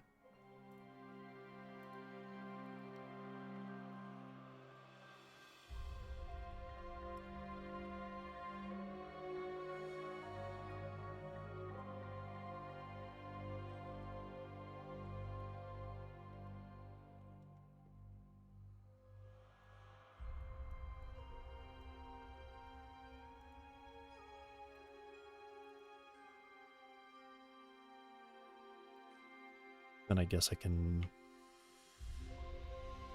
do this up here.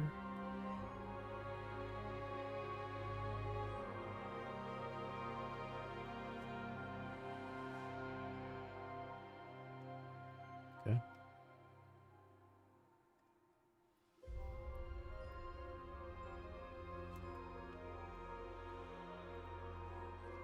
Cool. All right.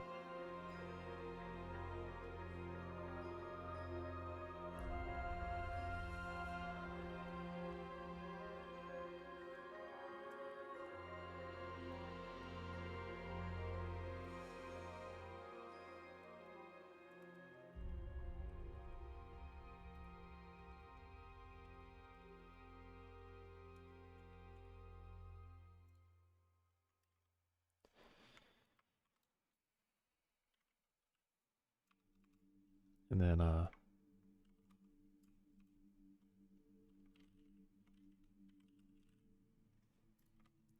finally lay it down here.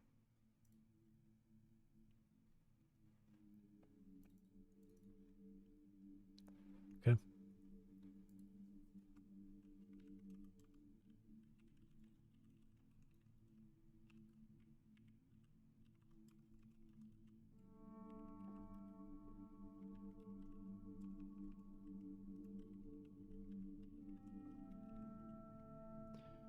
basically all this, but instead of vision, I will write hearing.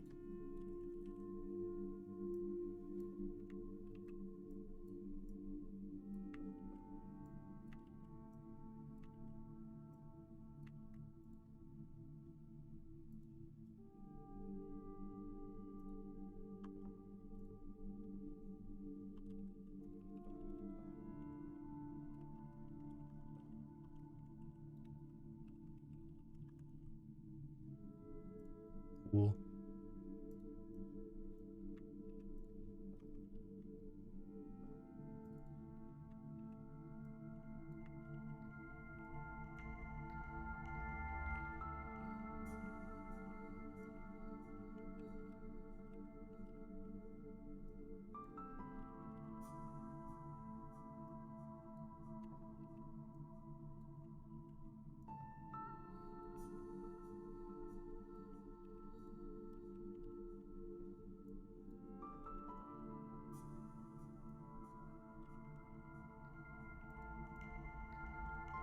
Okay. So that should build everything up. And when I get around to adding way more stuff here, all this is going to be, all the layout's going to look exactly the same for everything that I add. Just the only thing I have to change is read the type and make sure I call set the right stuff. So whenever I add a new one, I got to add a line here, and then I would add a section like this. And then all the other code stays the same. Okay. Good. Now what happens?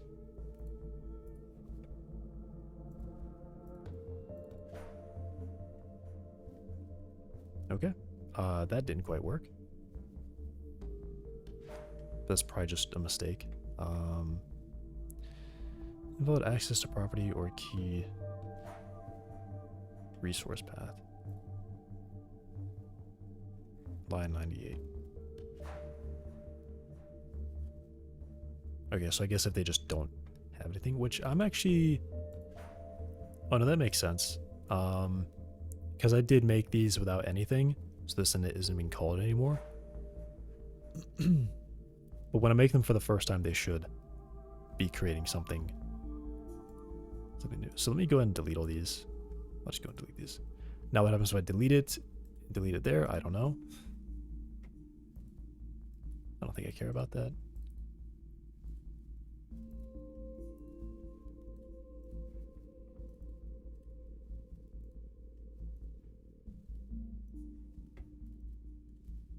And I probably really need at this point to set stuff up. Clear, please.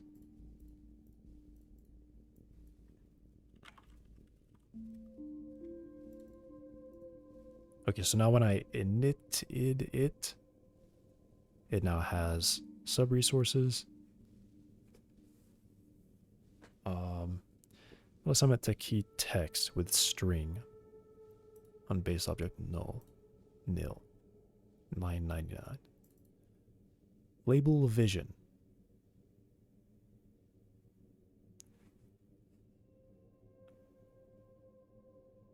Oh, set resource is being applied before we call ready. Okay.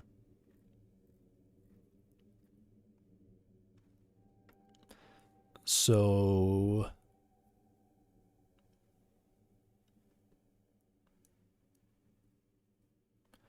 I guess that just means I need to set the resource after I ready, before I ready. Yeah, after I ready.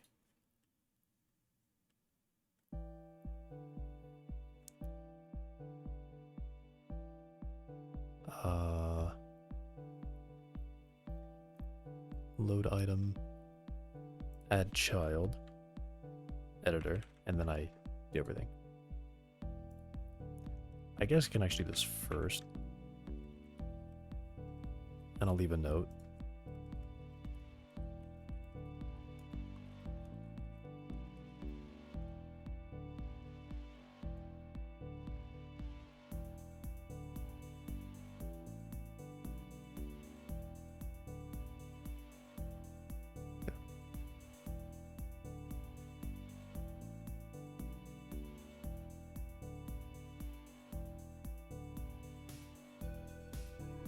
Determine set resource. So I'm going to say if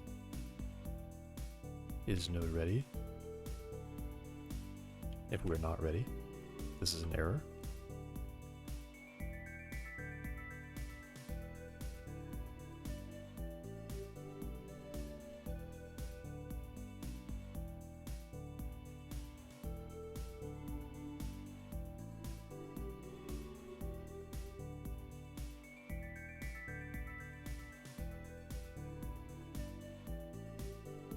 Okay.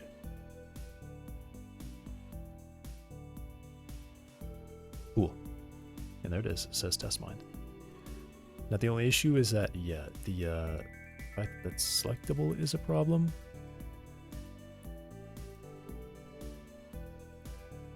I guess let me go look at the line edit here. Is selectable thing? Is it like an override that it's selectable? Probably.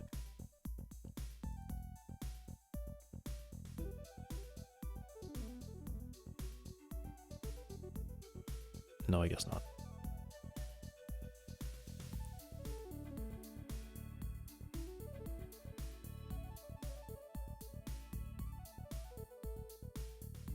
Selecting enabled. Shortcut. Basically, I want to disable everything.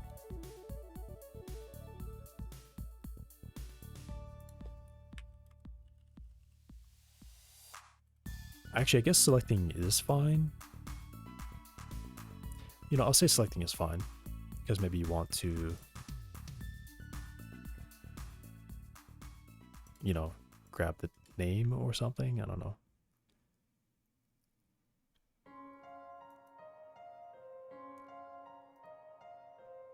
Yeah, I'll leave that. So now why is this being a bit strange? Because title bar, I add that, and then I add button bar.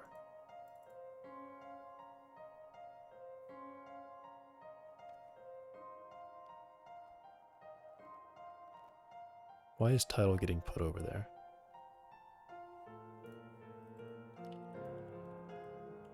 Oh, I guess I need to make... Oh, I bet I probably need to make it,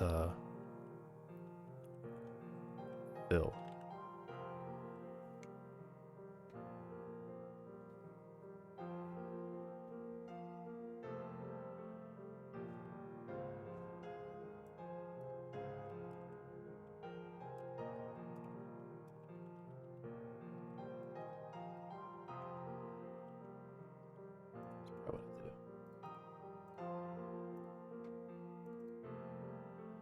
Okay, so that still didn't work. The last time it put it over here, so maybe I'm just adding them wrong? Title bar. I don't know, this is weird.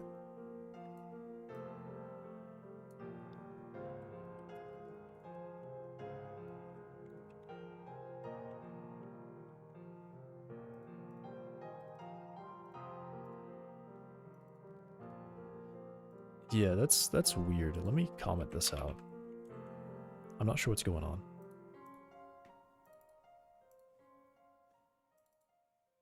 Okay, they're still over there. Why are they over there? Let me just add... Let me just add button new. Skip that. I'm confused. Because I didn't think that's how it was doing. Yeah, why is it over there? Okay, why actually is it over there? I am suspicious. Something is wrong. I think when I first added it, it put it right next to the title. It didn't align it like that. I think it really didn't do it like that before.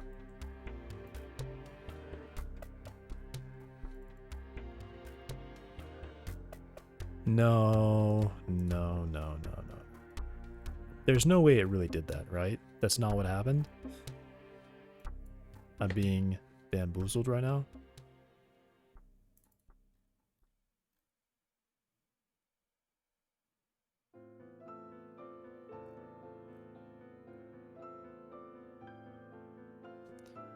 Weird. Weird, weird, weird. Why is it doing that?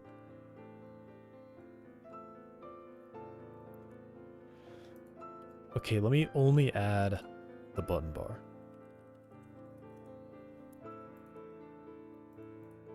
Skip that. And make it alignment begin.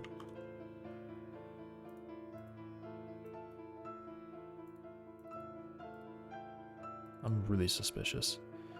Okay, still didn't do it.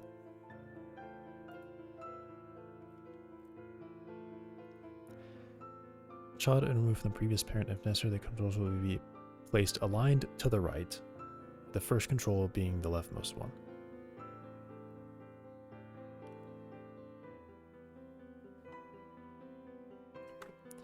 Okay, but what if I want to actually put something not on the right?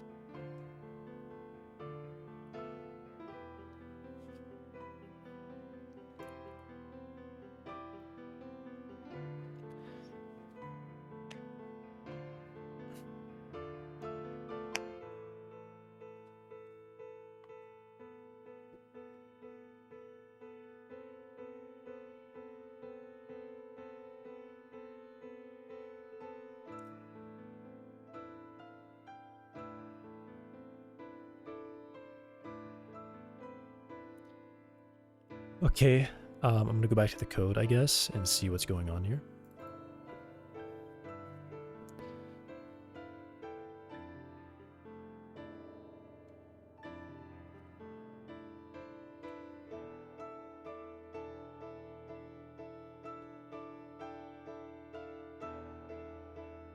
Get combined minimum size.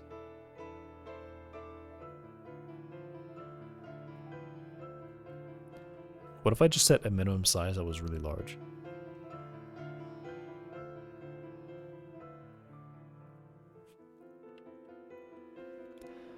What if I said the minimum size was really large?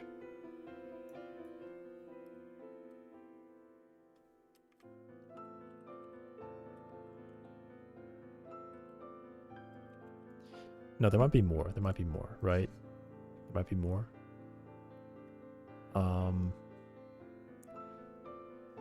Let me find one that's like a horizontal box. Here we go. So what can I do with layout here?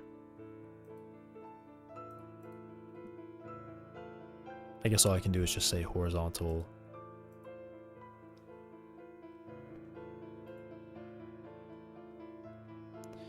Oh, maybe it was actually missing. Maybe I did need this up here too.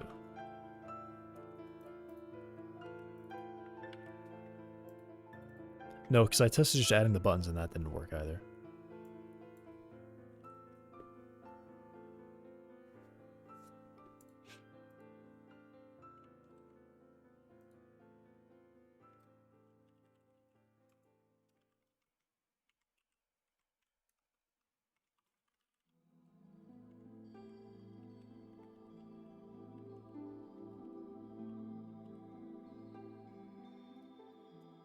Okay, let me just make it normal again. I'm thinking I can probably tell it to take the largest, like just a really big size. Also, this really has to be... This really has to be larger. Title... Expand a text length.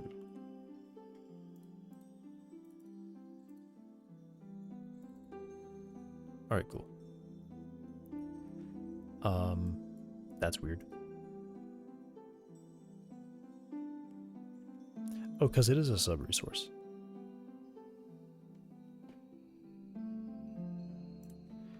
Ah, okay.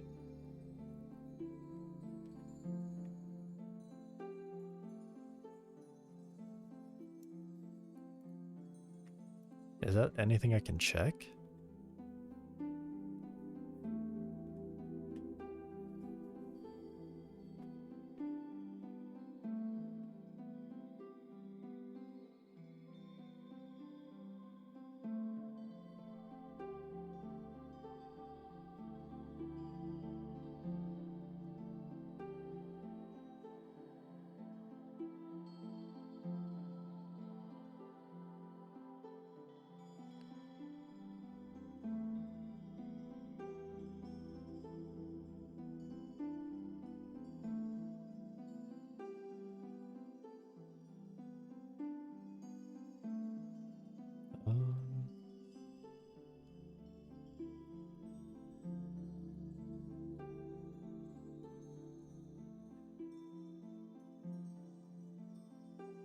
How do I know if it's a sub-resource? Like, how do I know?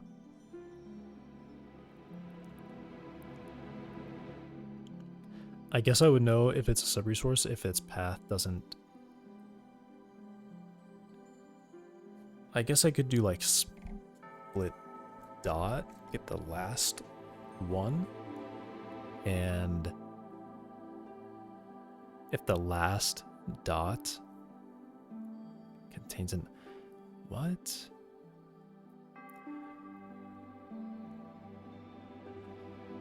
Alright, let me check if like resource local to scene is setting to true or something.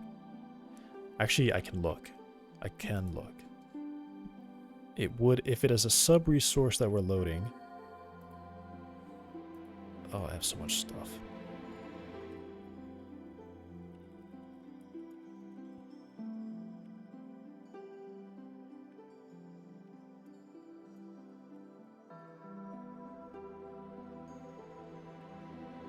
What is it?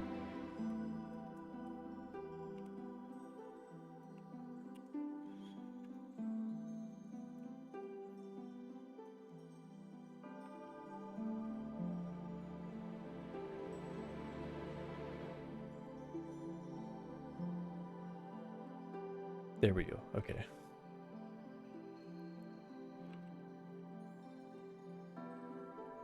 Huh.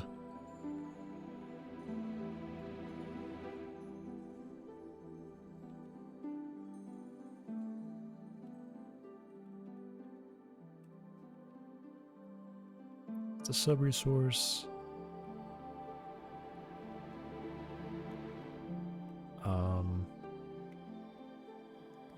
String path, local path plus ID.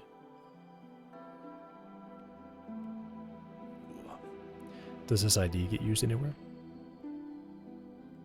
Because then I could like recreate it and check if its path is equal to that.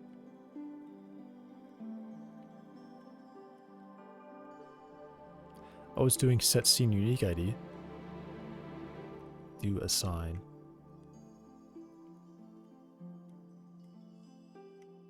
So it's like we check the path if it already exists. If it's null, which means it doesn't exist yet.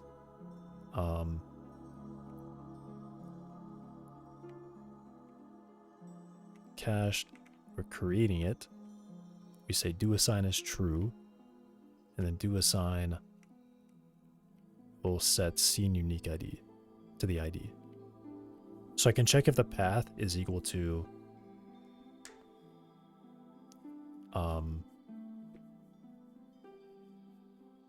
what?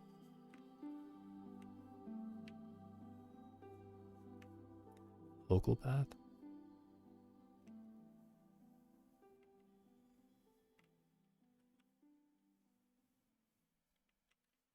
I guess I can check if its path ends with its scene unique ID, or maybe if it has a scene unique ID. Actually, that's what I want to know, is if it did that. If it does,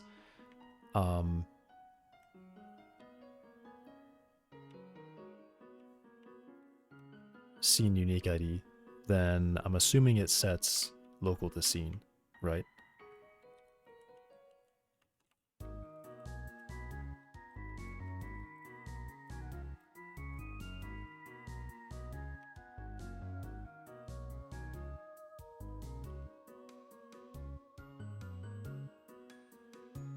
Okay, I guess we just have a scene unique ID,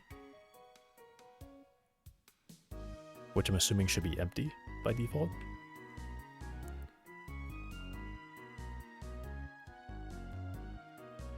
So this will actually be an else, and this will be resource scene unique ID is empty. Then just don't set anything, right? Yeah, I just don't set anything. Or I specifically set it to be empty in case something else has loaded in its place.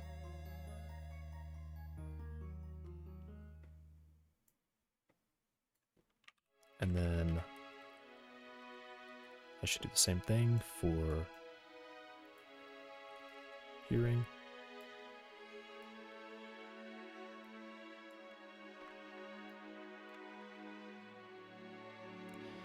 And actually, I'll do like, I'll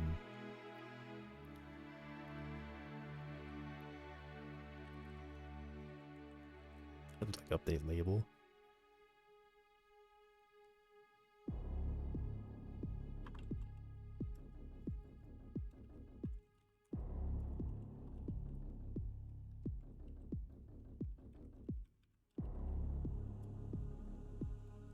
Because I'll have this a bunch of times in the future. I know I will.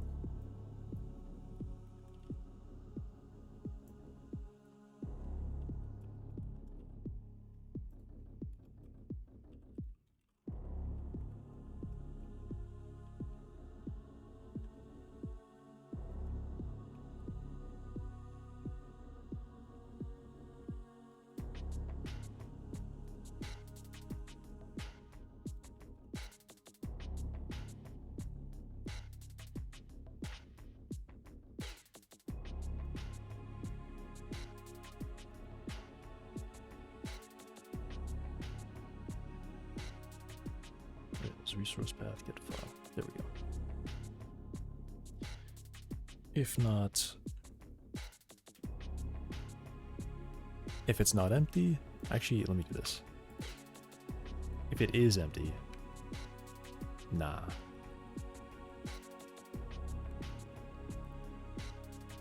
Otherwise, I'm getting the file. Okay.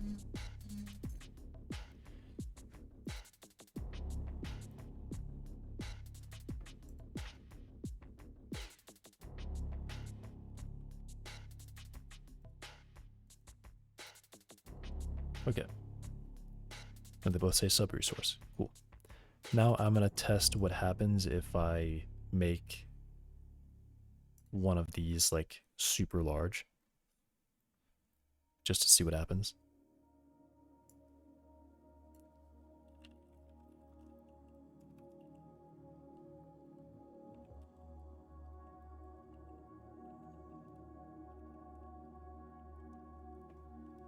Just see what happens.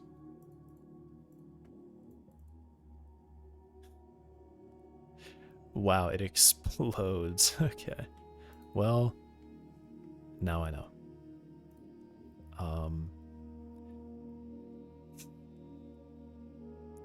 I think I'm actually totally bugged. I think I'm actually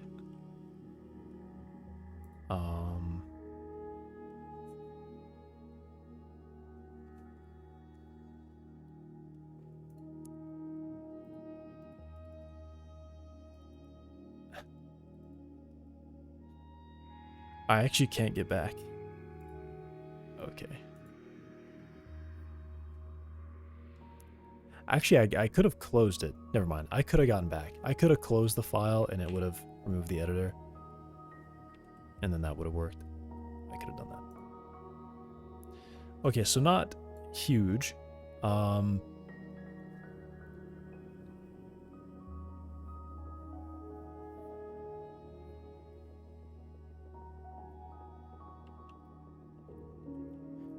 Is there any way that I can do this? So this asks get combined minimum size X.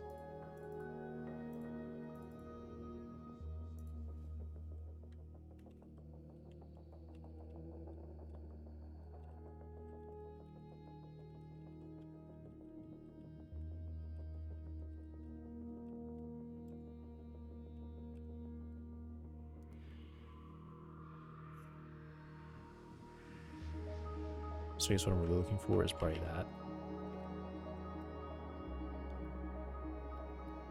Update minimum size cache. Get minimum size. Minimum size is the min size, max, custom minimum size. Okay, so get minimum size does virtual call get minimum size.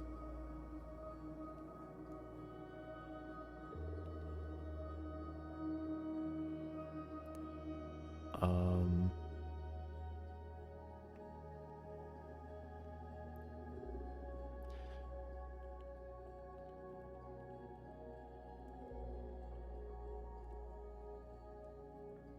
okay, it is a void, or it is a virtual. Okay.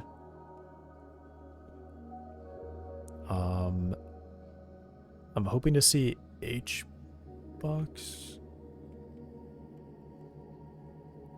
margin container, and then it adds its margins.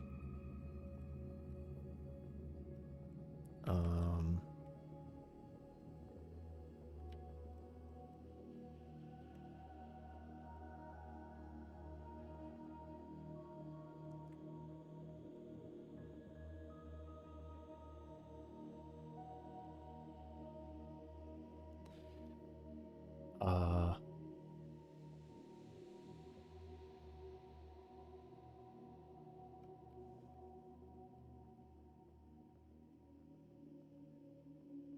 hmm.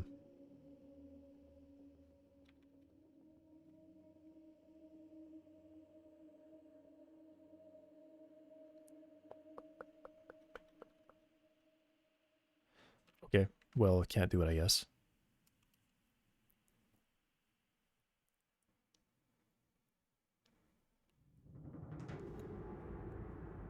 How can I make something expand to fill its area?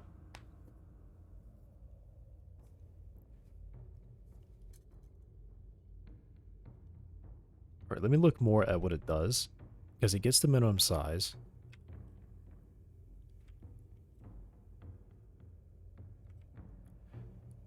Gets minimum size. Title rect. Style. Text width. That's placing the icon. Right to left. Total position is icon width plus separation.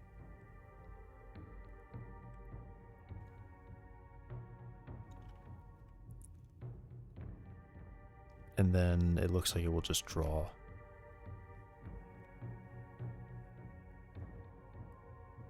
What?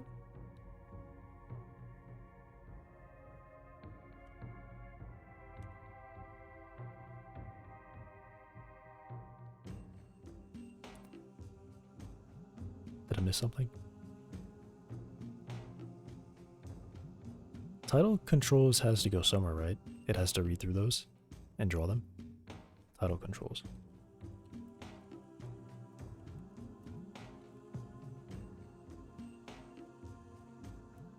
Update title minimum size.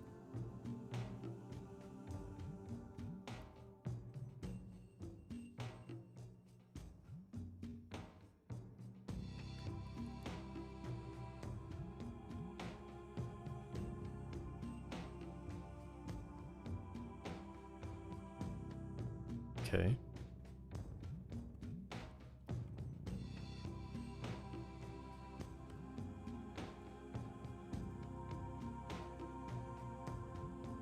Sort children. So I don't understand. How does it place them?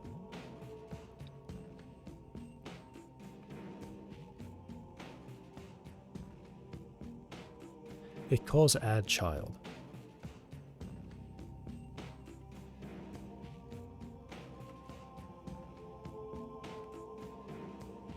Do we override add child? Internal mode front. False. No.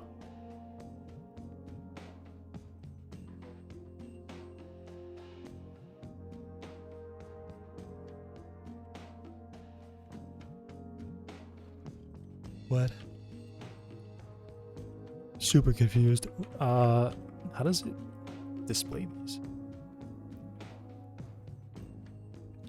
Short children. Title style. Get title style.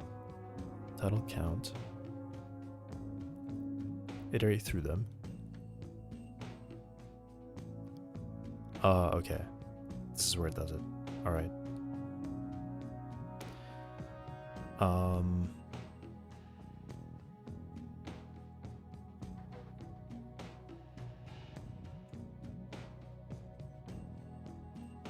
I was looking to see if it does anything like checking, like, do we need to, I don't know, do anything?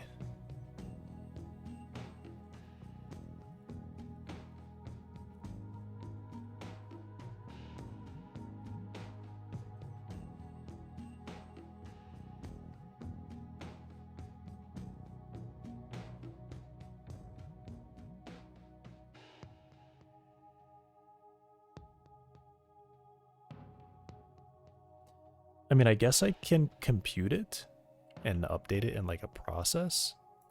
So I can make this title bar. I can set its custom minimum size to something.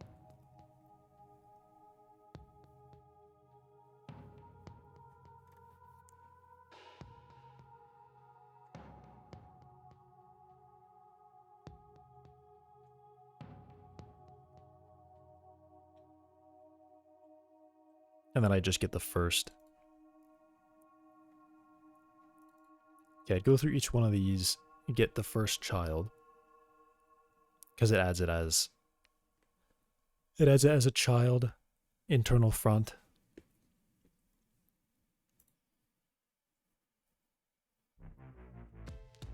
And I can kind of compute that. Make it so it sizes up. I could also just set the title value. But no, I really want it to be like scaled. I really want to do that. So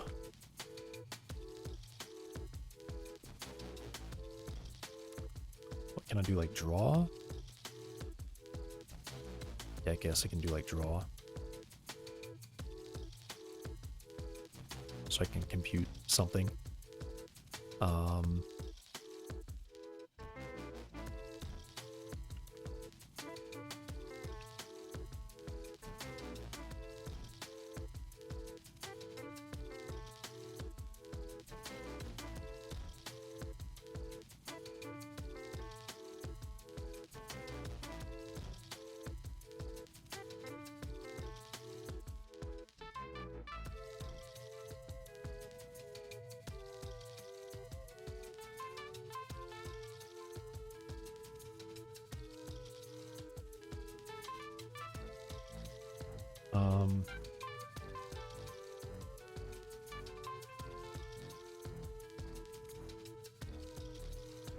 Actually don't really care what it is, but I know that I will be setting a minimum size.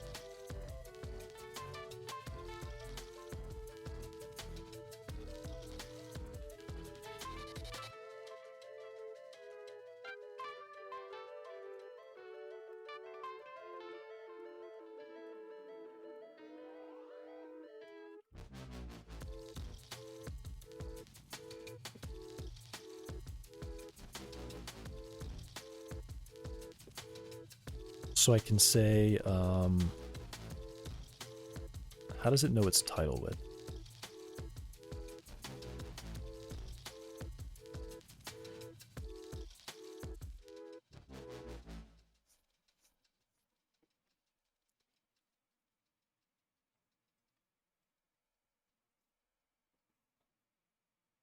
It has to get the text in here somewhere.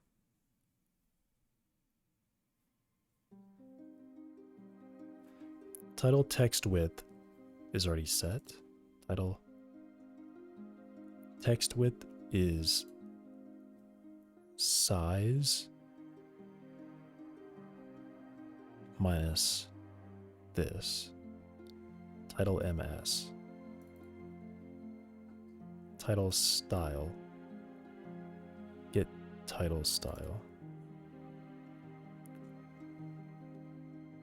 Okay.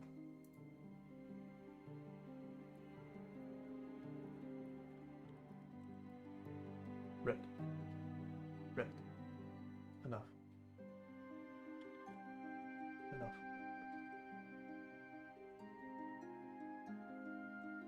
No. No.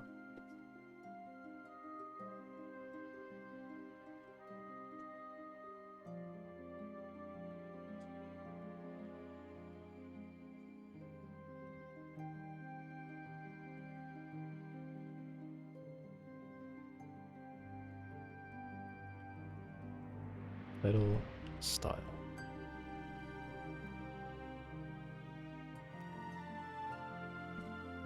Theme cache, title.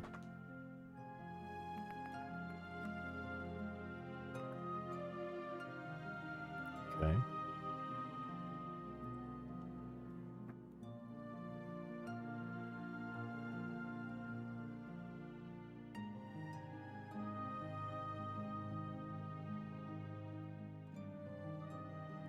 Is this like possibly available to me? I don't know.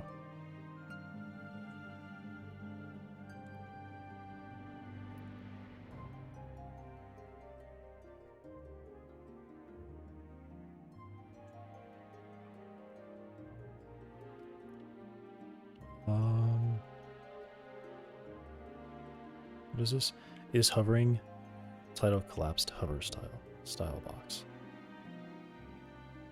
Okay, so I can grab these. And I can ask for the minimum size. Is that what they do?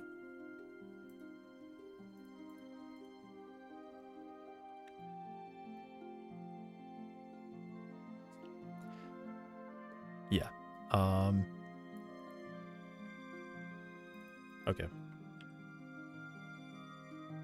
Actually, oh wait, not. Yeah.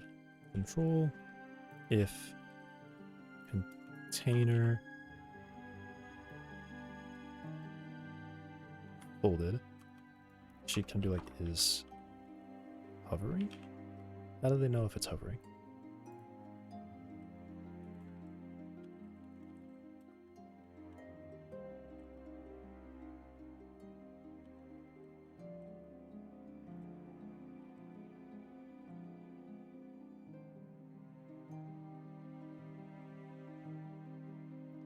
It's set here. The title rect is a rectangle from 0 to this.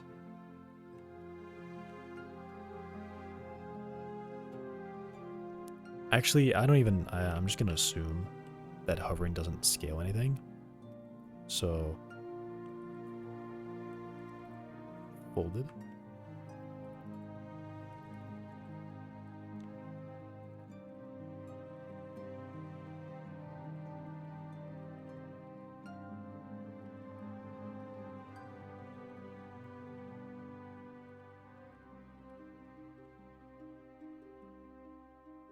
Would it be like get theme style box? No. Maybe I've actually misunderstood this. How does it... Oh, there's too many title, man. Draw. Ret, no. No, come here. Nope. It's about lunchtime. It's actually past lunchtime. How do I know that icon draws, text buffer set width, title text width, title text width,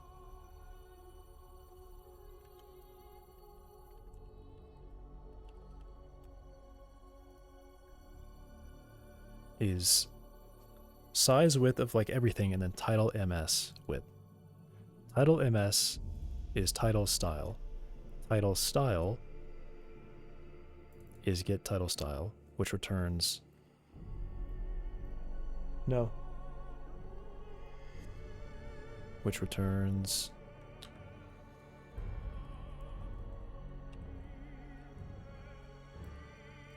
this. Theme cache. Theme cache. What is the theme cache?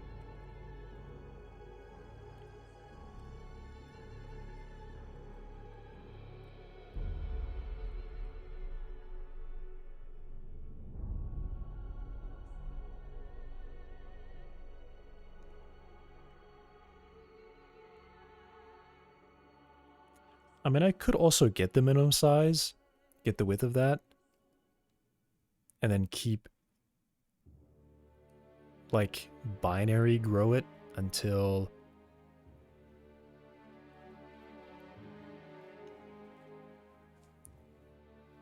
I end up beyond its size.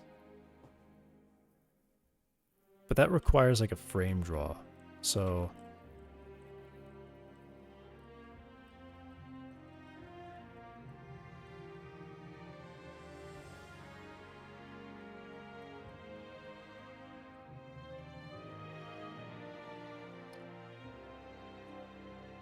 what?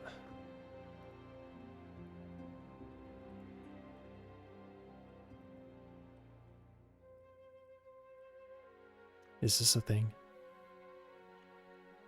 Is it on?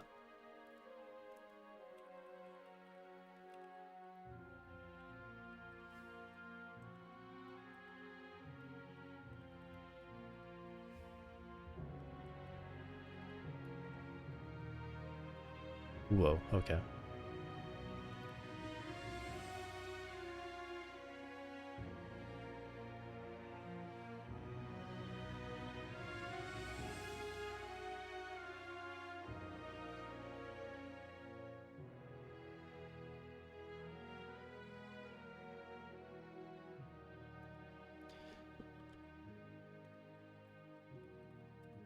Let me just look at this real quick.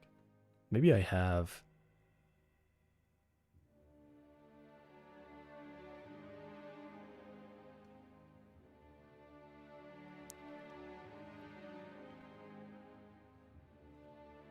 Nope.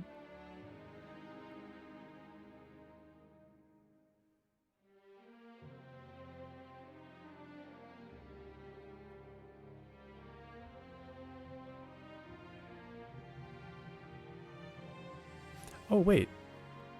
No, I can get these. Wait, do I? Can I get these? Title style?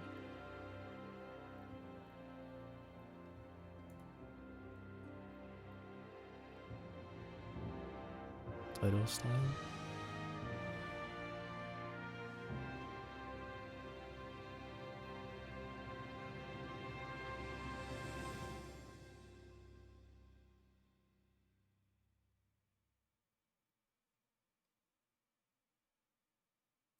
I don't know.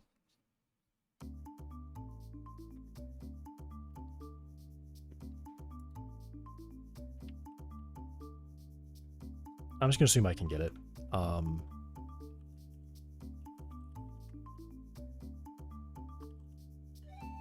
Like get theme style box? Is that the code that it says?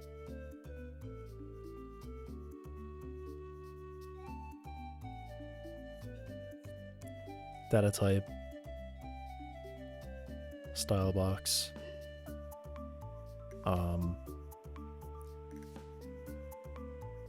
Title panel or title collapsed panel.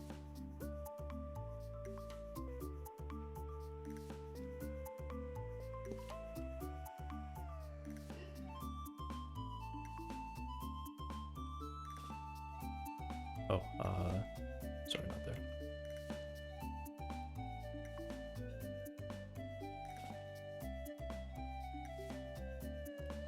One or two L's. Two L's.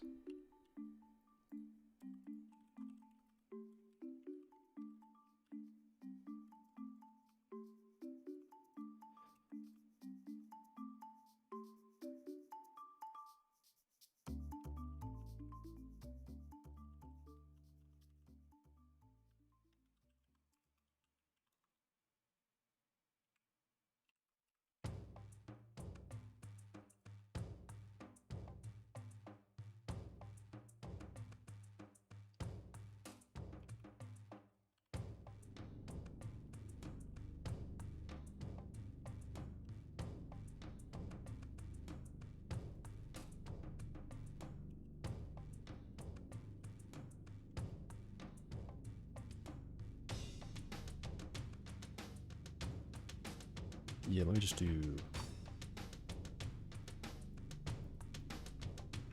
convert to a string. How you doing? Thanks for the raid, Junicorn Jenny.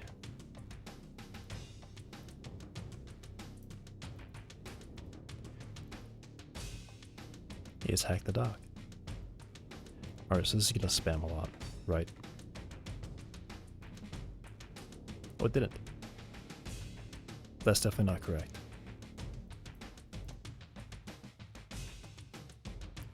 Well, that's tough. Hack the dock recommended we come over. Yeah, thanks for rating. What were you working on? Or doing? Whoa, that's a lot. I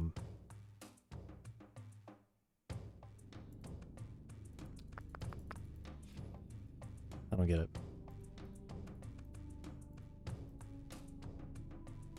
Why do I get nothing?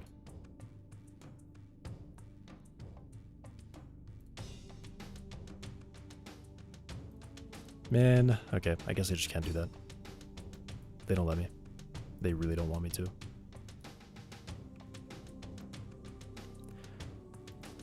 Playing demos from streamers? Learning Unity? Cool.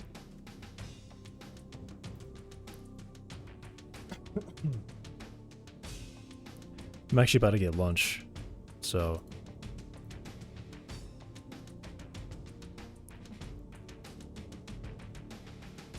Unfortunately, I don't have anything to show right now. I'm in the middle of like a rework, so the game won't run. I'm setting up this editor so I can work on AI behaviors from like a dedicated editor that I've set up instead of like going to the inspector and messing with things in here.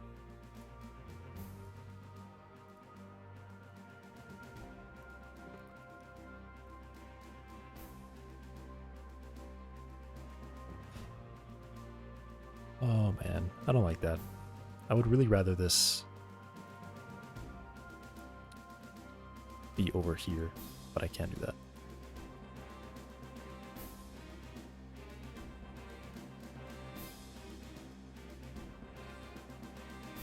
Yeah, I don't know.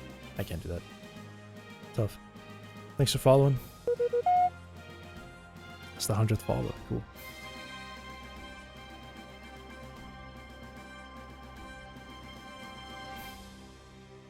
I don't like when there's something that I can't do. Could I...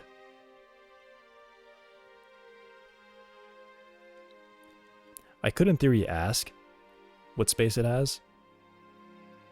You know what, let me do this. I'm actually going to change it. I don't like how it does it. Don't think they work or look forward to seeing some of the game? Yeah, for sure.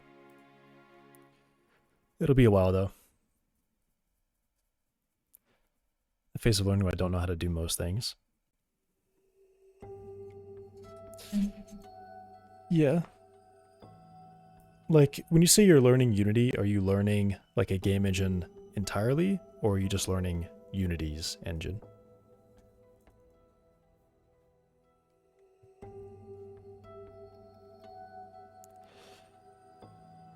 Alright, I'm going to change this so that it's actually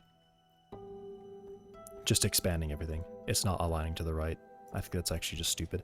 If I want it to align to the right, then I can put in a horizontal container and align it to the right. Because I think that's just silly.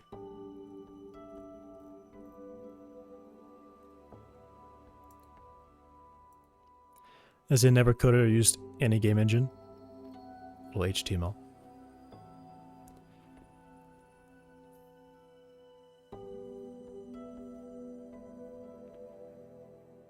Yeah, there is definitely a lot to learn.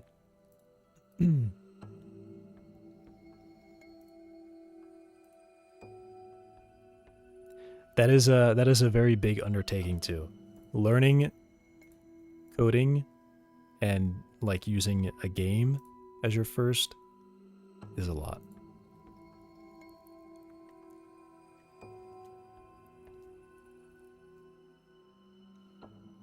I think I'm turning mine open source.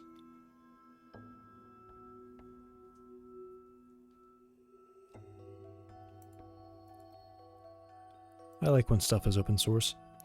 This is really nice that Godot is open source because I can literally just go in there and be like, I don't like how this is, and I'm going to change it. And I actually really don't like that it aligns. It's a hard align to the right, and I can't do anything custom.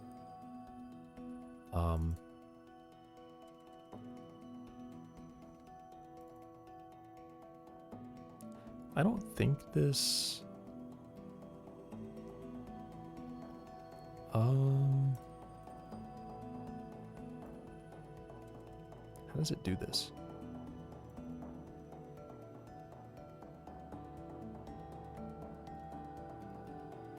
If not, bolded.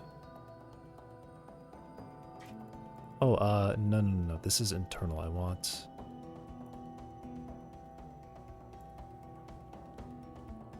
Or just title controls. Oh, they got a weird way of doing this. Love the challenge. Do my job for too long that I get bored. Taking a year off to learn and create. Yeah. I'd say it'd probably take you a year to really go from nothing to game engine. Don't know if I really want open source or just code public.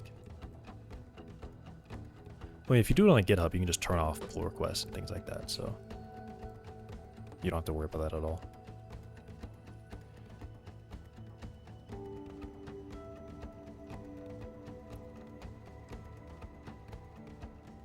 Get the control width.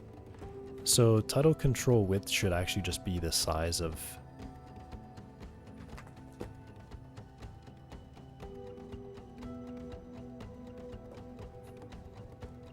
Where is it?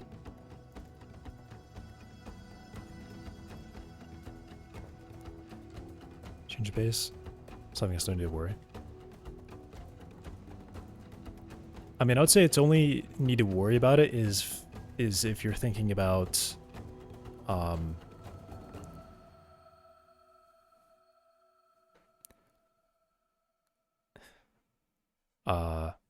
if you're gonna have security stuff, if you're gonna do like DRM, but even then you can just leave that part closed source. I don't know, for open source stuff, really you only need to worry about it when you actually start trying to sell it.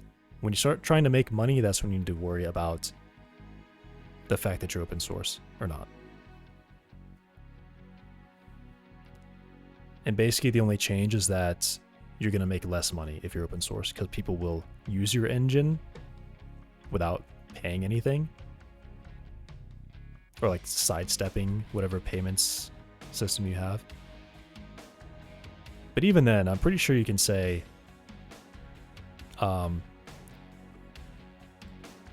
it would just be like an expense to figure that out. Because I would say you'd probably put some code in there that when you decompile it is really obvious to see, and like tell like, yeah, we decompile this game and they obviously use our engine and they're not paying us, and then you would like have core stuff. You would have legal stuff at that point.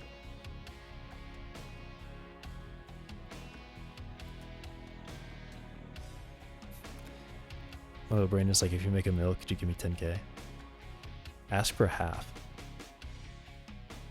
Maybe not half. Maybe half is too much. I think they say like 15% or something is like the highest that engines go, and that's like after 1 million sales. I mean, the thing is, when games sell, they sell really well. So really, you only have to worry about it if there's a big game and you're suspicious that they used your engine. Not even suspicious, you could just check. Hey Zornik, did your pull request go through? Well, the only one I have is like deleting some lines of code, and that's only going to happen at least when they do the next release. So I'm not really checking. It's not something I'm checking on. 10% would be high, 5% would be awesome. Yeah. Like I said, you only really got to worry about open source One, if you want anyone to use it, being open source means a lot more people will use it. And then if you have some kind of sales model, which I mean, like I said, when games sell, they sell really well. And when there's a lot of money involved, people are going to be like, okay, let's be like legal now. I was using this game engine and I wasn't planning on paying any royalties, but now I've made a lot of money and they might come after me if they find out. So, I mean, even at that point, it's like, it's expected that they would want to be careful and not get owned in court. Like, what is it? Zip file or something? Like the zip compression is technically not free to use in products. You have to have a license for that.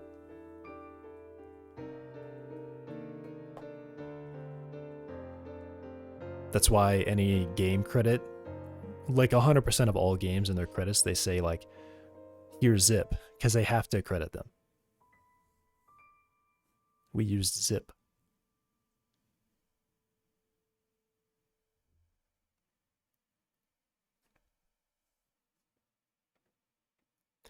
The one with the fast copy, mem copy. I don't know if I still haven't sent that.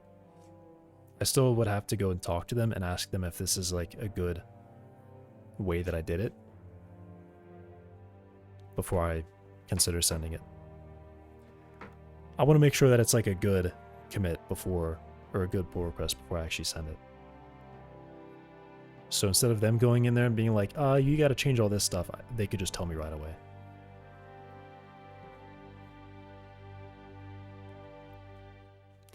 All right, well, I'm going to get lunch and I got to take my dog out. So I'll be back in a few minutes.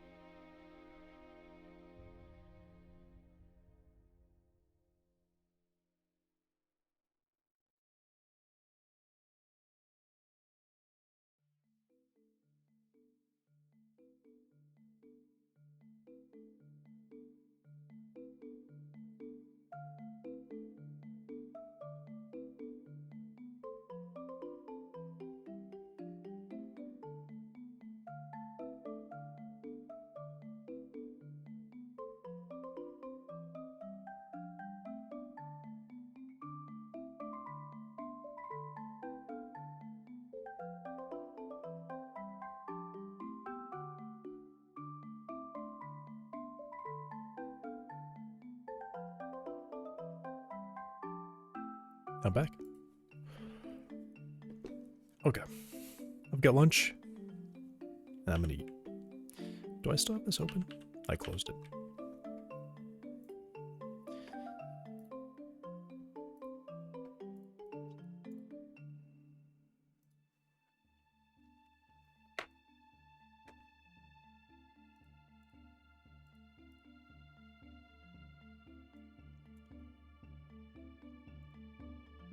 What am I doing? I think it's just still doing nothing actually.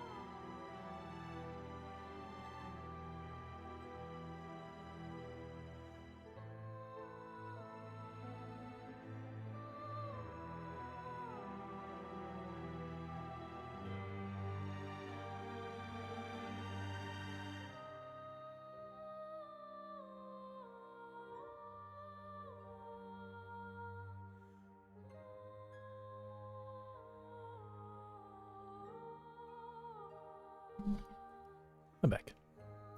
Okay. I'm just gonna save this. I unlocked farm size. That's where I'm gonna leave it. If I remember how to use this, how to play this game, how to save it. Okay.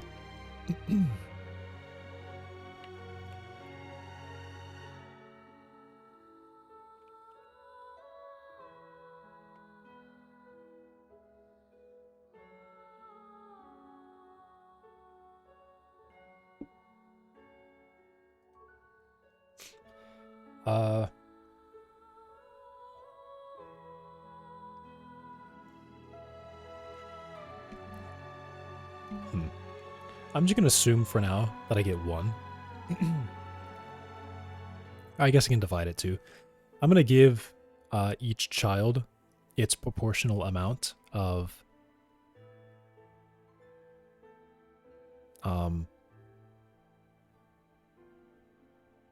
the full size.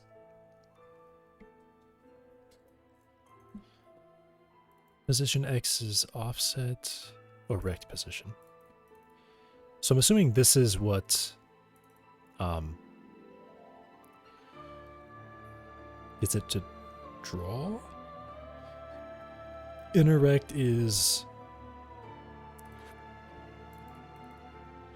children, right?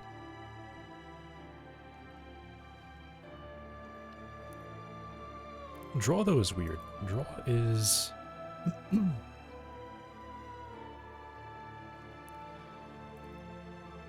title controls width. Where's that used?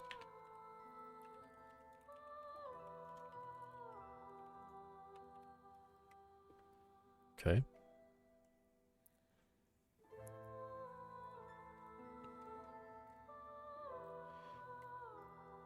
So it's not used. Text width is subtracting.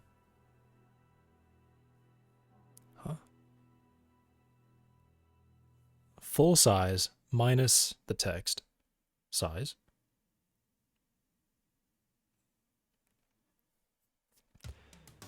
Subtract the icon width, separation, and the width of the controls. Okay, so the title text just takes up all the space. All the remaining space.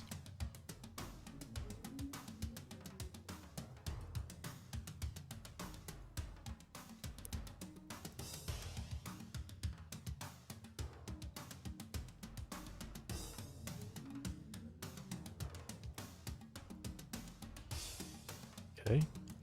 And then it's used for text buff, which is what? Which is what?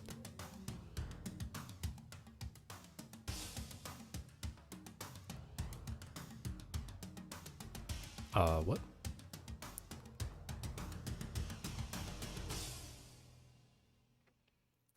Text buff is a text line? What? Text line. What is a text line?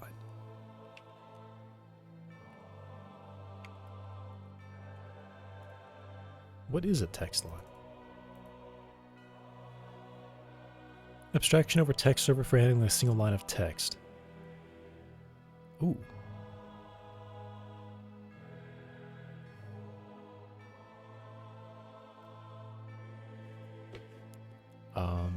But how do you set...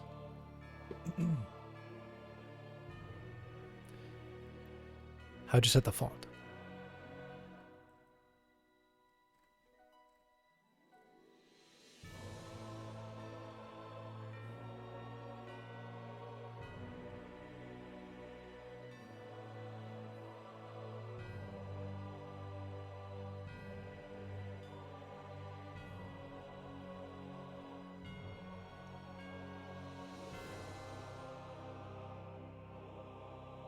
What? Oh, when you add string and you give it the font. Okay, that's just kind of crazy. Gonna be honest, that's a little crazy. Okay, so text buffer is literally the text. It is the text.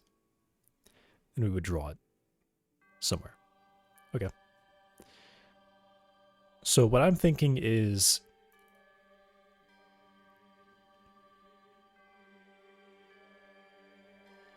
flip this around. So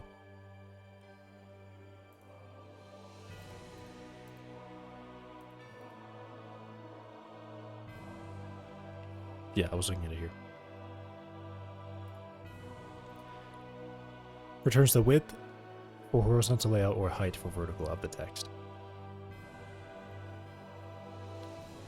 So I think I would do get line width instead. So instead of this kind of crazy thing where they give the title text the width of whatever's left over, I give it the width that it needs, and then I give the rest to the controls.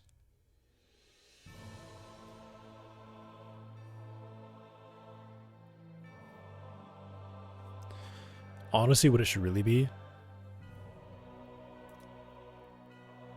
you know what?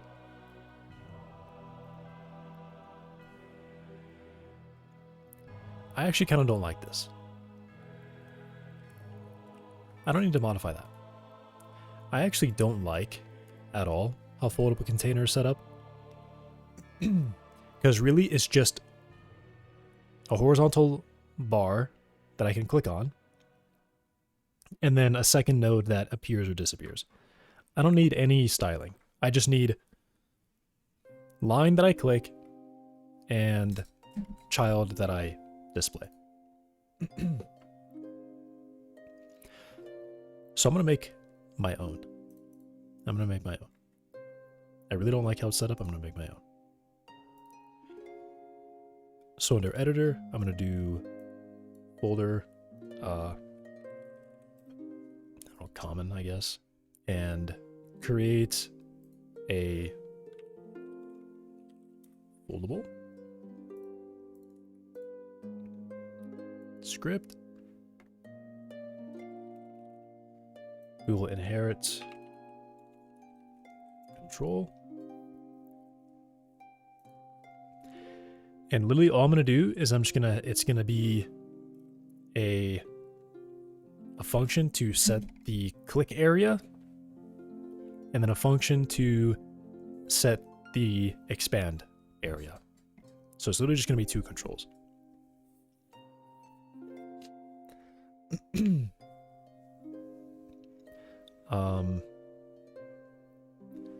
Though I will allow myself to have a panel container.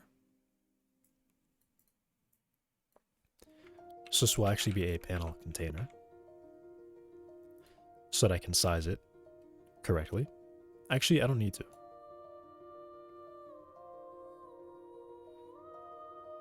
Actually, what I need to do is it needs to be a VBox container with two elements.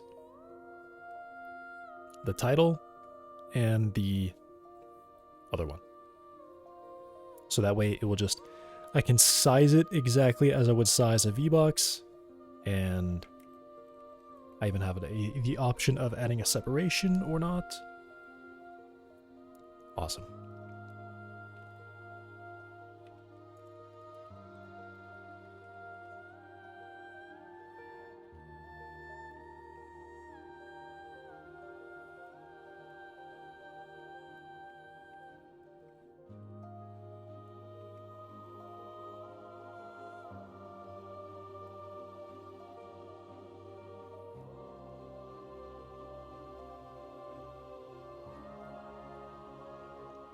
Title control. I guess whenever I add child, yeah, so this will just be setting a title control, and I can add child or whatever else. So I'll just do add child, or I guess I say if title, title will remove child.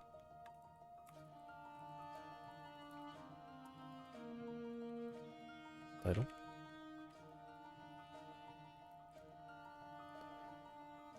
I don't free or anything.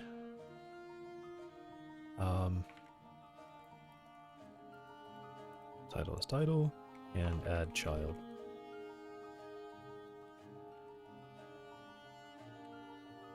Title, false, internal mode front. Okay.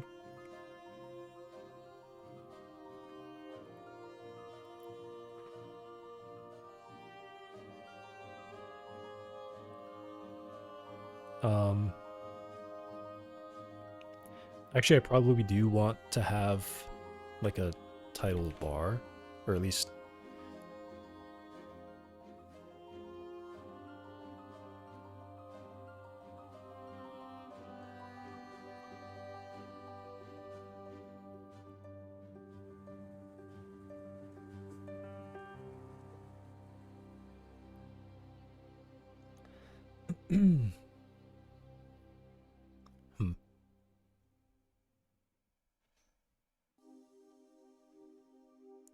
I guess I do need some themes, right? Can I do like get theme?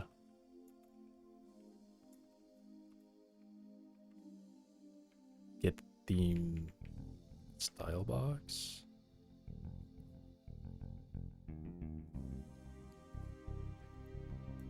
How can I do themes?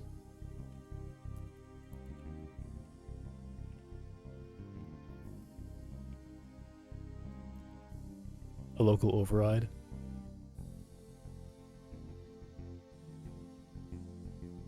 I guess I just do this.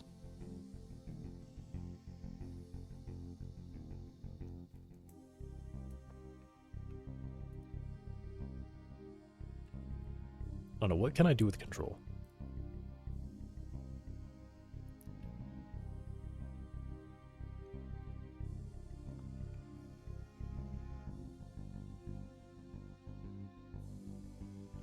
Because I almost want to say, like, I can have themes for this. I guess what I could do is I could do, like, get theme style box.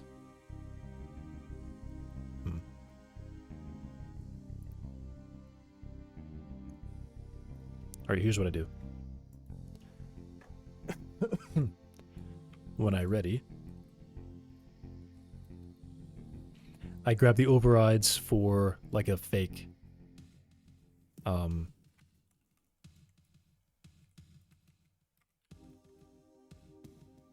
the foldable container. Is it actually called that? It is called foldable container. Yeah.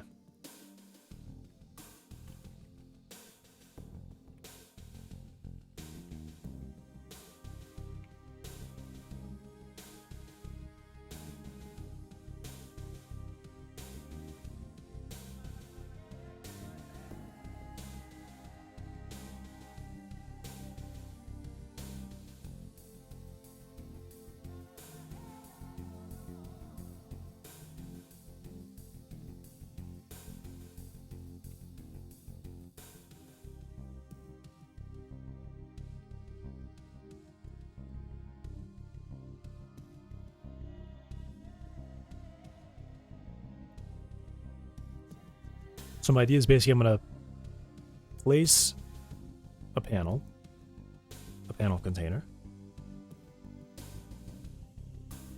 size it the same way I'm sizing myself.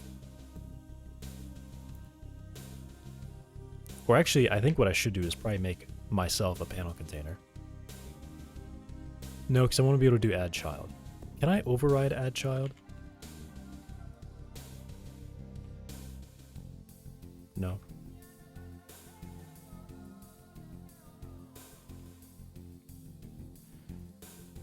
Okay. Yeah, I'll just do this. A panel container.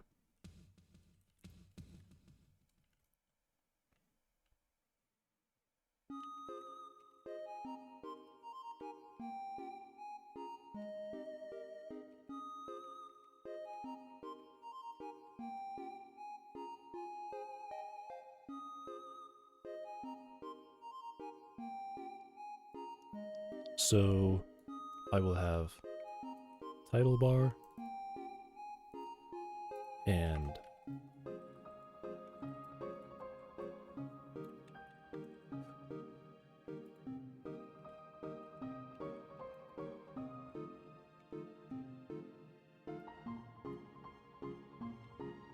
should just call this control.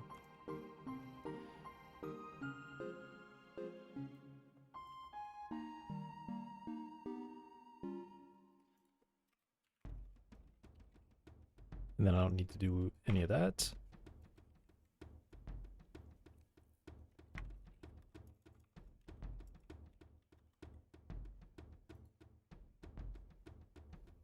Title bar will be a hbox.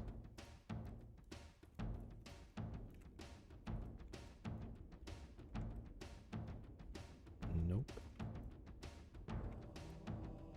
And I want an icon, then I want the text label, and then I want everything else. Okay. Actually, no. I want the icon, optional, and show icon bool true. Set equals set show icon.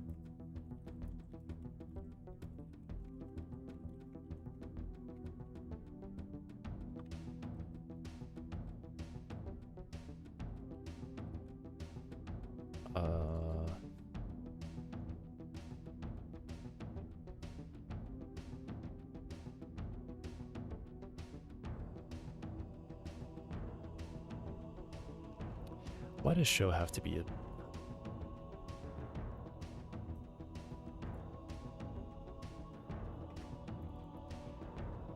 And also when we go set the actual icon values, so I'll have icon old, like texture 2D or something. It's 1 a.m. off to bed. Surprised Yulia was behaved today. Yeah. Yeah, have a good night. Sleep well. Where is... what is this?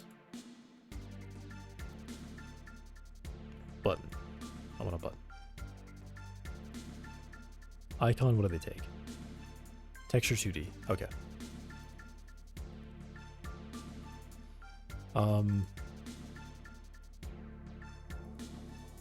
Actually, I won't even hide those.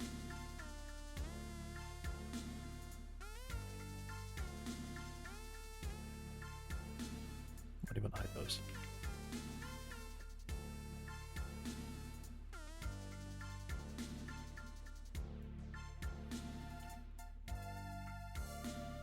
Icon visible. Set icon visible.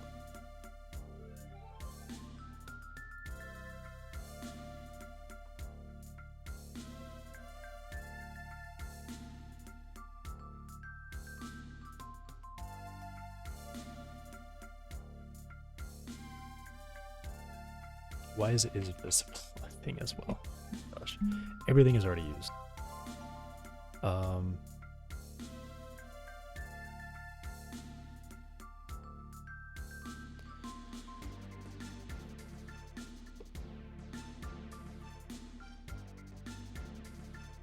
Whatever value. Okay, I give up. I give up with coming up with a name that's not already used name.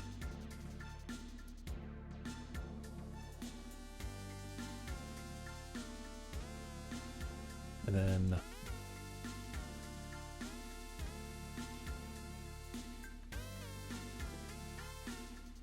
title is that, and I guess I can actually show the icon, which will be texture rect. Yep.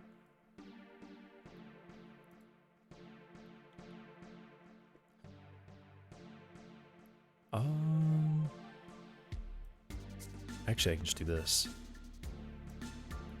Set equals that. Get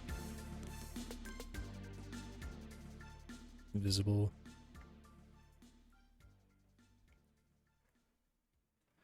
And this will just be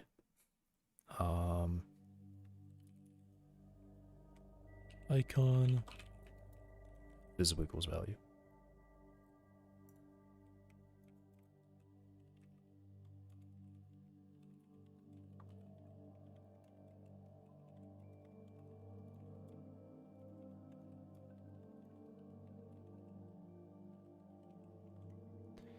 Simple. Expected an indent. What? You're just lying to me. That's actually just a lie. Reload project. Did I figure out if there's a way to fix that when that happens?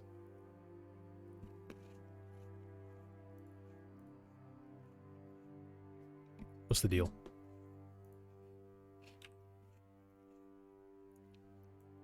Really? I have to use the comma? That's actually crazy. Okay, well.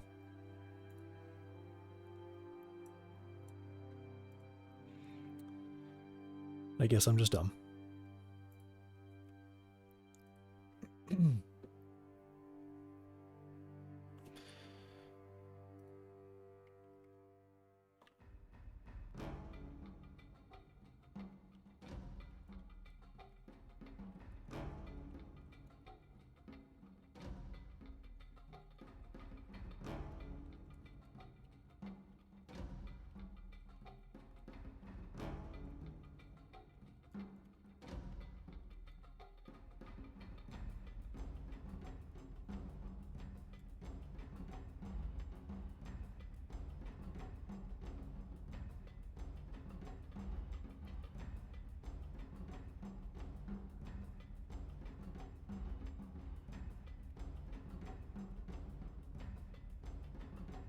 And then I would have,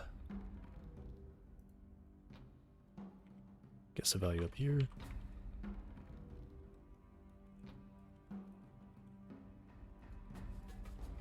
Will be expanded by default.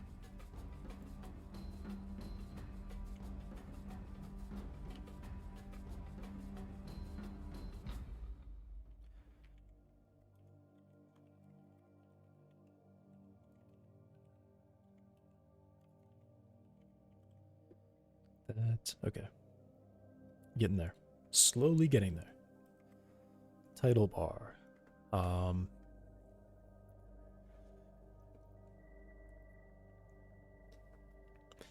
Then I will do icon is texture rect new, and it will how does this work?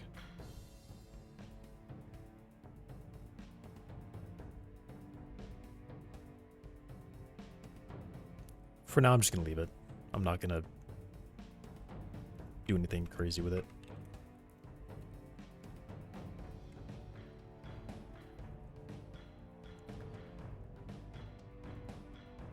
I guess I could have a default value though.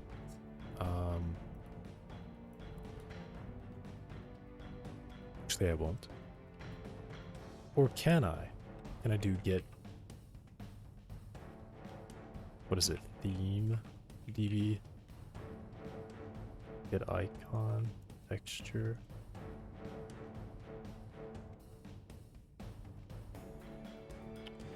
What is it? Somewhere here I do this.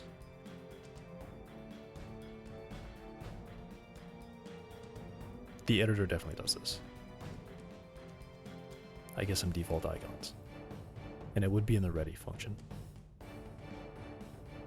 Get theme icon.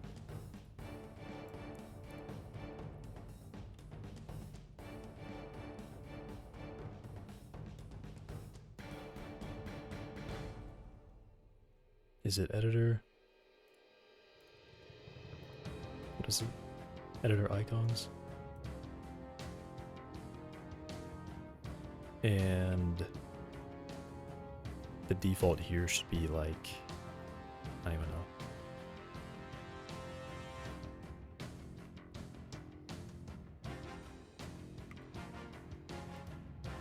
Oh.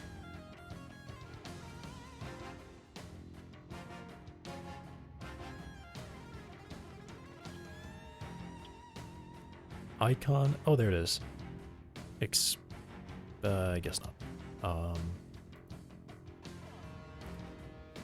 Maybe I can find it.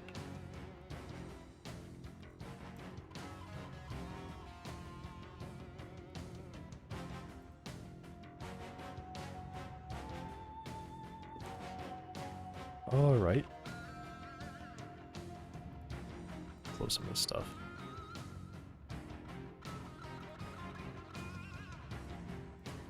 Oh my god.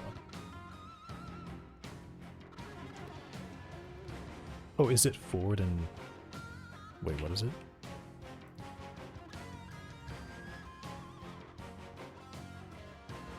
Okay, it's probably the arrow down, right? Arrow left, arrow right. Or arrow right. Nope. Is it...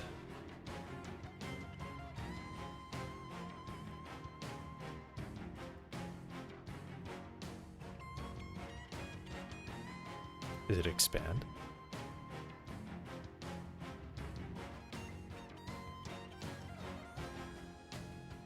No.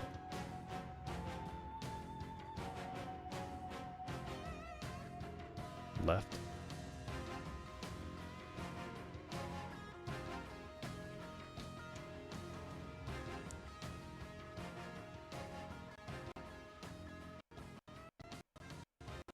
Okay. The Minecraft movie was a bad choice. You watched the Minecraft movie? That's crazy. You're a crazy person. Move left? No. Also, why am I searching left? I mean to be searching right, but whatever. It's not... Okay. What about expand?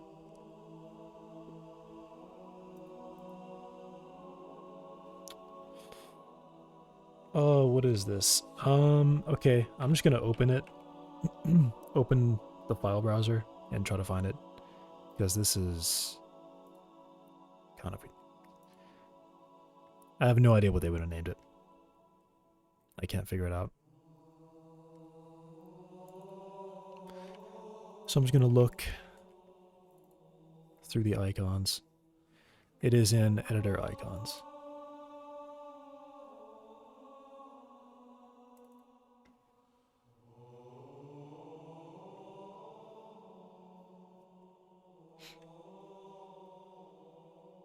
Code fold.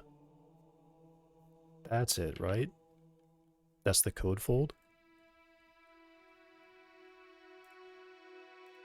It is. It's the code fold. Okay. Also, there's literally something called collapse, which is actually different.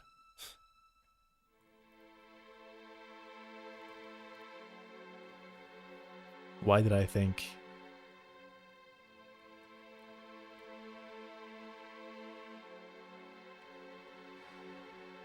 Oh, man.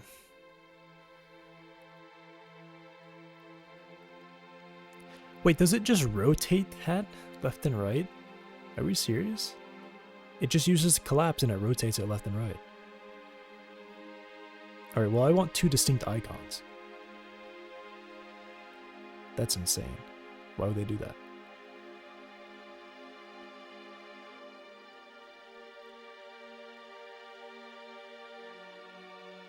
Why would they do that?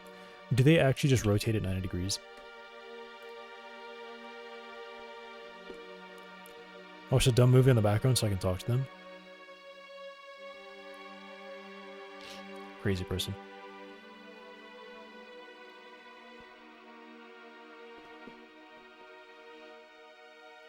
No, they use...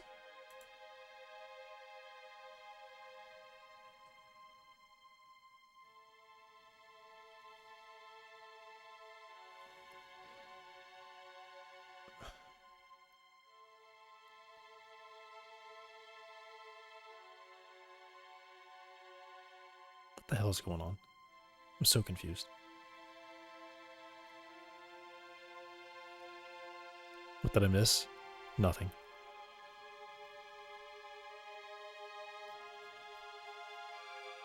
So it doesn't just rotate at 90 degrees, it picks a different icon?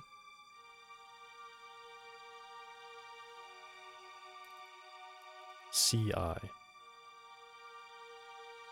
Icon.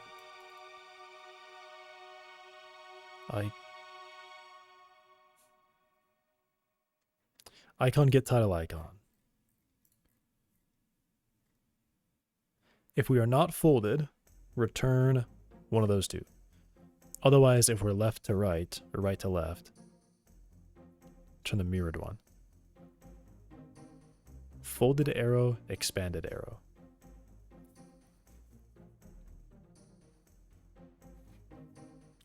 Okay. Also, the else if here is really funny because you don't need that else because this is returned, so the else may as well not be there. Wow.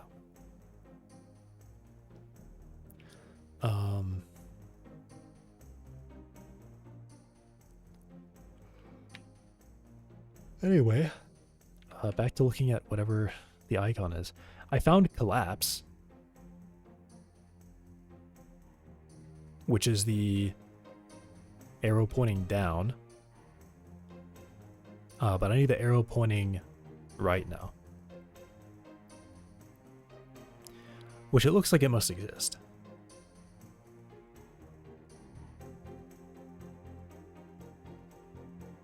It must exist. That arrow must be there. Do they use forward? I don't know. And why does it... When I look at these, it loads them weird. They're like all squared. Even if they're not actually a square.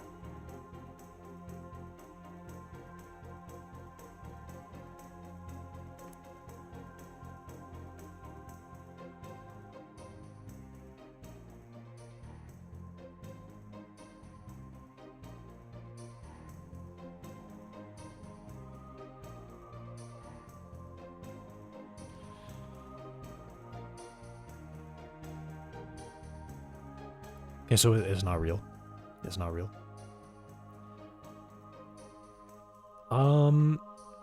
Maybe I'm going about this wrong. Maybe what I'm looking for is...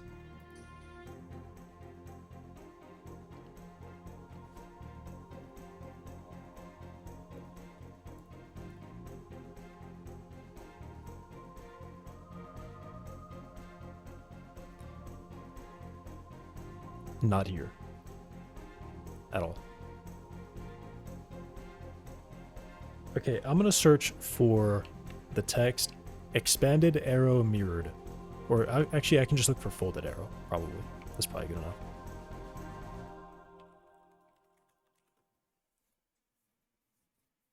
Oh, there it is. Is that it? Folded arrow, arrow right. That's not great. Foldable container.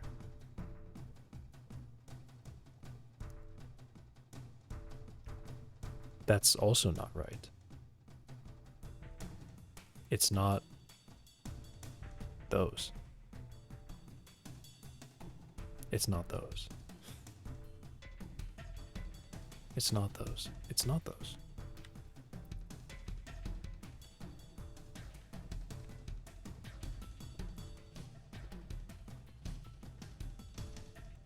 What is it? Folded arrow?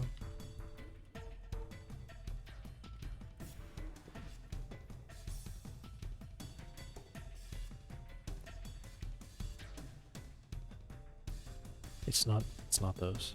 It's just not those. It's just not those.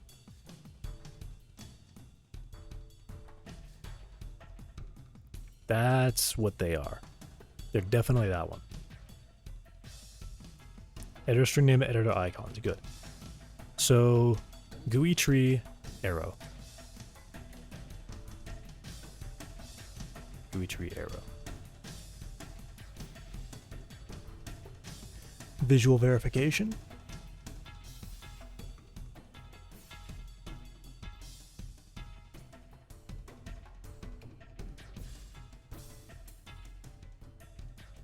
that's right. GUI tree arrow right, GUI tree arrow down.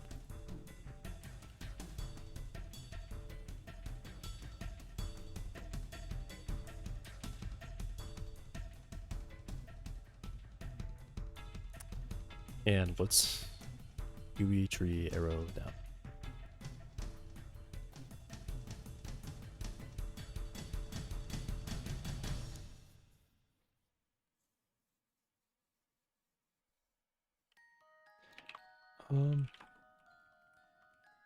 Let me look again really quick.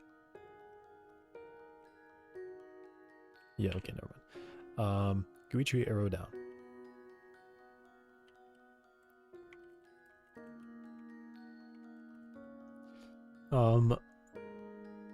Bold is shown when we are expanded. Show is shown when we are, if we are expanded, show fold. If we are not expanded, show.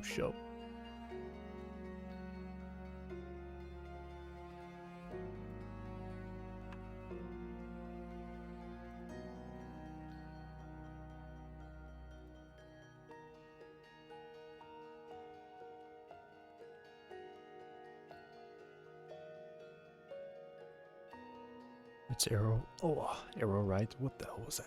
That was a weird feeling.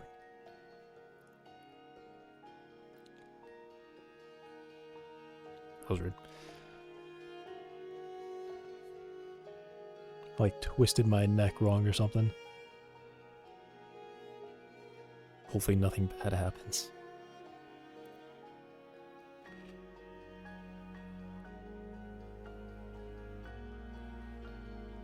Or right, arrow down. Good.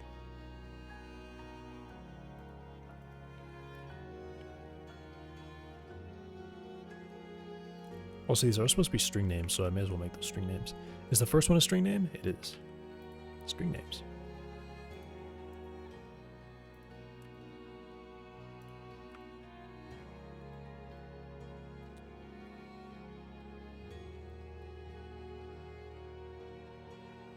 Yeah, that's just annoying.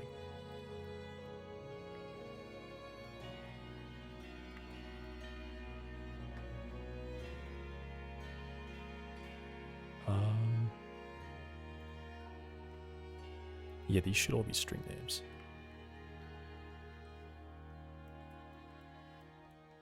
Although as I'm like pretty sure I'm still technically creating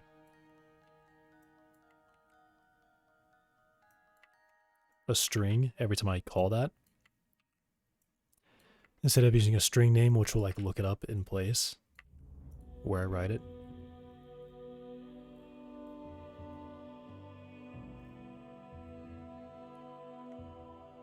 What did I just do? I just hit tab.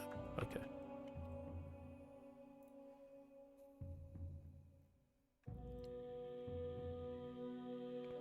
Okay.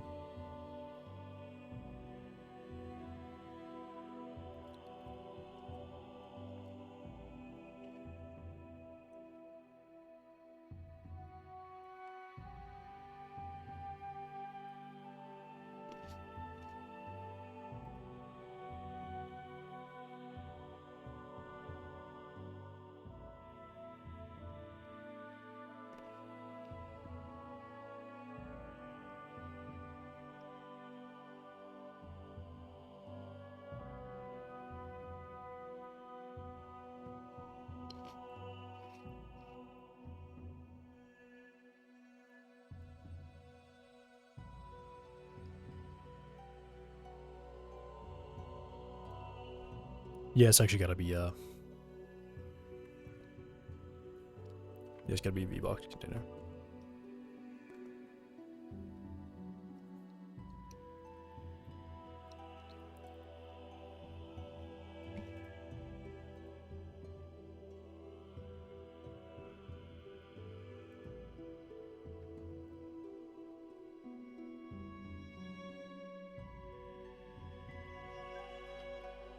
If node is ready, this will actually be last.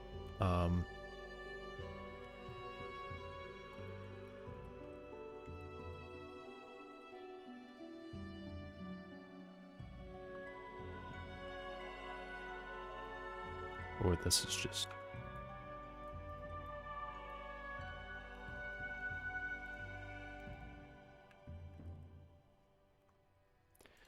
Foldable is control.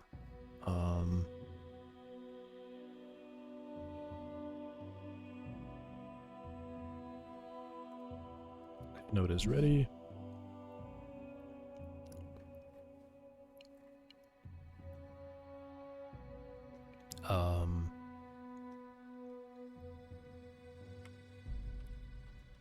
Head child, foldable,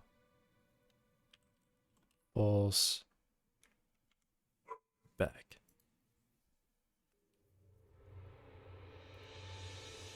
Okay.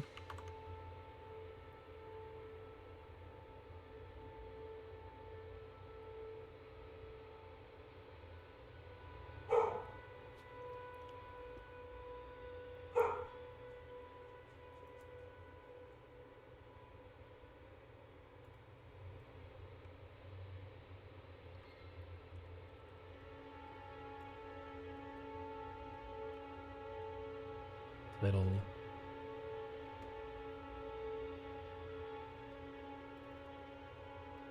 Control.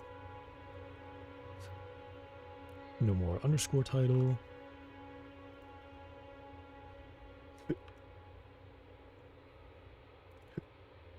If title, remove child. Title equals control. If is node ready. Add title to the front. Okay. It'll actually be title bar add child.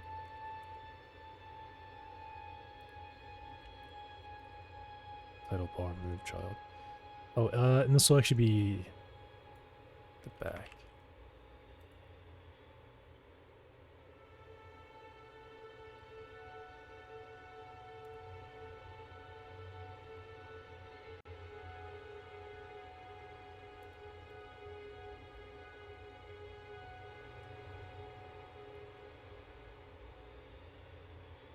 Child title bar. Jeez.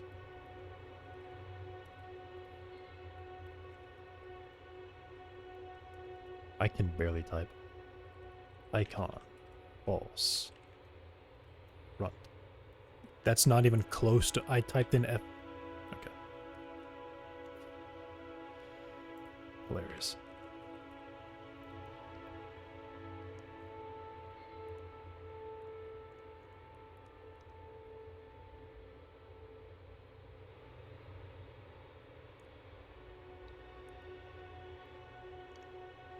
Actually, I can just do add child.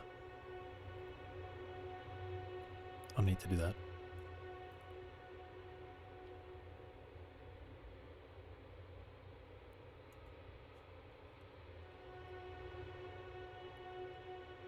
Move to front.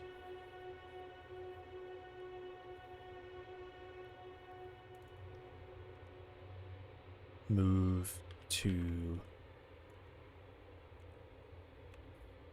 Why is there move the front but not like a move the back? Actually kind of crazy. Move child. Foldable. 0.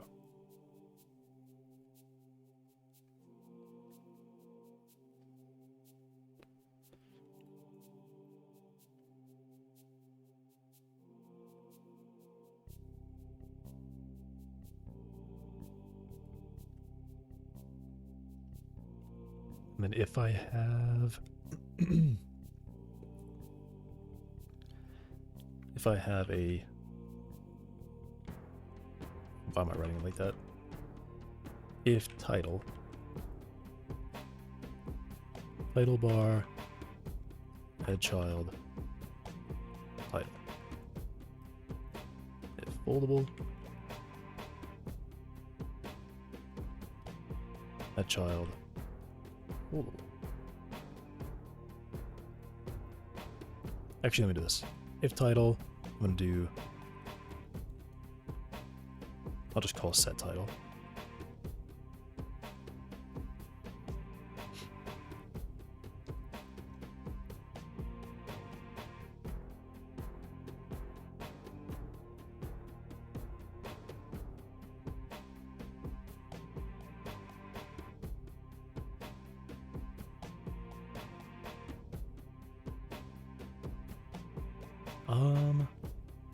Never mind. I'm just gonna copy that.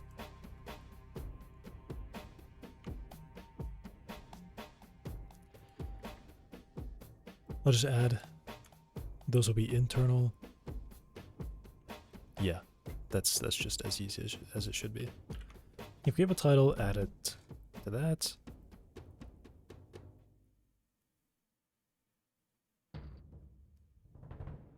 That child title bar will be at the front. So no internal stuff here, but I do move it to the front.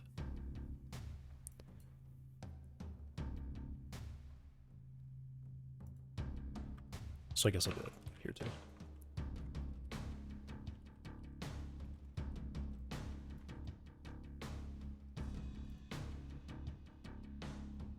Okay, then I update the icon, which will just set the texture.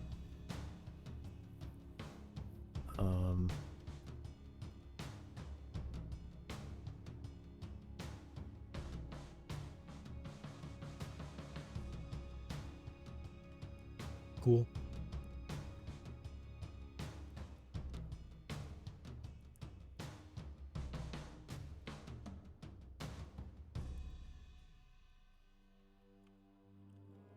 New function set icon separation.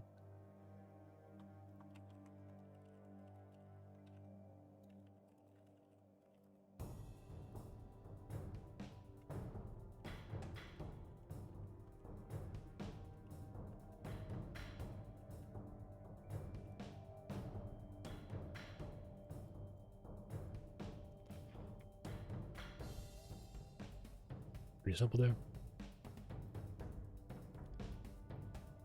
Oh no, this is I want title box or title bar.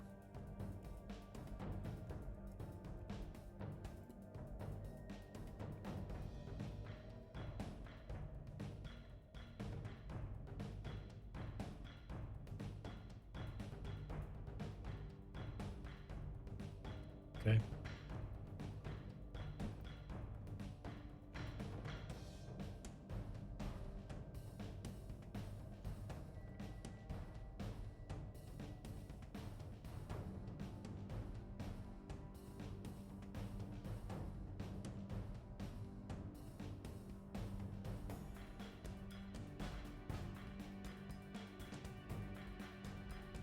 All right.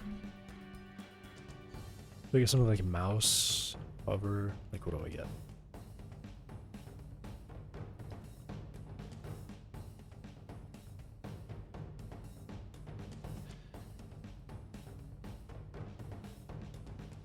What does this do? How do we know when we hover?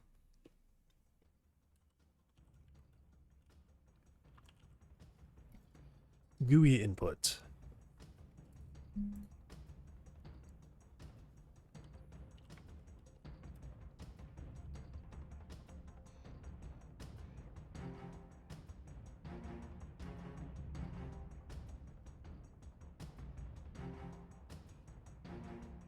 Okay. So I guess I'm just gonna basically copy all this. I can't copy it like that.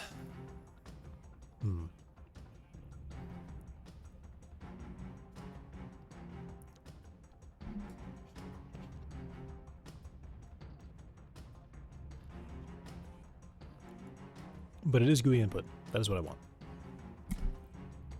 Sorry. My bad.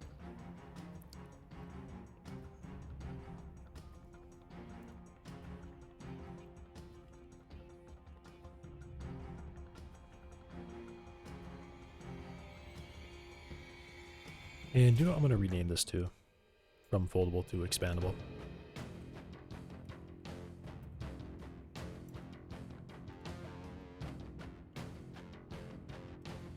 And in fact, I'm actually just going to drag that out there. I don't need the folder.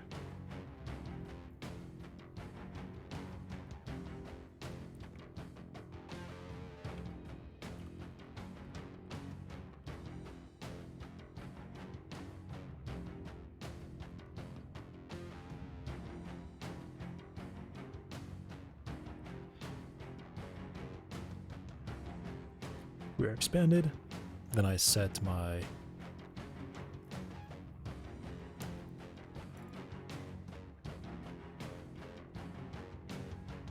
I'll even call this expandable.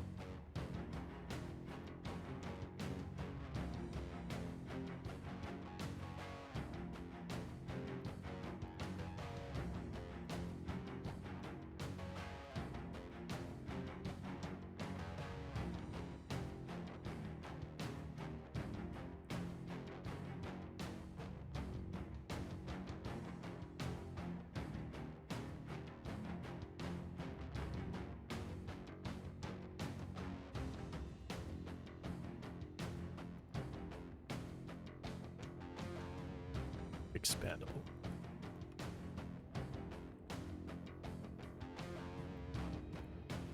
And these sets should be set is equal to set expandable control title, set title control,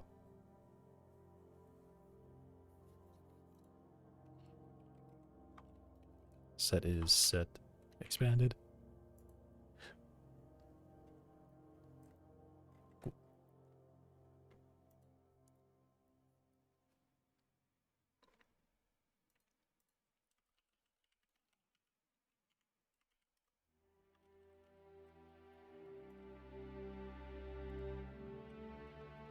And then I guess I would do expandable visible equals is expanded.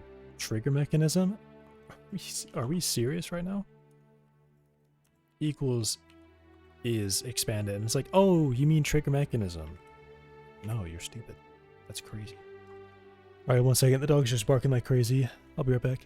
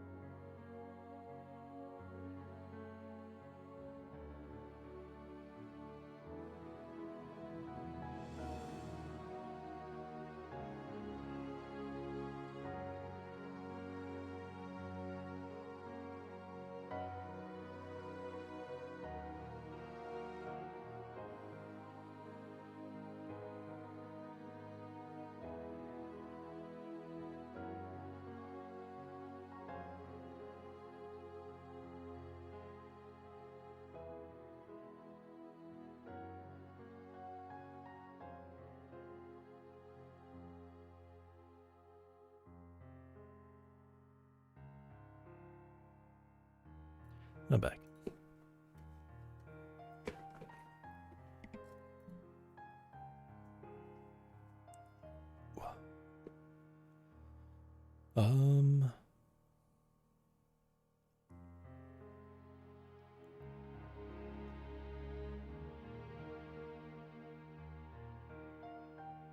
I just realized title bar should probably, it's a, yeah. Let me make this, let me do this.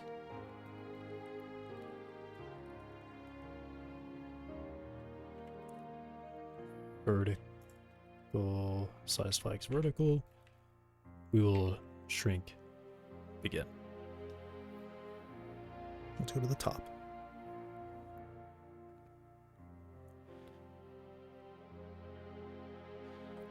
This is just in case I set like the whole VBox container to fill the space. It will still make sure that the title bar is collapsed as small as it can be.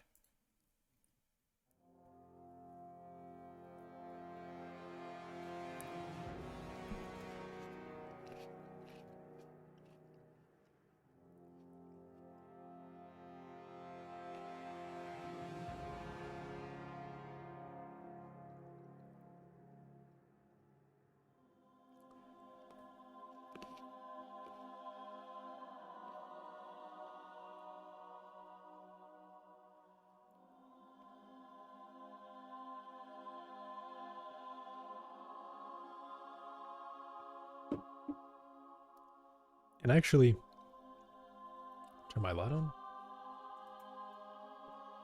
I actually just had a thought. Or rather, I remembered.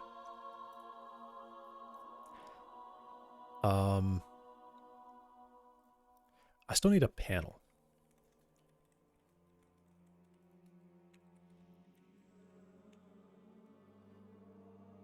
Yeah.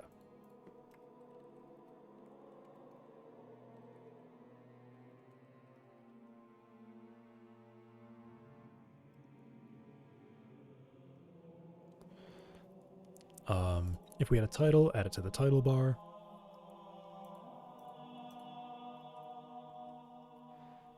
Add child title panel. This goes up here. Title panel.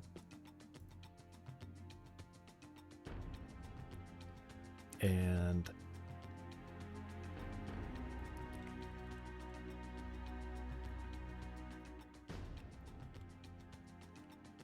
I think the default is, I mean, I can check. Size flags horizontal is 1, which I think is fill. Yeah.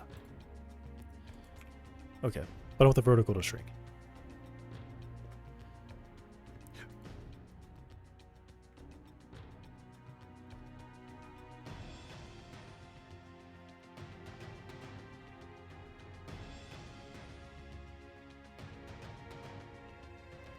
Add title bar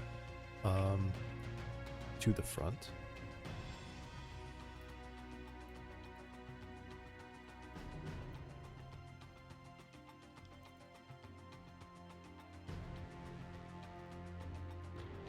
Title bar, we add the icon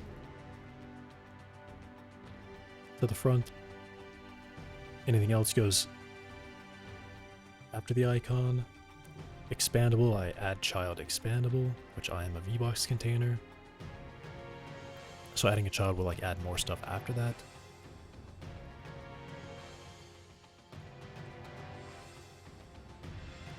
Okay.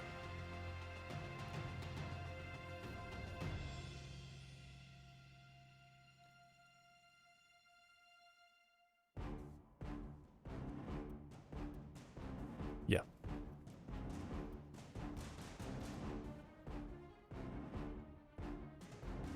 I need to give some space here.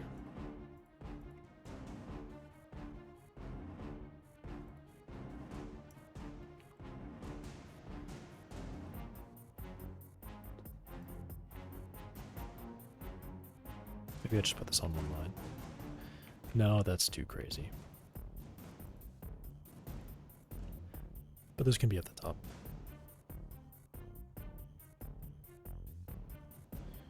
Okay.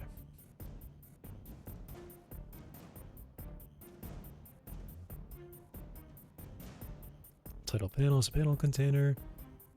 Title bar is HBox.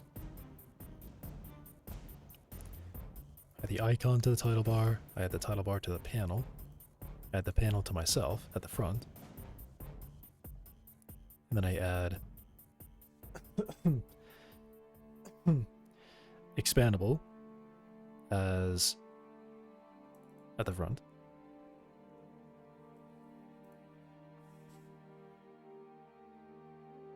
And then I set the icon. Okay. Now I need this click. So when I hover, I will also do like a queue redraw, I guess. So I'm not updating it constantly. Actually, no, it literally doesn't matter. Literally doesn't matter. No, I do have to queue a redraw. Or no, I can just change the style of the panel that is underneath me. Okay. Input event mouse motion.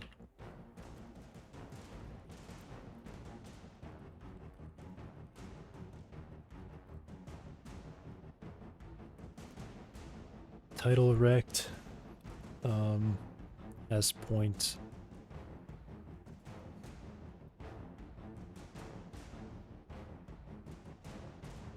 So I need a rectangle of the title bar, right?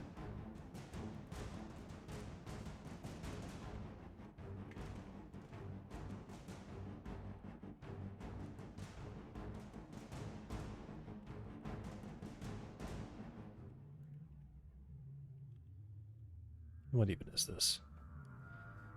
0, if we're at the top, 0. So I'm assuming this is like XY.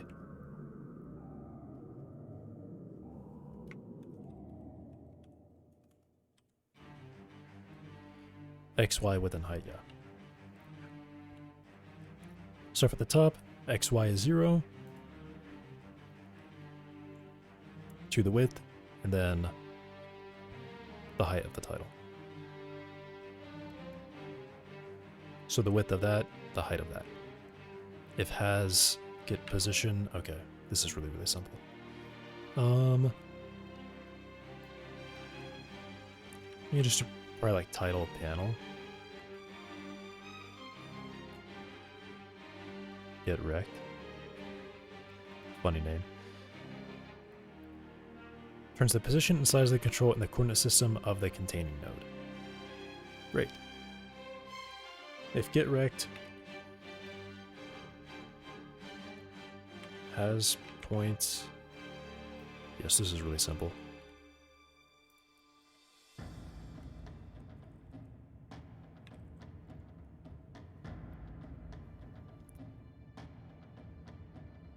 Coordinate system of this viewport.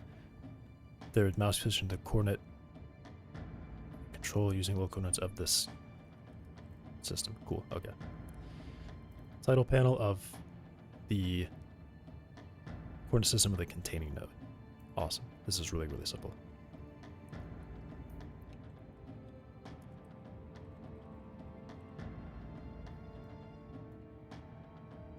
Do I want to explode? Yeah, I may as well, right?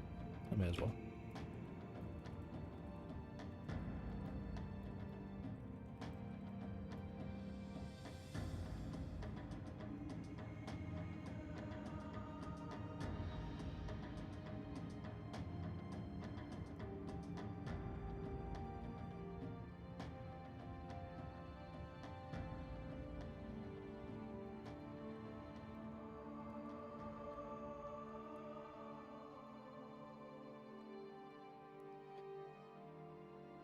Okay. Is hovering is true. And then I guess if we are not hovering, set it to hovering. If we are hovering, set it to not hovering. Okay.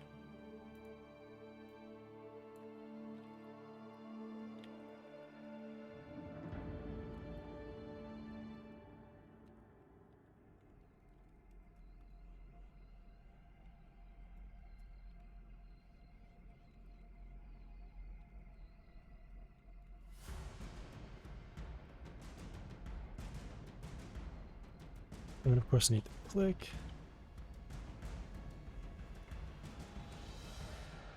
Mouse button. If we've clicked within, we set folded, we flip it.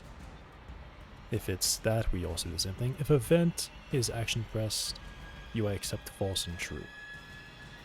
Then I guess I have to say accept event? No, I guess I don't.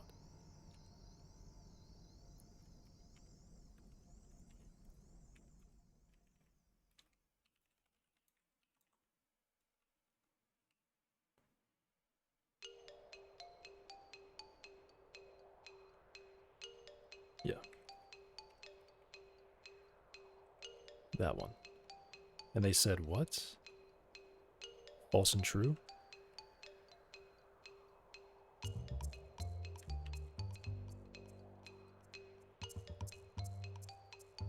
I'm back. Hello. You know, it's weird when you say I'm back, but you never say you're leaving.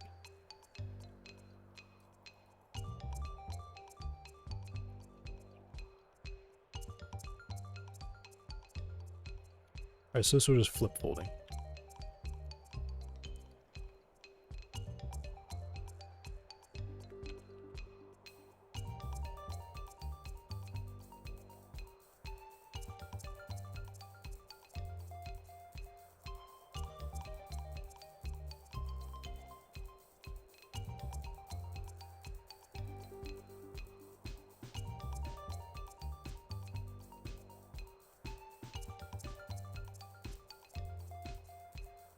I guess this actually goes up there, update icon.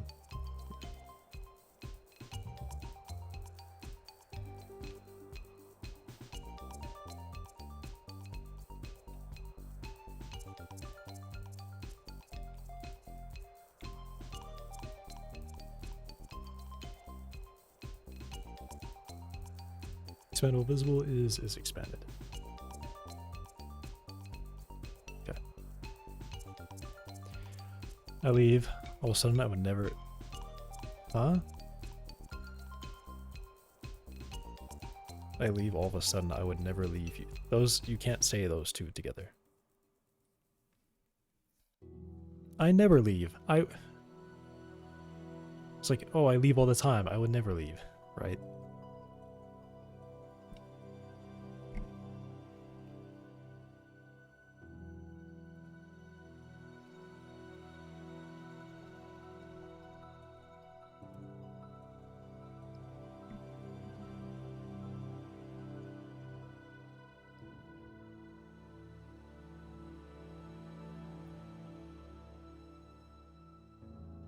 Control accept event. Okay. And return.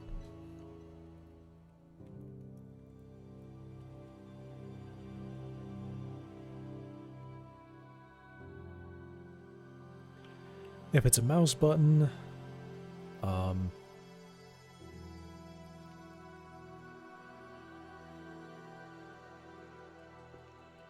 get the rect. If we're in the rect and we're pressed and it's left,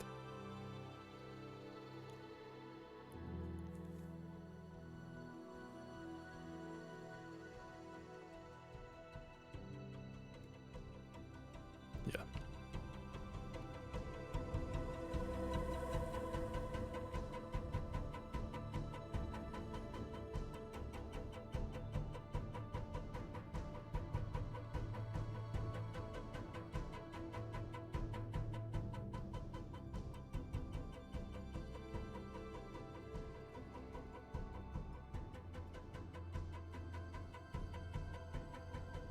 And title panel, erect has point.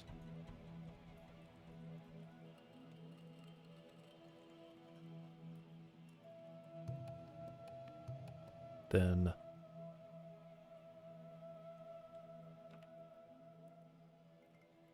is expanded equals not. Is expanded. Accept event, return.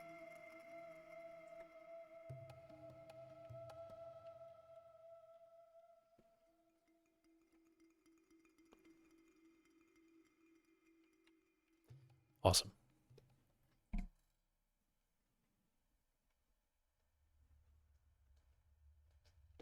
So now is hovering, set is hovering. Now I want to get some themes here. So I want to get the theme style box for foldable container.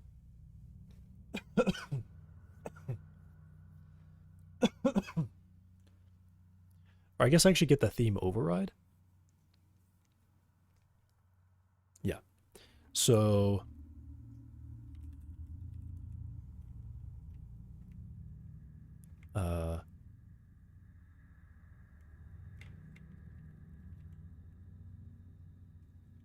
get theme style box.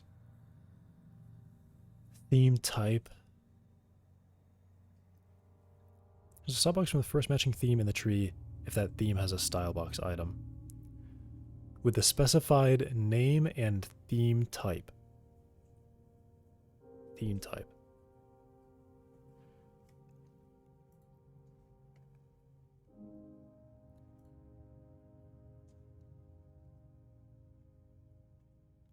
Is that this? Telecom controls own items use various get theme methods without specifying theme type. Without specifying theme type. Okay. Okay. Name.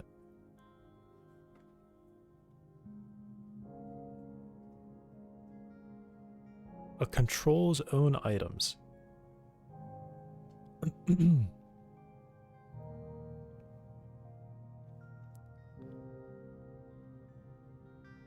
Fallback.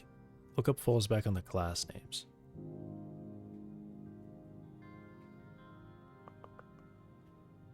Used by this control to look up its own theme items. When empty, the class name of the node is used, as well as the class name of the parents.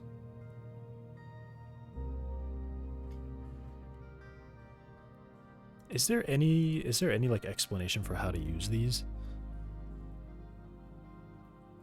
Maybe theme color? Oh, it just says font color. Oh, no, yeah, I do want to look that up.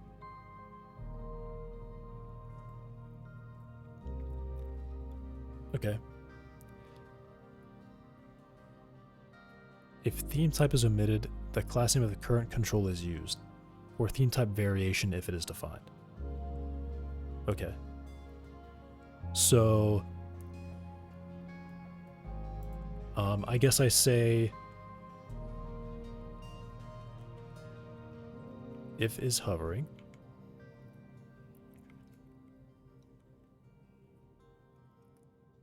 Let me actually say type, what is it? Get theme color, theme type is a string name, okay.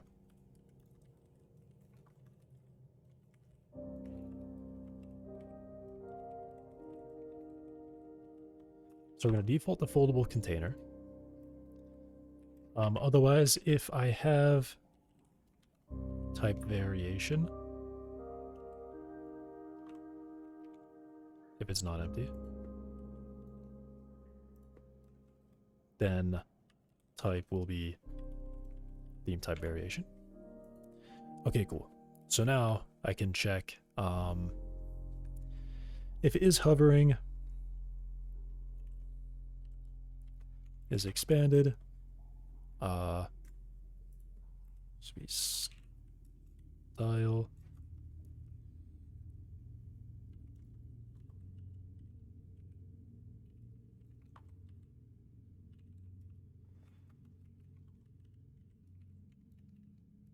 style box. If we are hovering, we are expanded. Style will be get theme style box. From here, and I can read them all, or find methods. I would read expanded, hovered, title hover panel.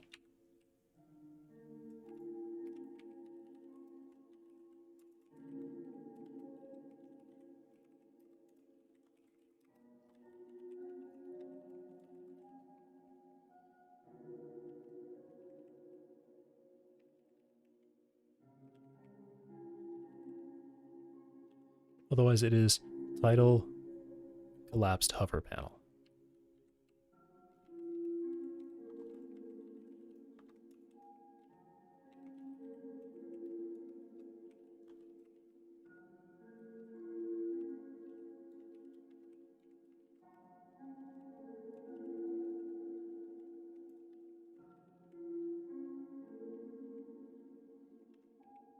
Oh, and then theme type, duh. Type.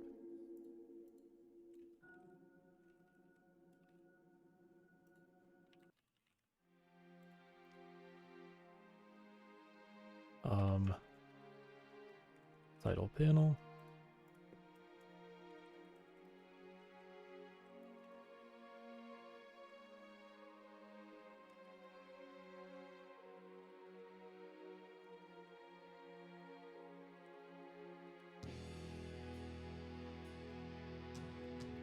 Title panel collapsed. Title collapsed panel.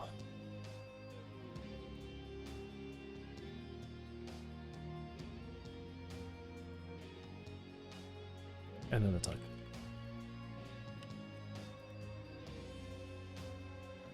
Okay, then I do title panel, add theme, stylebox override, panel containers use something. Here's one. It uses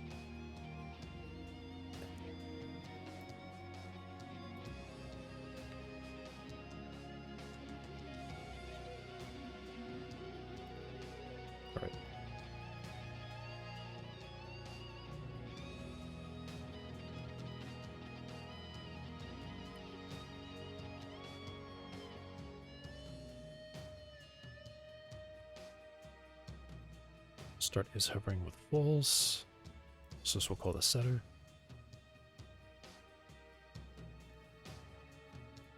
Cool. Okay.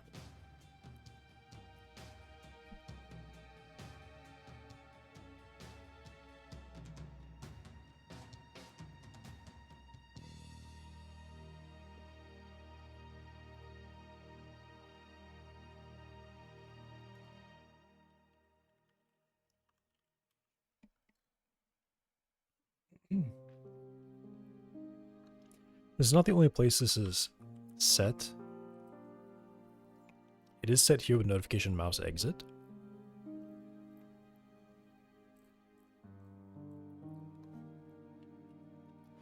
So let me see if that exists on like control, notification or something.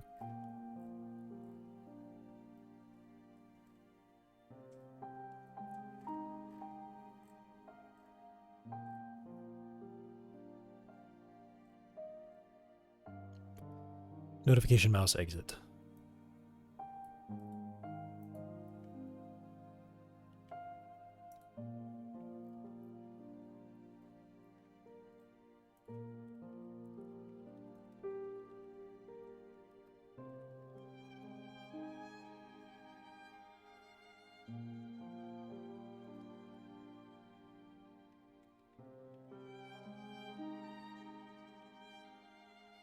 If it is true, then we set it to be false, right?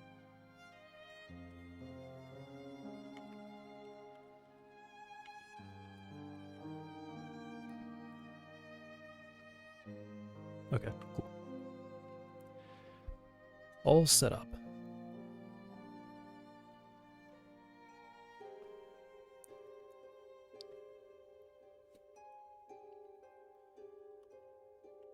Whoops. Hitting Control S on Vim for some reason.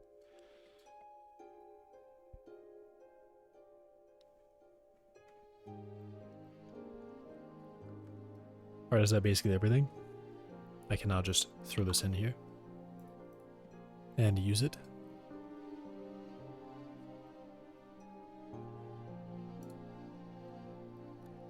Unfortunately, I can't just kind of like add it so easily.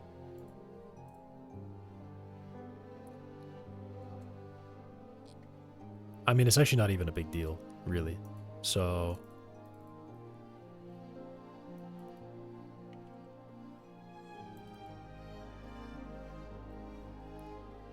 yeah, I was gonna look at this too.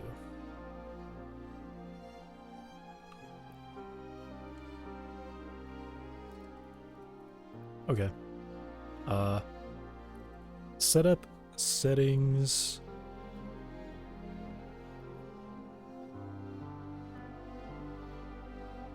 All right.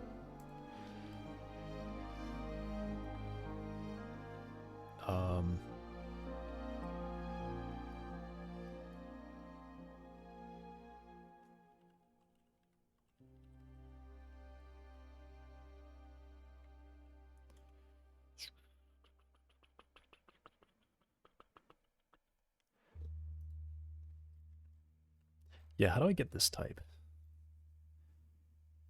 I think I just have to make it.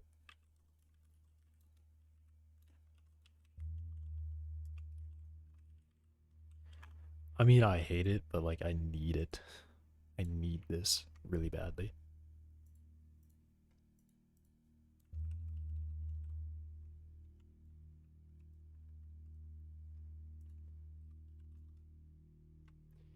Yeah. And now that I'm doing that, I can just throw them on here.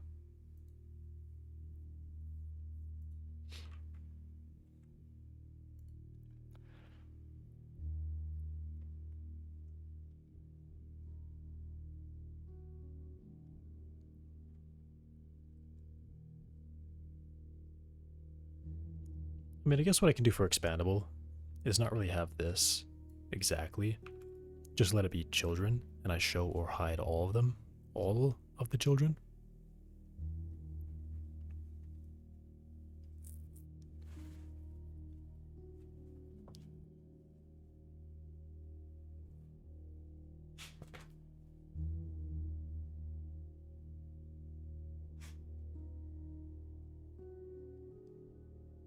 I could make myself a panel container.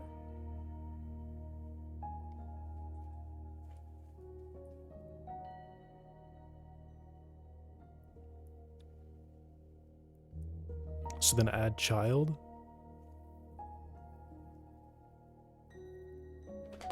So then I would just have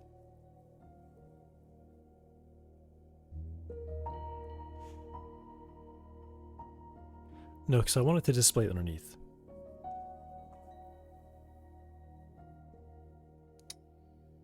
Red. Okay. I gotta take the dog out. I'll be right back.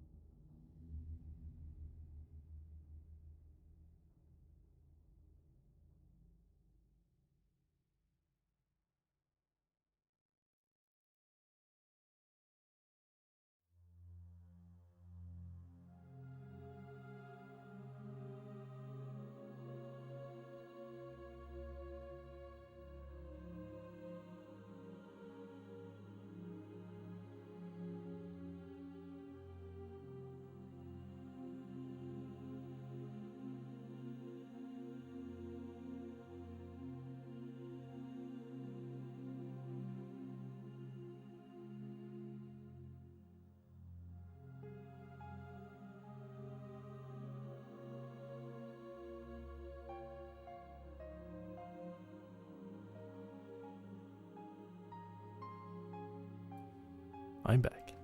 You're back again? Never mind, I'm leaving again late dinner time. Okay. Again, you didn't even say you're leaving, so.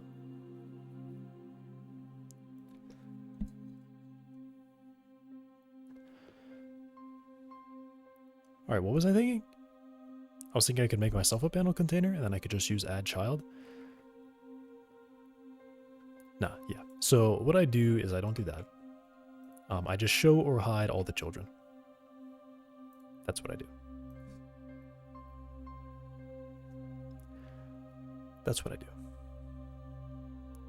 Actually, I do use a single node. I do use one node.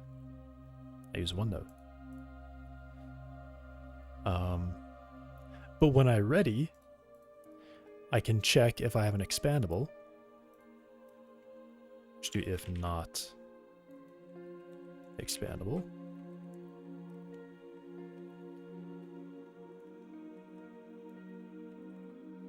Search first child and make it the expandable.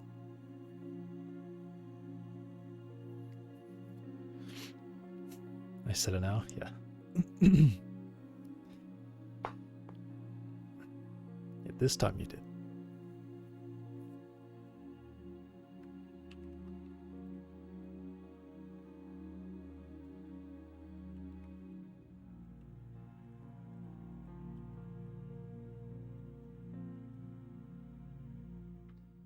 What if there are no children? If no child exists, the method returns null and an error is generated. Well, what if I don't want the error? What if I don't want the error? Ugh.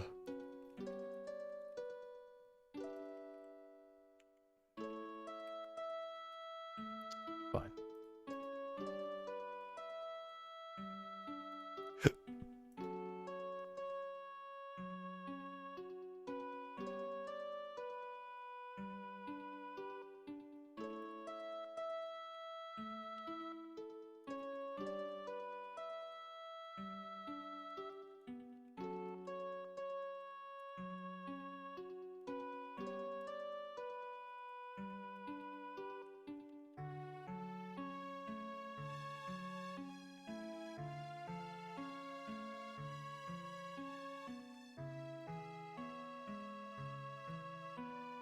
Here we go.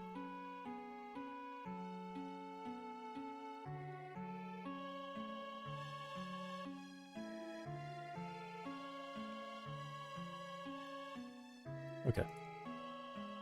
Change type. Control. Container. Where is it? Where is it? It's a thing now. Oh, it's a vertical box container. It's not a panel container. Container, box, vertical box, expandable. Change type. Expandable. And I'm actually going to copy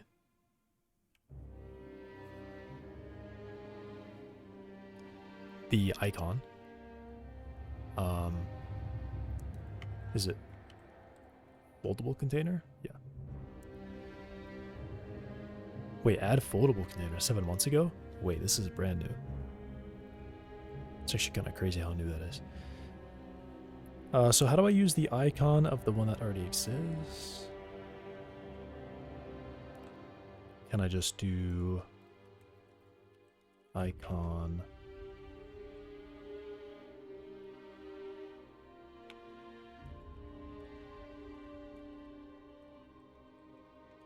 Is it like that?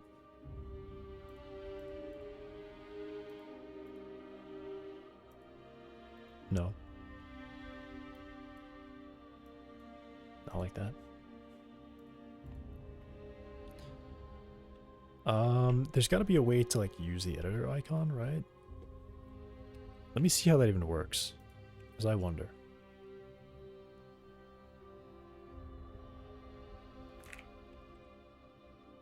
Where could I find this? At icon.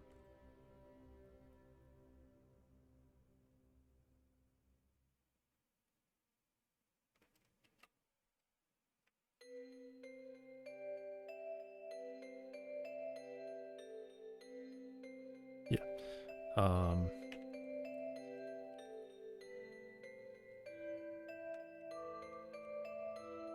No text. Ooh, parser.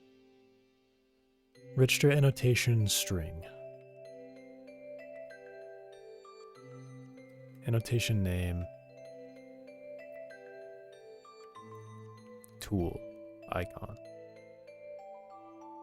Okay.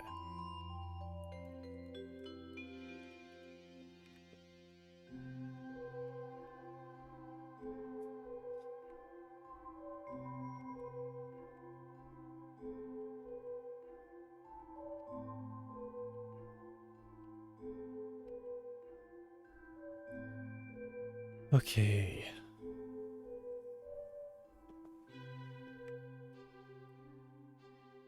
Asking the path to the icon.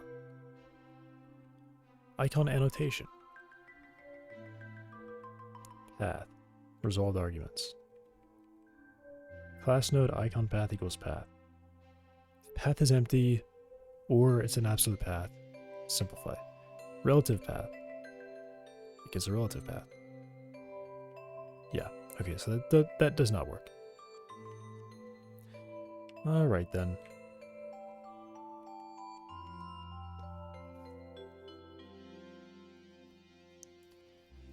Alright, but does this work? Also needs a title, I guess.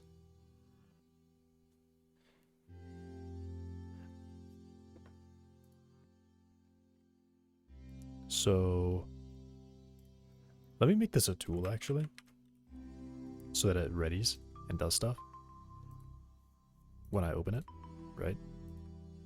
Reload scene. Boom, there it is. Icons. And it has the right stuff as well. Can add child already has a parent. Right. So I have to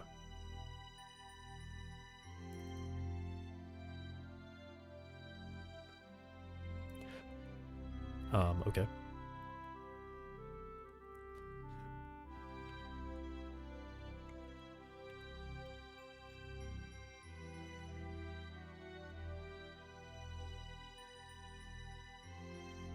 Actually,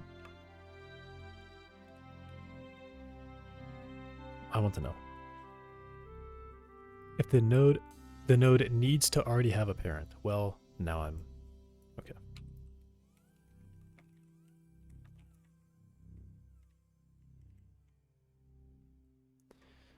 Tell me it's not an error. Yeah.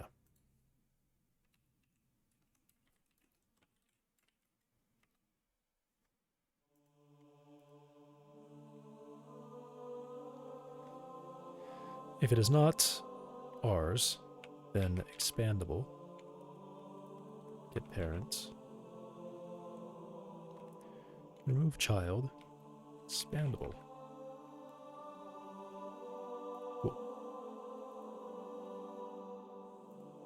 Reload scene. Nice. Can add child label to vision settings. Already has a parent vision settings. Still happening.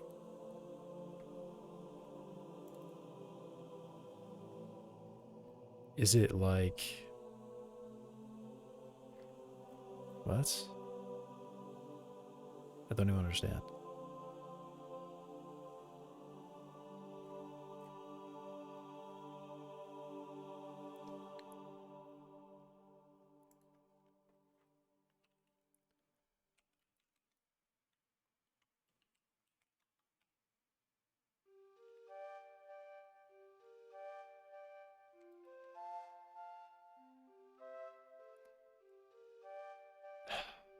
I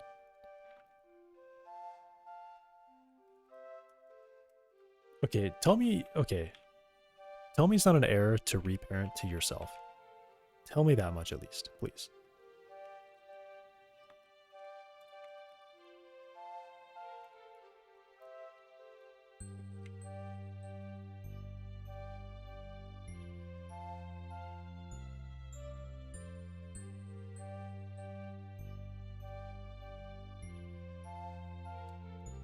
It calls no to reparent. If parent is current parent.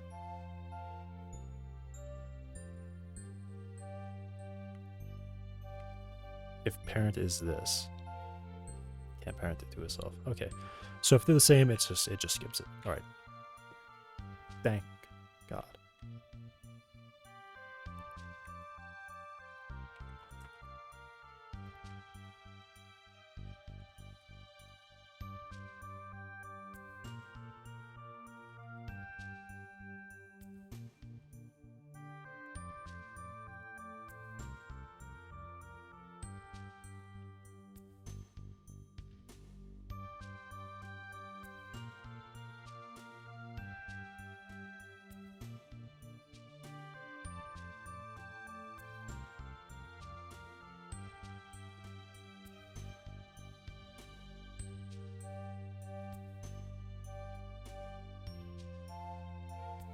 Okay, this is actually really annoying.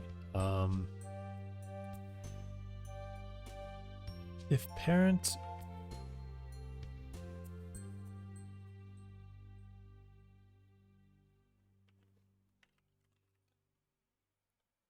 is not this, oh God, I actually I can't describe how much I hate the fact that reparent requires the element to have a parent. Can't describe it.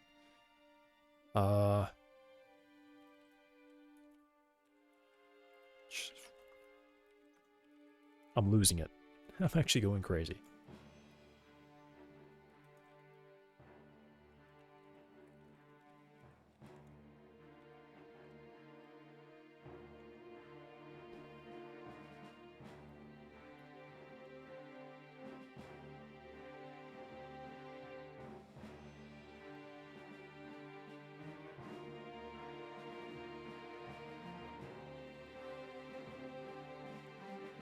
If parent isn't ourselves, it will do if parent child expandable.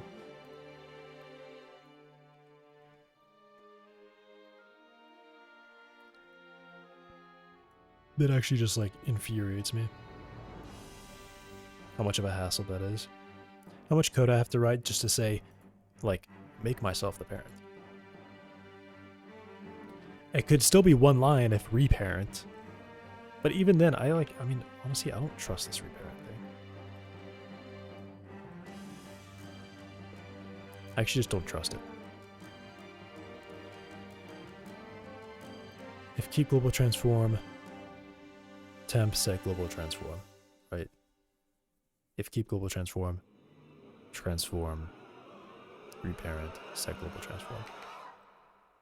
It's actually fun how each one of these is identical, just the difference between a transform 2D and a transform 3D.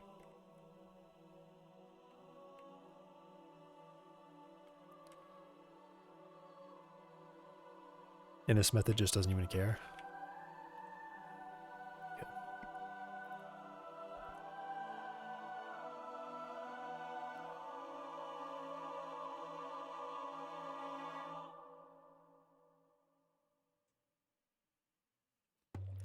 Actually, what does it do?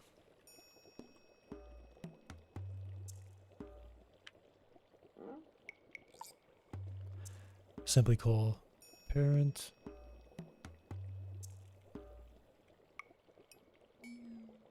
Simply call reparent. Okay, I can use reparent.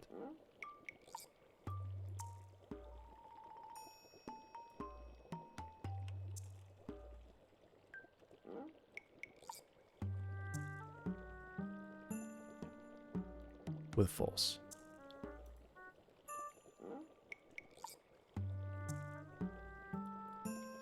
If parent does not equal if parent, reparent. Else add child. All right.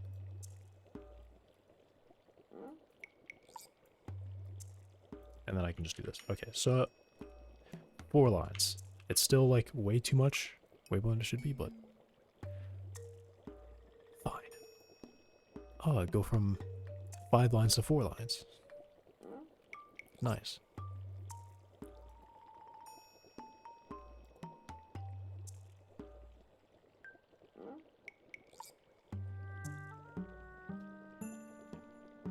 Okay.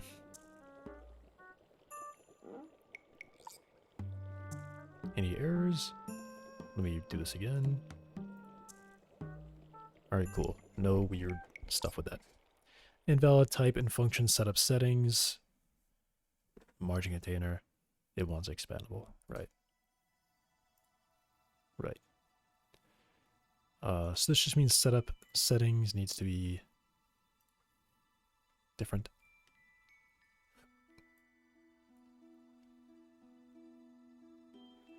Wait, what does it mean by margin container? Wait, what? Talking about margin container. Oh, this one's a margin container. The object class argument 1 expandable or VBox. It's not a subclass of the expected argument class. Expandable container. What do I do with container? I call that. So actually what I really want to do is I want to do container set title control to title bar. And then I can put my own text there. Ah.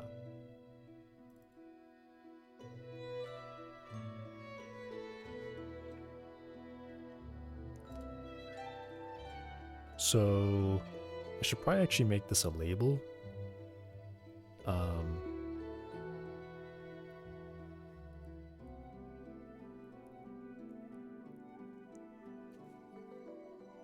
Yeah, so let me do this.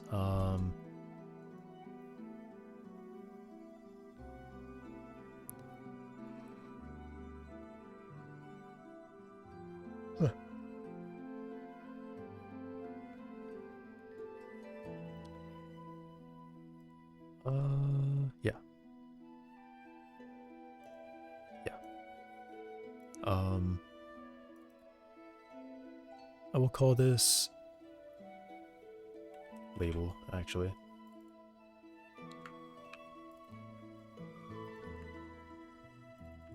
And title will be different. A child label.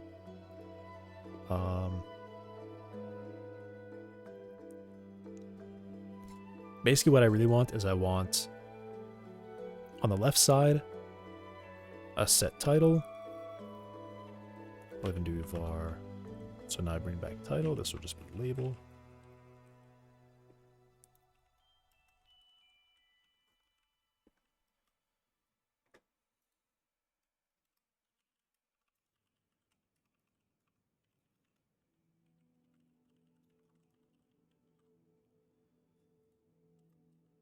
Title text, sorry.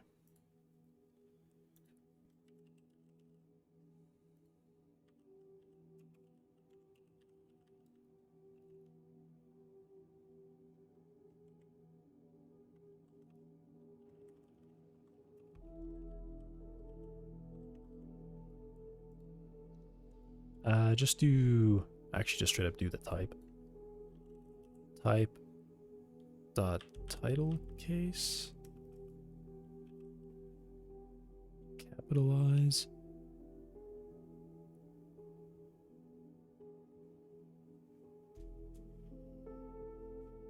Yeah.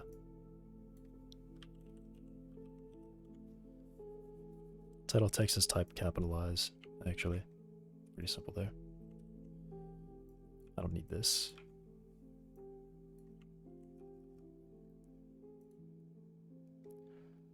Title bar. Title.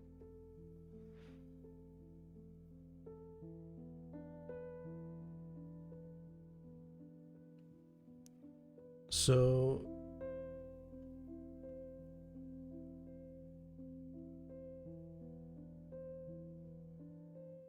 I think my idea here is I want...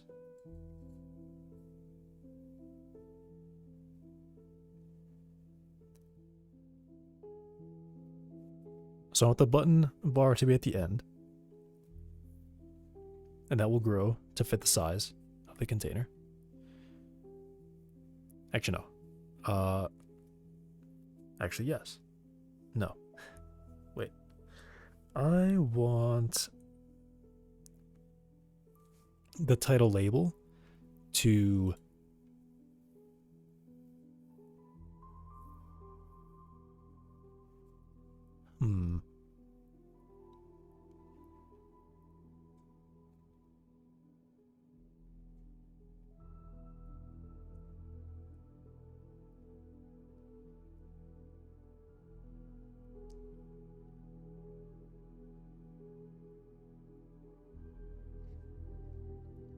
right. I think I'm probably just overthinking it. No, I'm not.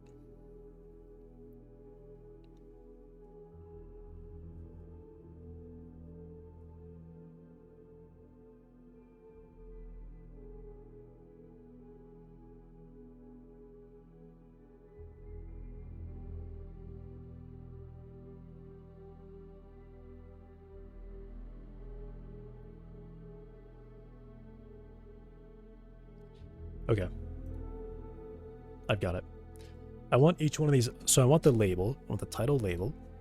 I want the title to take up a third. I want the label to take up a third. And I want the button bar to take up a third. Right? These are the ratios. Right? You have these stretch ratio or whatever. Or is it yeah, stretch ratio.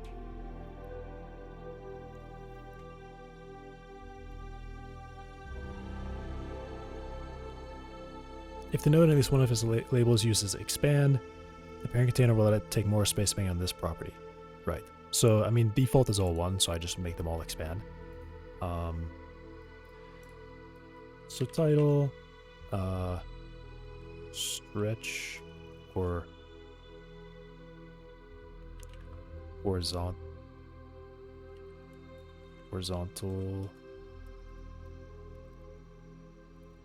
equals fill expand. Yeah, expand fill.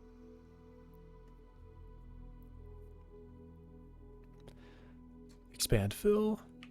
Same thing here. Label will expand fill, and then button bar will expand fill. Okay.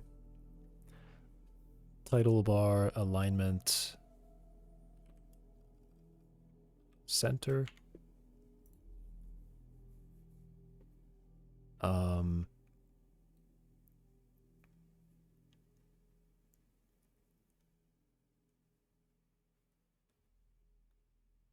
Actually, I guess what I really want is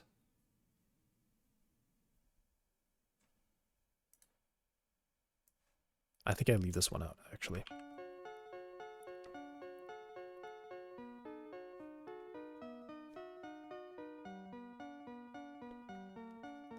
So these all grow to their max size, as large as they can. They can take up as much space as they can.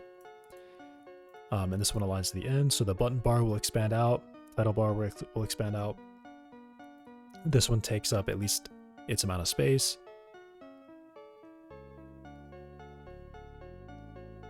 Cool.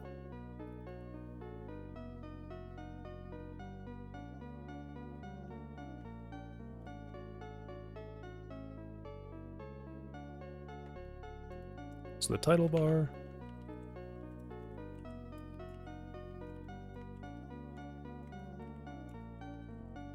Title, label, button. And then we set that. Set up all the settings. Accept editor. I would do vision settings, set expandable control, division. hearing. Okay. Cool. Now, what happens? Let me go ahead and make sure the logs are clear.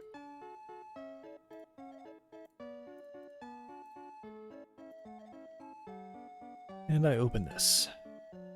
Okay. Not quite what I wanted. Invalid property key hearing vision. Am I? Yes. I am.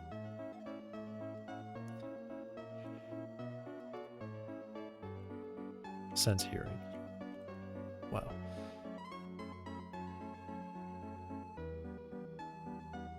And then I don't need this print anymore, which I thought I took it out, but I guess I didn't.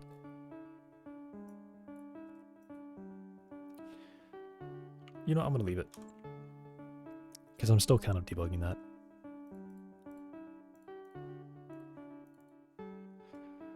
Okay, very close, but not quite.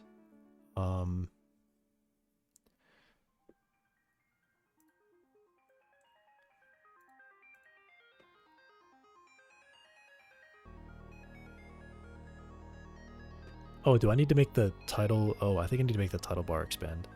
I think that's what I forgot. The title bar doesn't actually expand. Yeah, the title bar doesn't actually expand.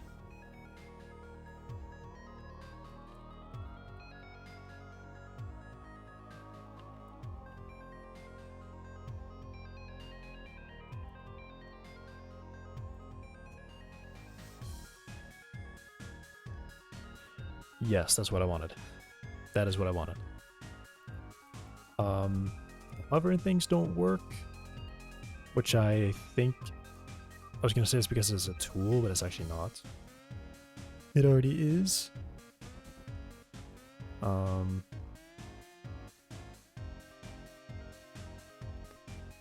the theme didn't work either. GUI tree arrow right editor icons. I don't know why those didn't work.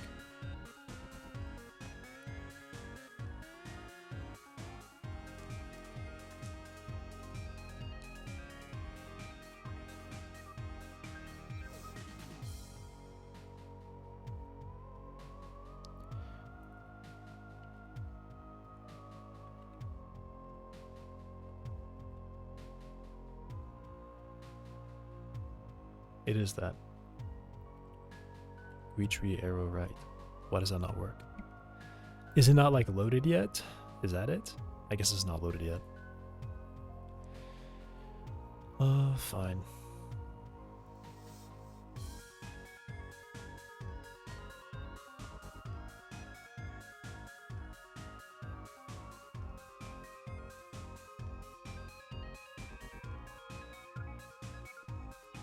Can this be null?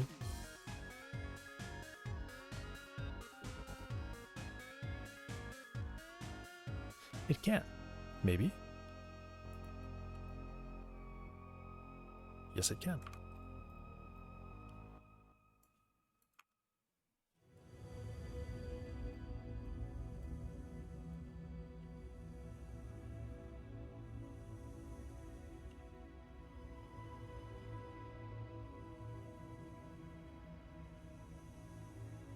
This is icon fold.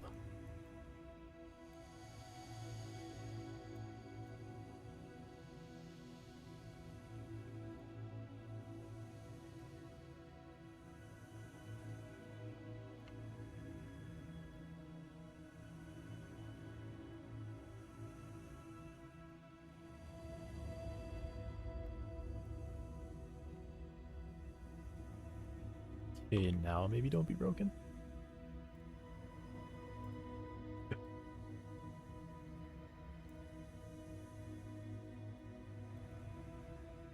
Nice. Clicking still just doesn't work at all. Oh, it's probably because it needs to have that mouse input, doesn't it? Yep. Title panel needs like mouse mode.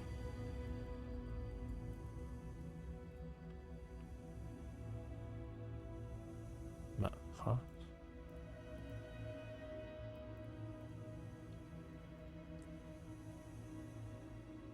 Filter? Mouse filter?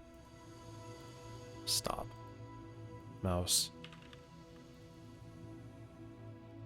Stop. Let me check if foldable container does that.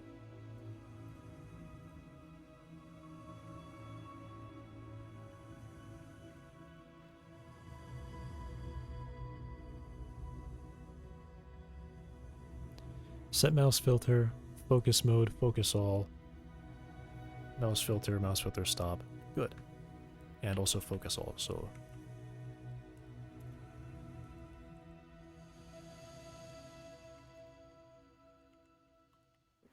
Cool.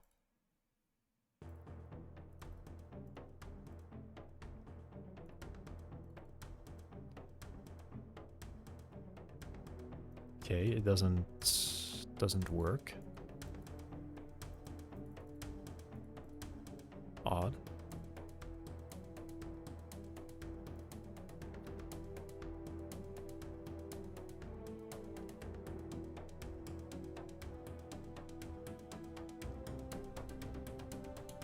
Oh, itself needs to be this too.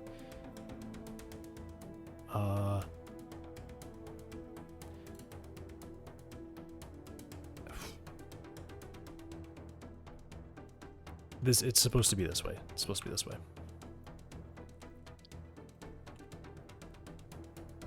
It's supposed to be this way.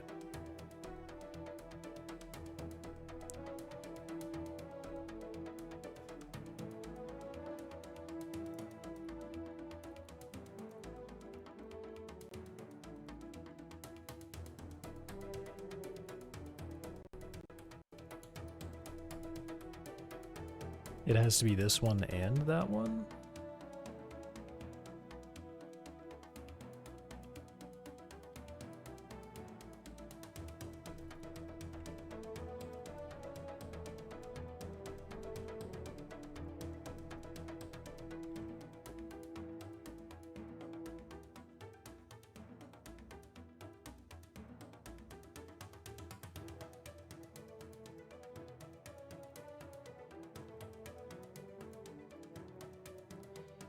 Okay, I'm actually confused. Why does this not work?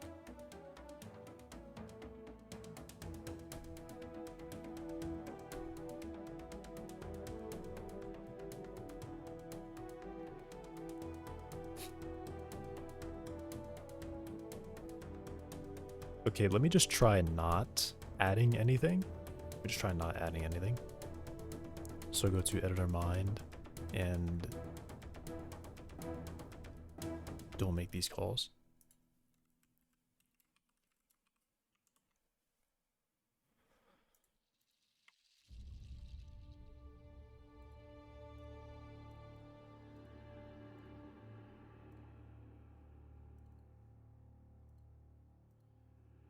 Doesn't work.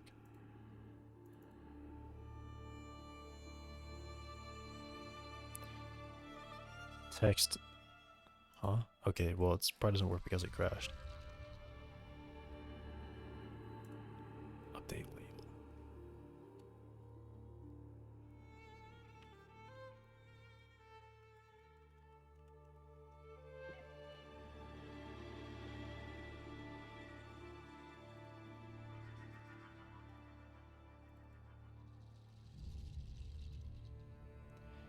Yeah, I don't understand what's going on there. I don't get it.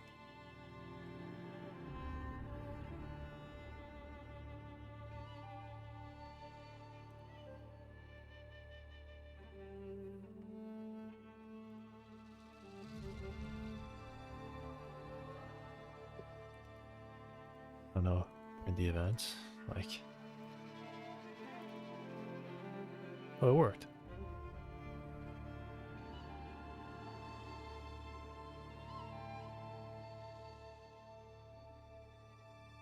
Wait, what? It's only happening on... Okay. I get it.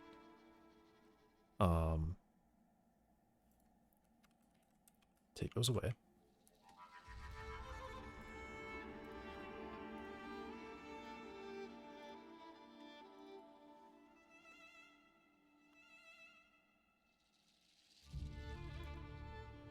Oh, the panel just isn't taking anything. Is it... Yeah, I don't get anything until I hover down there, and then I get those. Okay, so I'm just not getting it at all from there. So this is working, but this is like covering it.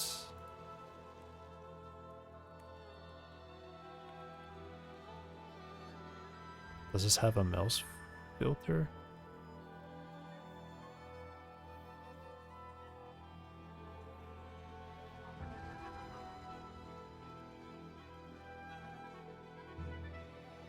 Oh, mouse filter overrides it to 0. To stop. Hilarious, actually. That's actually really, really funny. So, receive if clicked. The control also see if pass.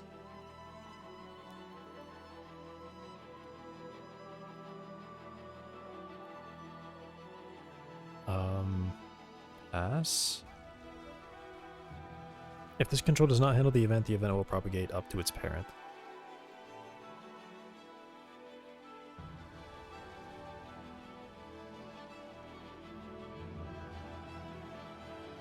Okay, so I think I want to change it to ignore then. Like, that's just crazy that the default is to block it there. That's actually just kind of insane. Why would they do that? I don't know. Oh, it's doing it. Oh, it's working. Okay. Crazy stuff.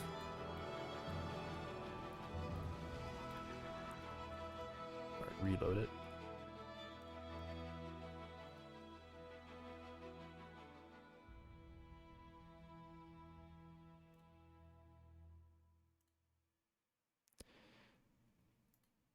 Awesome. And that looks like the right, looks like the settings that I had. Awesome. Alright, put them back.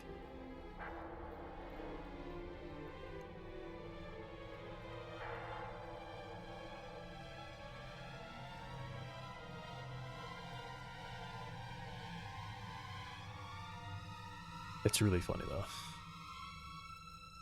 And I can click these, and I can click these.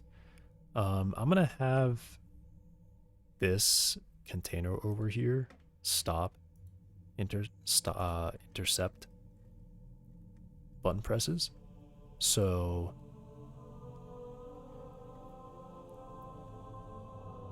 it's not grabbing, I guess. I don't know what I'm trying to say. I don't know what I'm trying to say.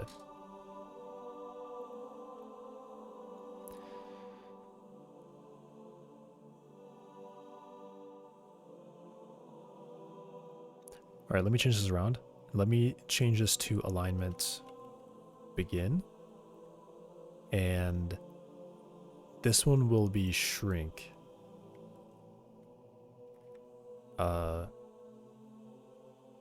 Shrink end. And then it will block.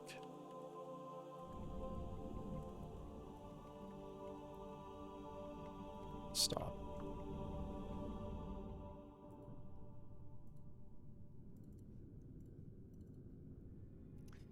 It didn't quite work, but this does block it now, so I can't click behind this bar. I don't like that I can click over there, though. So I gotta figure that one out. Is it because there's like a border on this? Okay, let me drop... Where am I trying to go?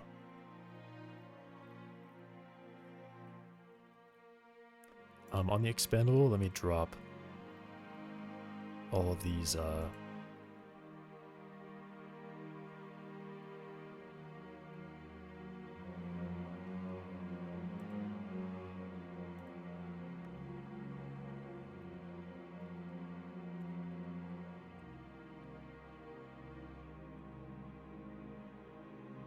I'll duplicate it. Actually, can I do like add override? I don't know. I'm suspicious. Style.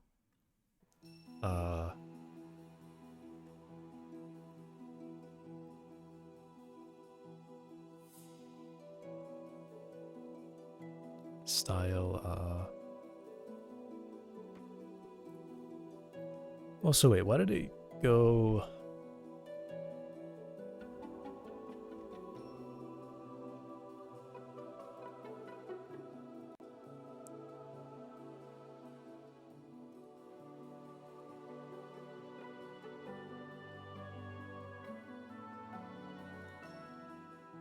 Title bar alignment begin. Expand fill.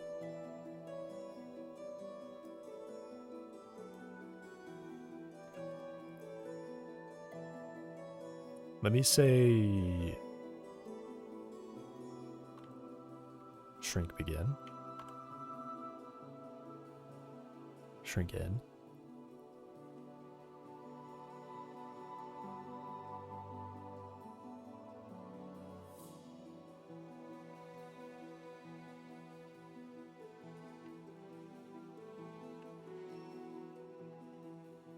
Expand.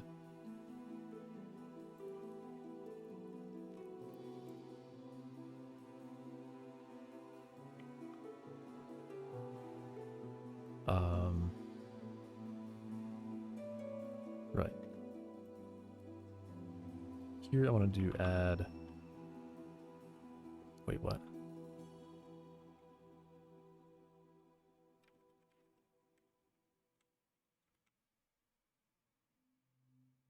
Oh, it is content margin.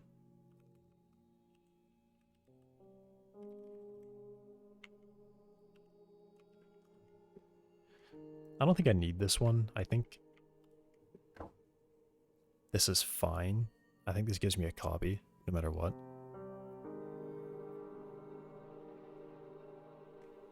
I think so. I'm sure it does. I mean, it has to, right?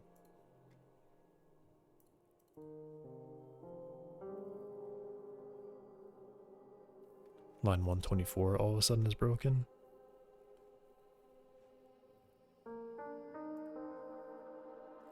What?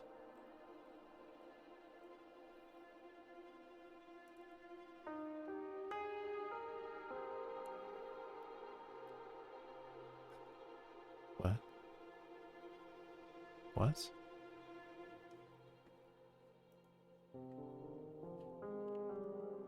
Okay, no, literally what? No, what are you doing? I didn't touch any of that code. What are you talking about?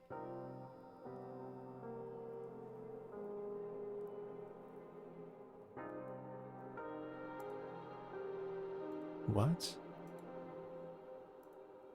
Invalid assignment to resource.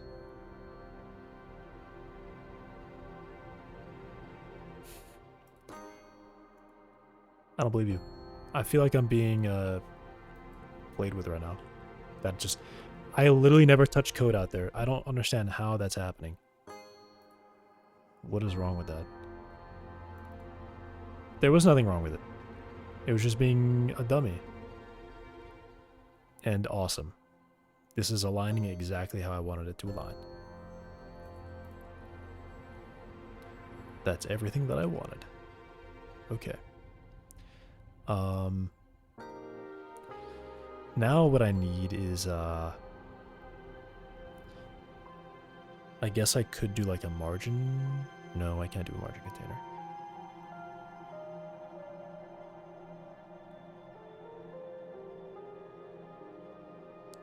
I mean, this is what I wanted, though. This is what I wanted.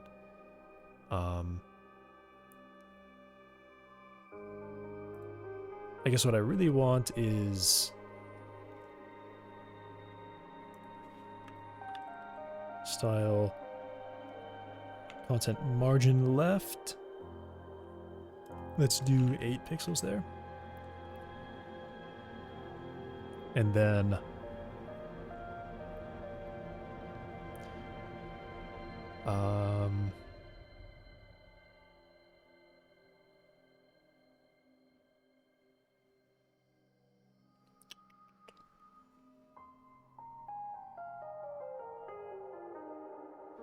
I still want a gap over on the other side. I can add a gap there, that's kind of easy, but adding a gap to the top and bottom is actually kind of difficult.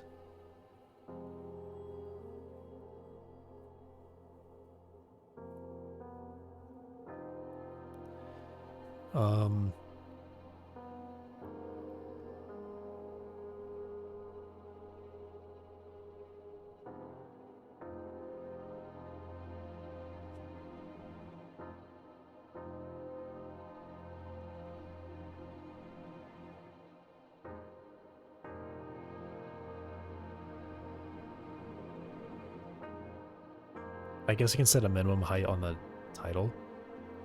Try what I can do.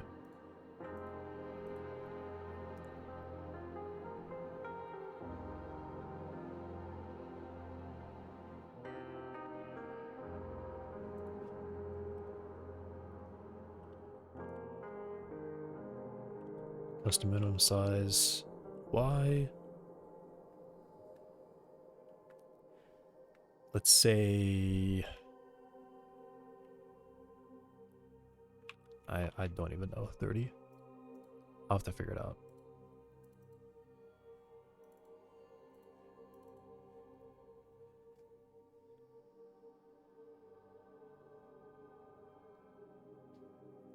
Okay, that's not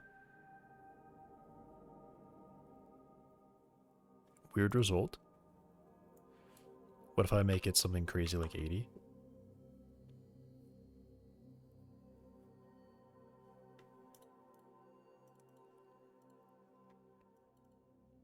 Okay, I'm seeing it.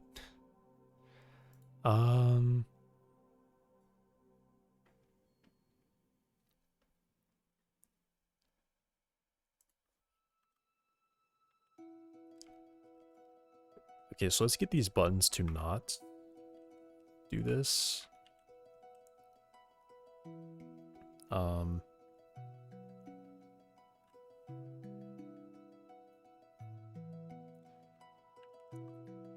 Vertical. What if I do like grow vertical none? Begin, end, or both. Okay, so it's actually just vertical is going to be shrink center.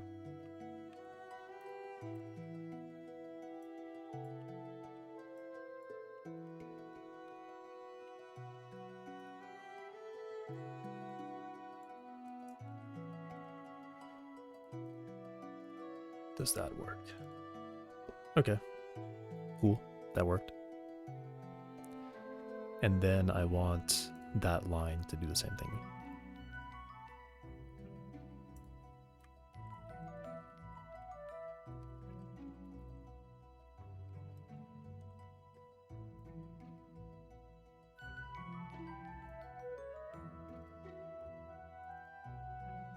Cool.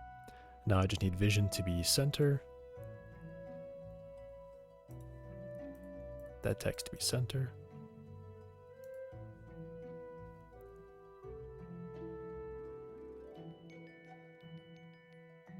Title, expand, fill.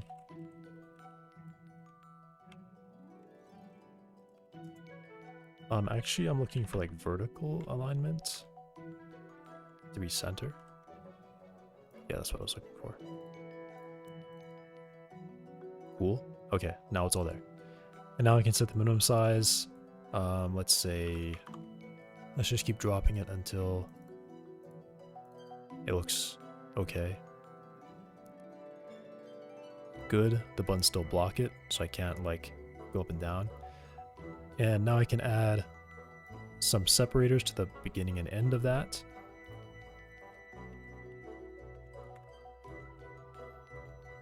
Add spacer. Begin. In front of all of the children. Okay, I don't really need to do that. Oh. Sure, why not?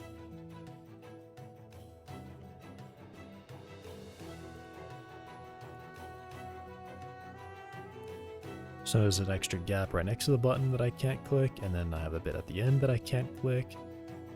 I have to click over here. You click there, click here. And I think I want... No, I do want that to be selectable so I can select the text.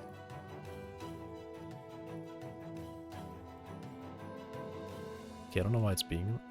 Oh, because it's a placeholder, so there's no text there. Right. Okay, now to get this texture rect to be correct, go with texture rect. So good thing is it's a tool, so I can just reload the scene. I don't have to keep reloading projects like that. I should figure out what it's even supposed to be.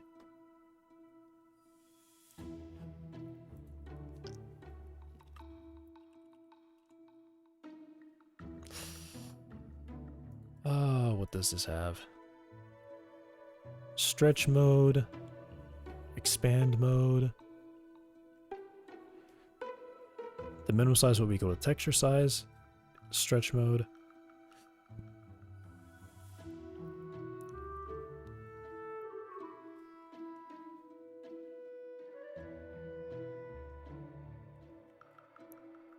Okay, so I think what I really want is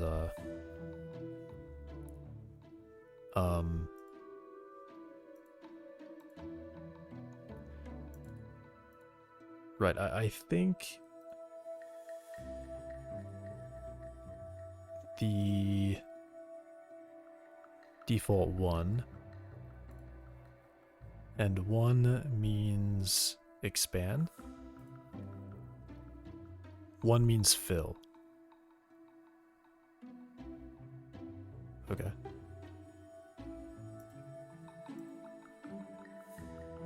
But stretch mode should be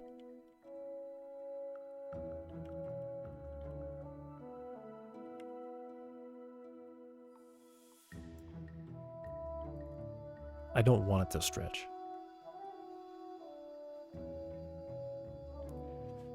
The minimum size will be equal to the texture size.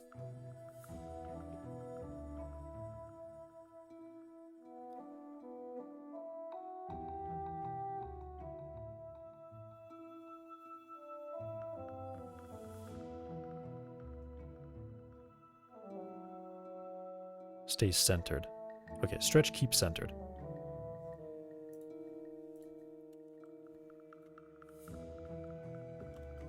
Is that what I want?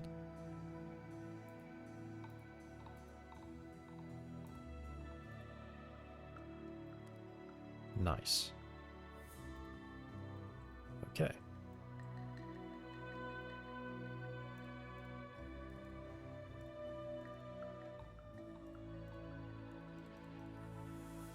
Huge. Huge. Okay. It's all like I want it to be.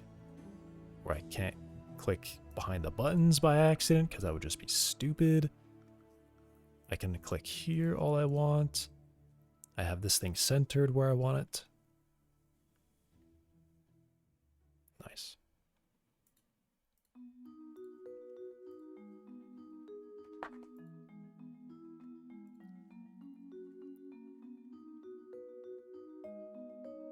Okay. I feel like progress is really slow on this. UI is kind of crazy. Why is UI crazy?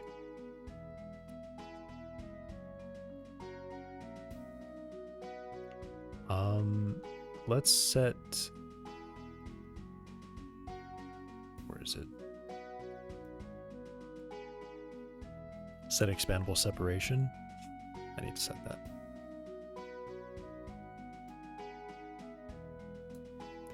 I can just set it from here.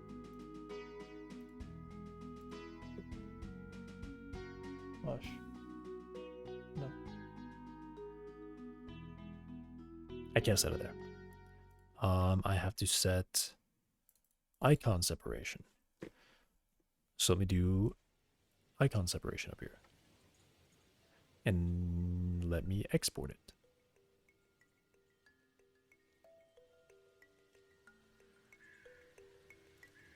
Actually, yeah, let me export these.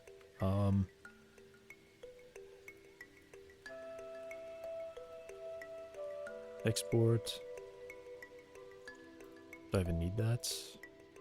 Export.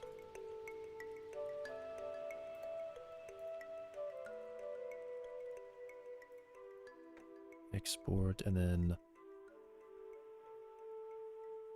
icon separation. Red. No. Stop it.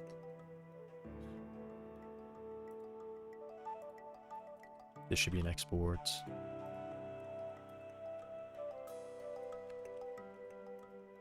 Export var icon separation.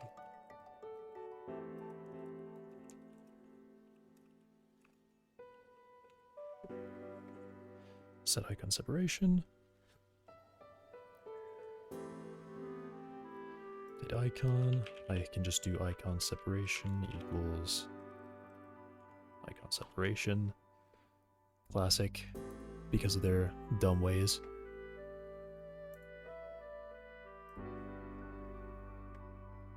Nice. I guess just leave those like that. Can show the icon separation. Whoops. I actually have to make the setter do that.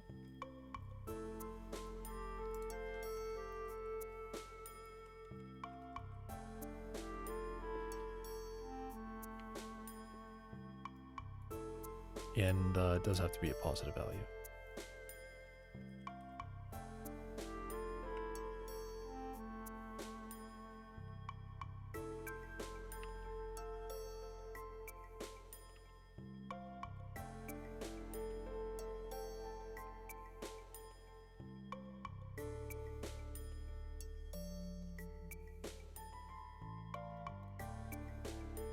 Okay.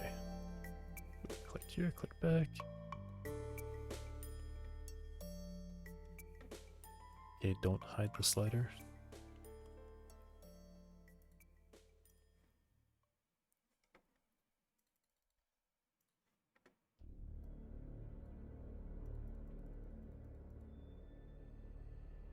Eight.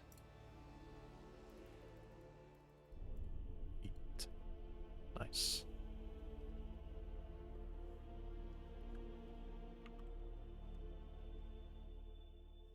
Cool. Are those broken right now? I actually think these are gonna be broken. Yep, they're broken. Oh well. You know what? Maybe I don't export, because that's like the default is to make them look like that. So let me just not export, and then they look like this still.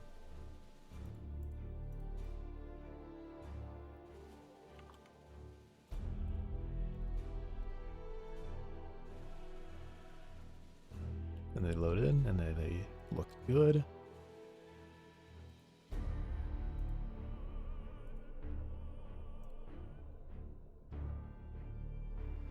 Oh, this isn't updating, is it? That style isn't updating, I think.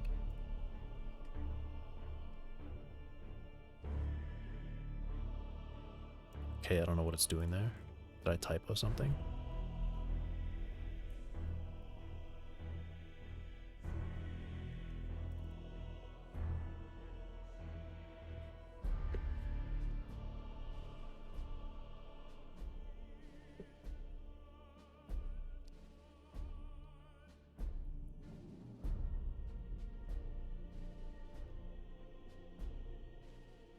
Oh, I know what it is. I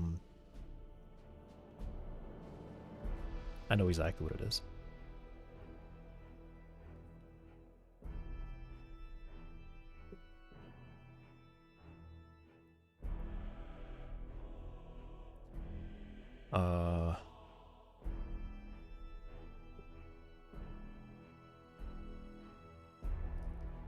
No, I lost it. What?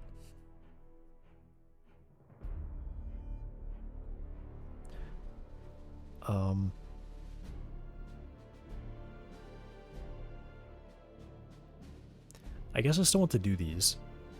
Let me say when I click,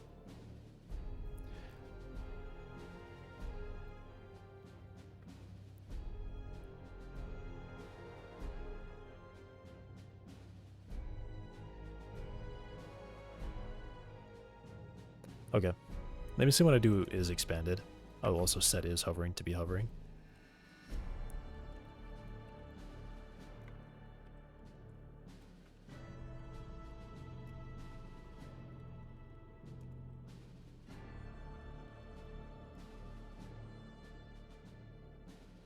That's probably what I'm missing. It should just, when I click. Yep. There we go. What's the problem?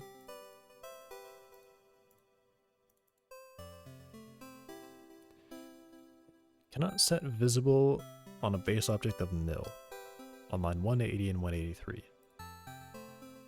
Okay. Inside of expandable.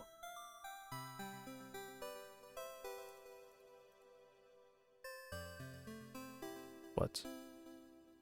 Oh, I don't know value. Okay.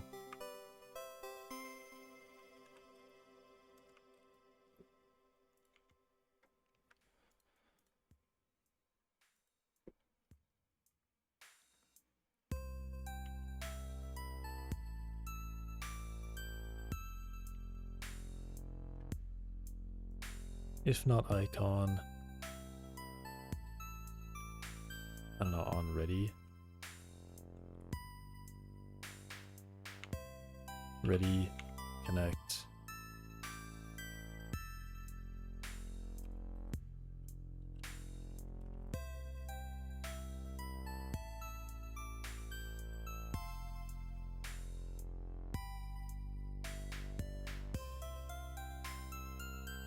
Like this, I guess.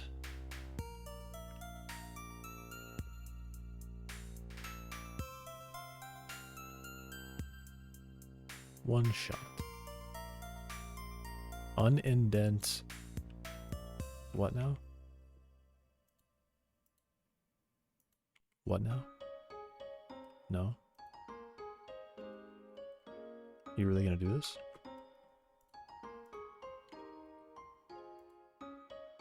What's your issue? Wait, why? Nah, it's gotta be lying to me, right? Like, I've written code like this before. It's not been like that. Okay, I can just write it on my line. Whatever.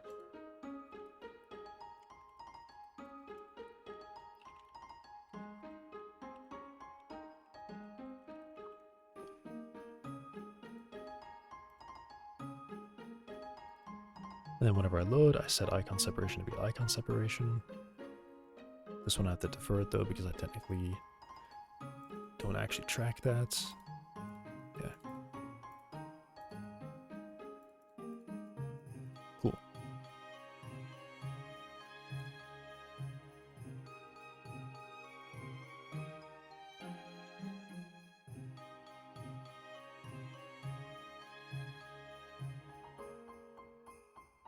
Nice.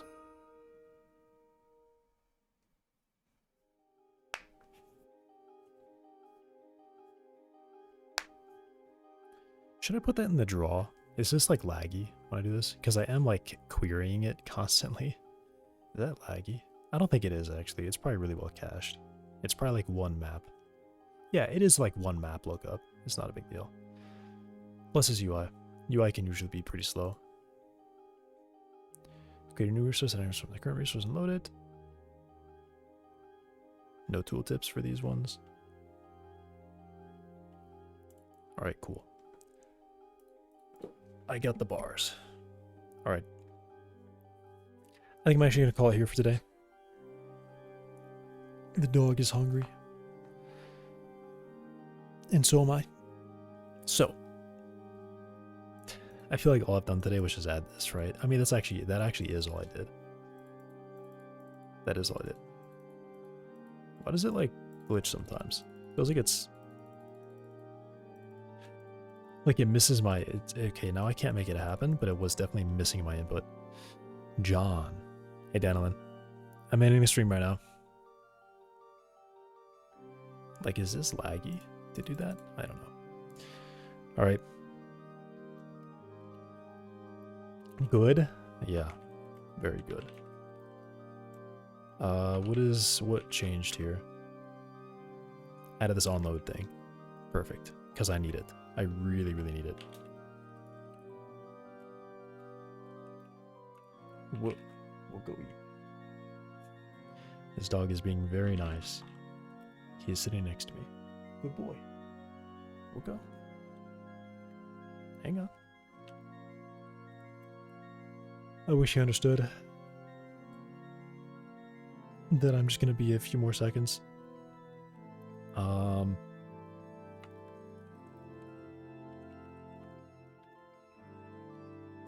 Add resource on load method, or yeah, just add resource on load method.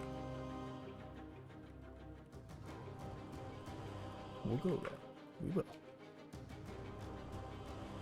Good boy. Good boy.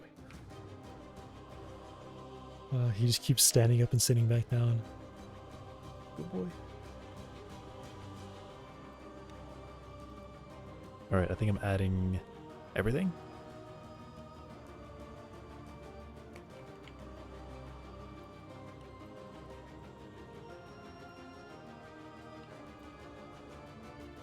Shouldn't be anything left over that I don't need. Onload, very cool. Onload resource. What? Oh, set base. Yeah, we're just recalling it. Overrides. Good boy. Using specific things instead of an array, because the array doesn't make sense. You only want one of each type. You don't want any more than that. Adding the expandable thing. Cool stuff.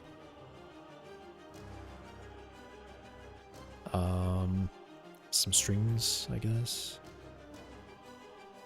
That's just a random extra line, to be honest. Yeah, I mean, I'll leave that because I'm getting there. Editor's panel. Move some stuff around. No items.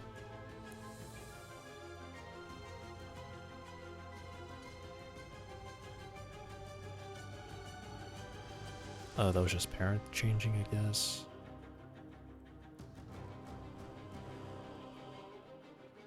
Getting the mind editor set up with the foldable, expandable thing.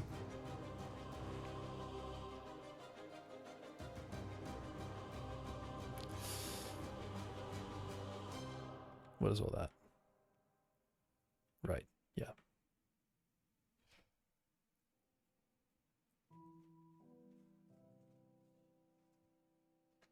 Whoa, Red. Dude. It's just like, he's trying to break my arm.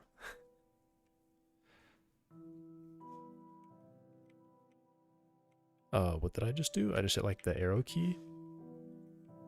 What? I don't understand what just happened. That was weird. I just hit the wrong key.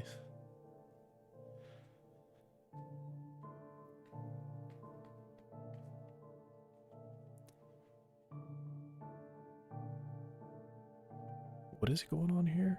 Project settings? I guess I changed some stuff around in the project settings. I'm kind of confused. And then theme. A lot more theme. Okay.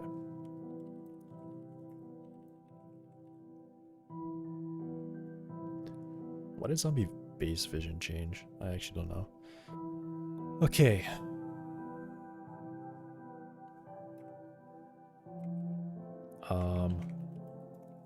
Work on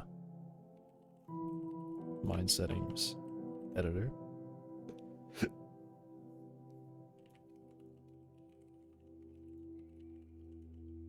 That expand. Yes, I know that foldable container exists, but it was not suitable for my needs. So I made one. Called it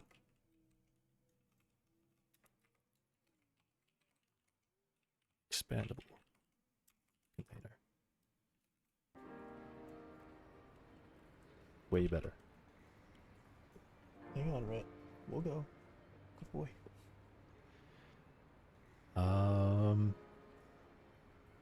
And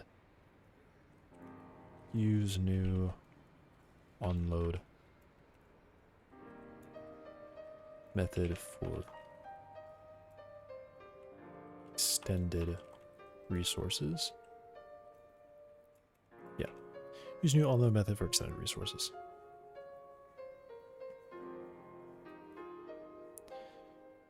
Cool. There's extended resource.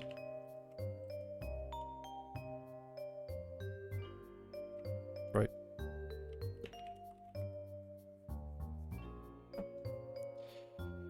Okay.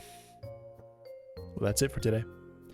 I will be back tomorrow to continue this. Hopefully finally start getting more into implementation stuff instead of UI, but I guess I'm just slow with UI. And I have had to keep going back into Godot to like look at what they're doing and figure out why it's being strange. Okay, thanks for watching. Be back tomorrow. Goodbye.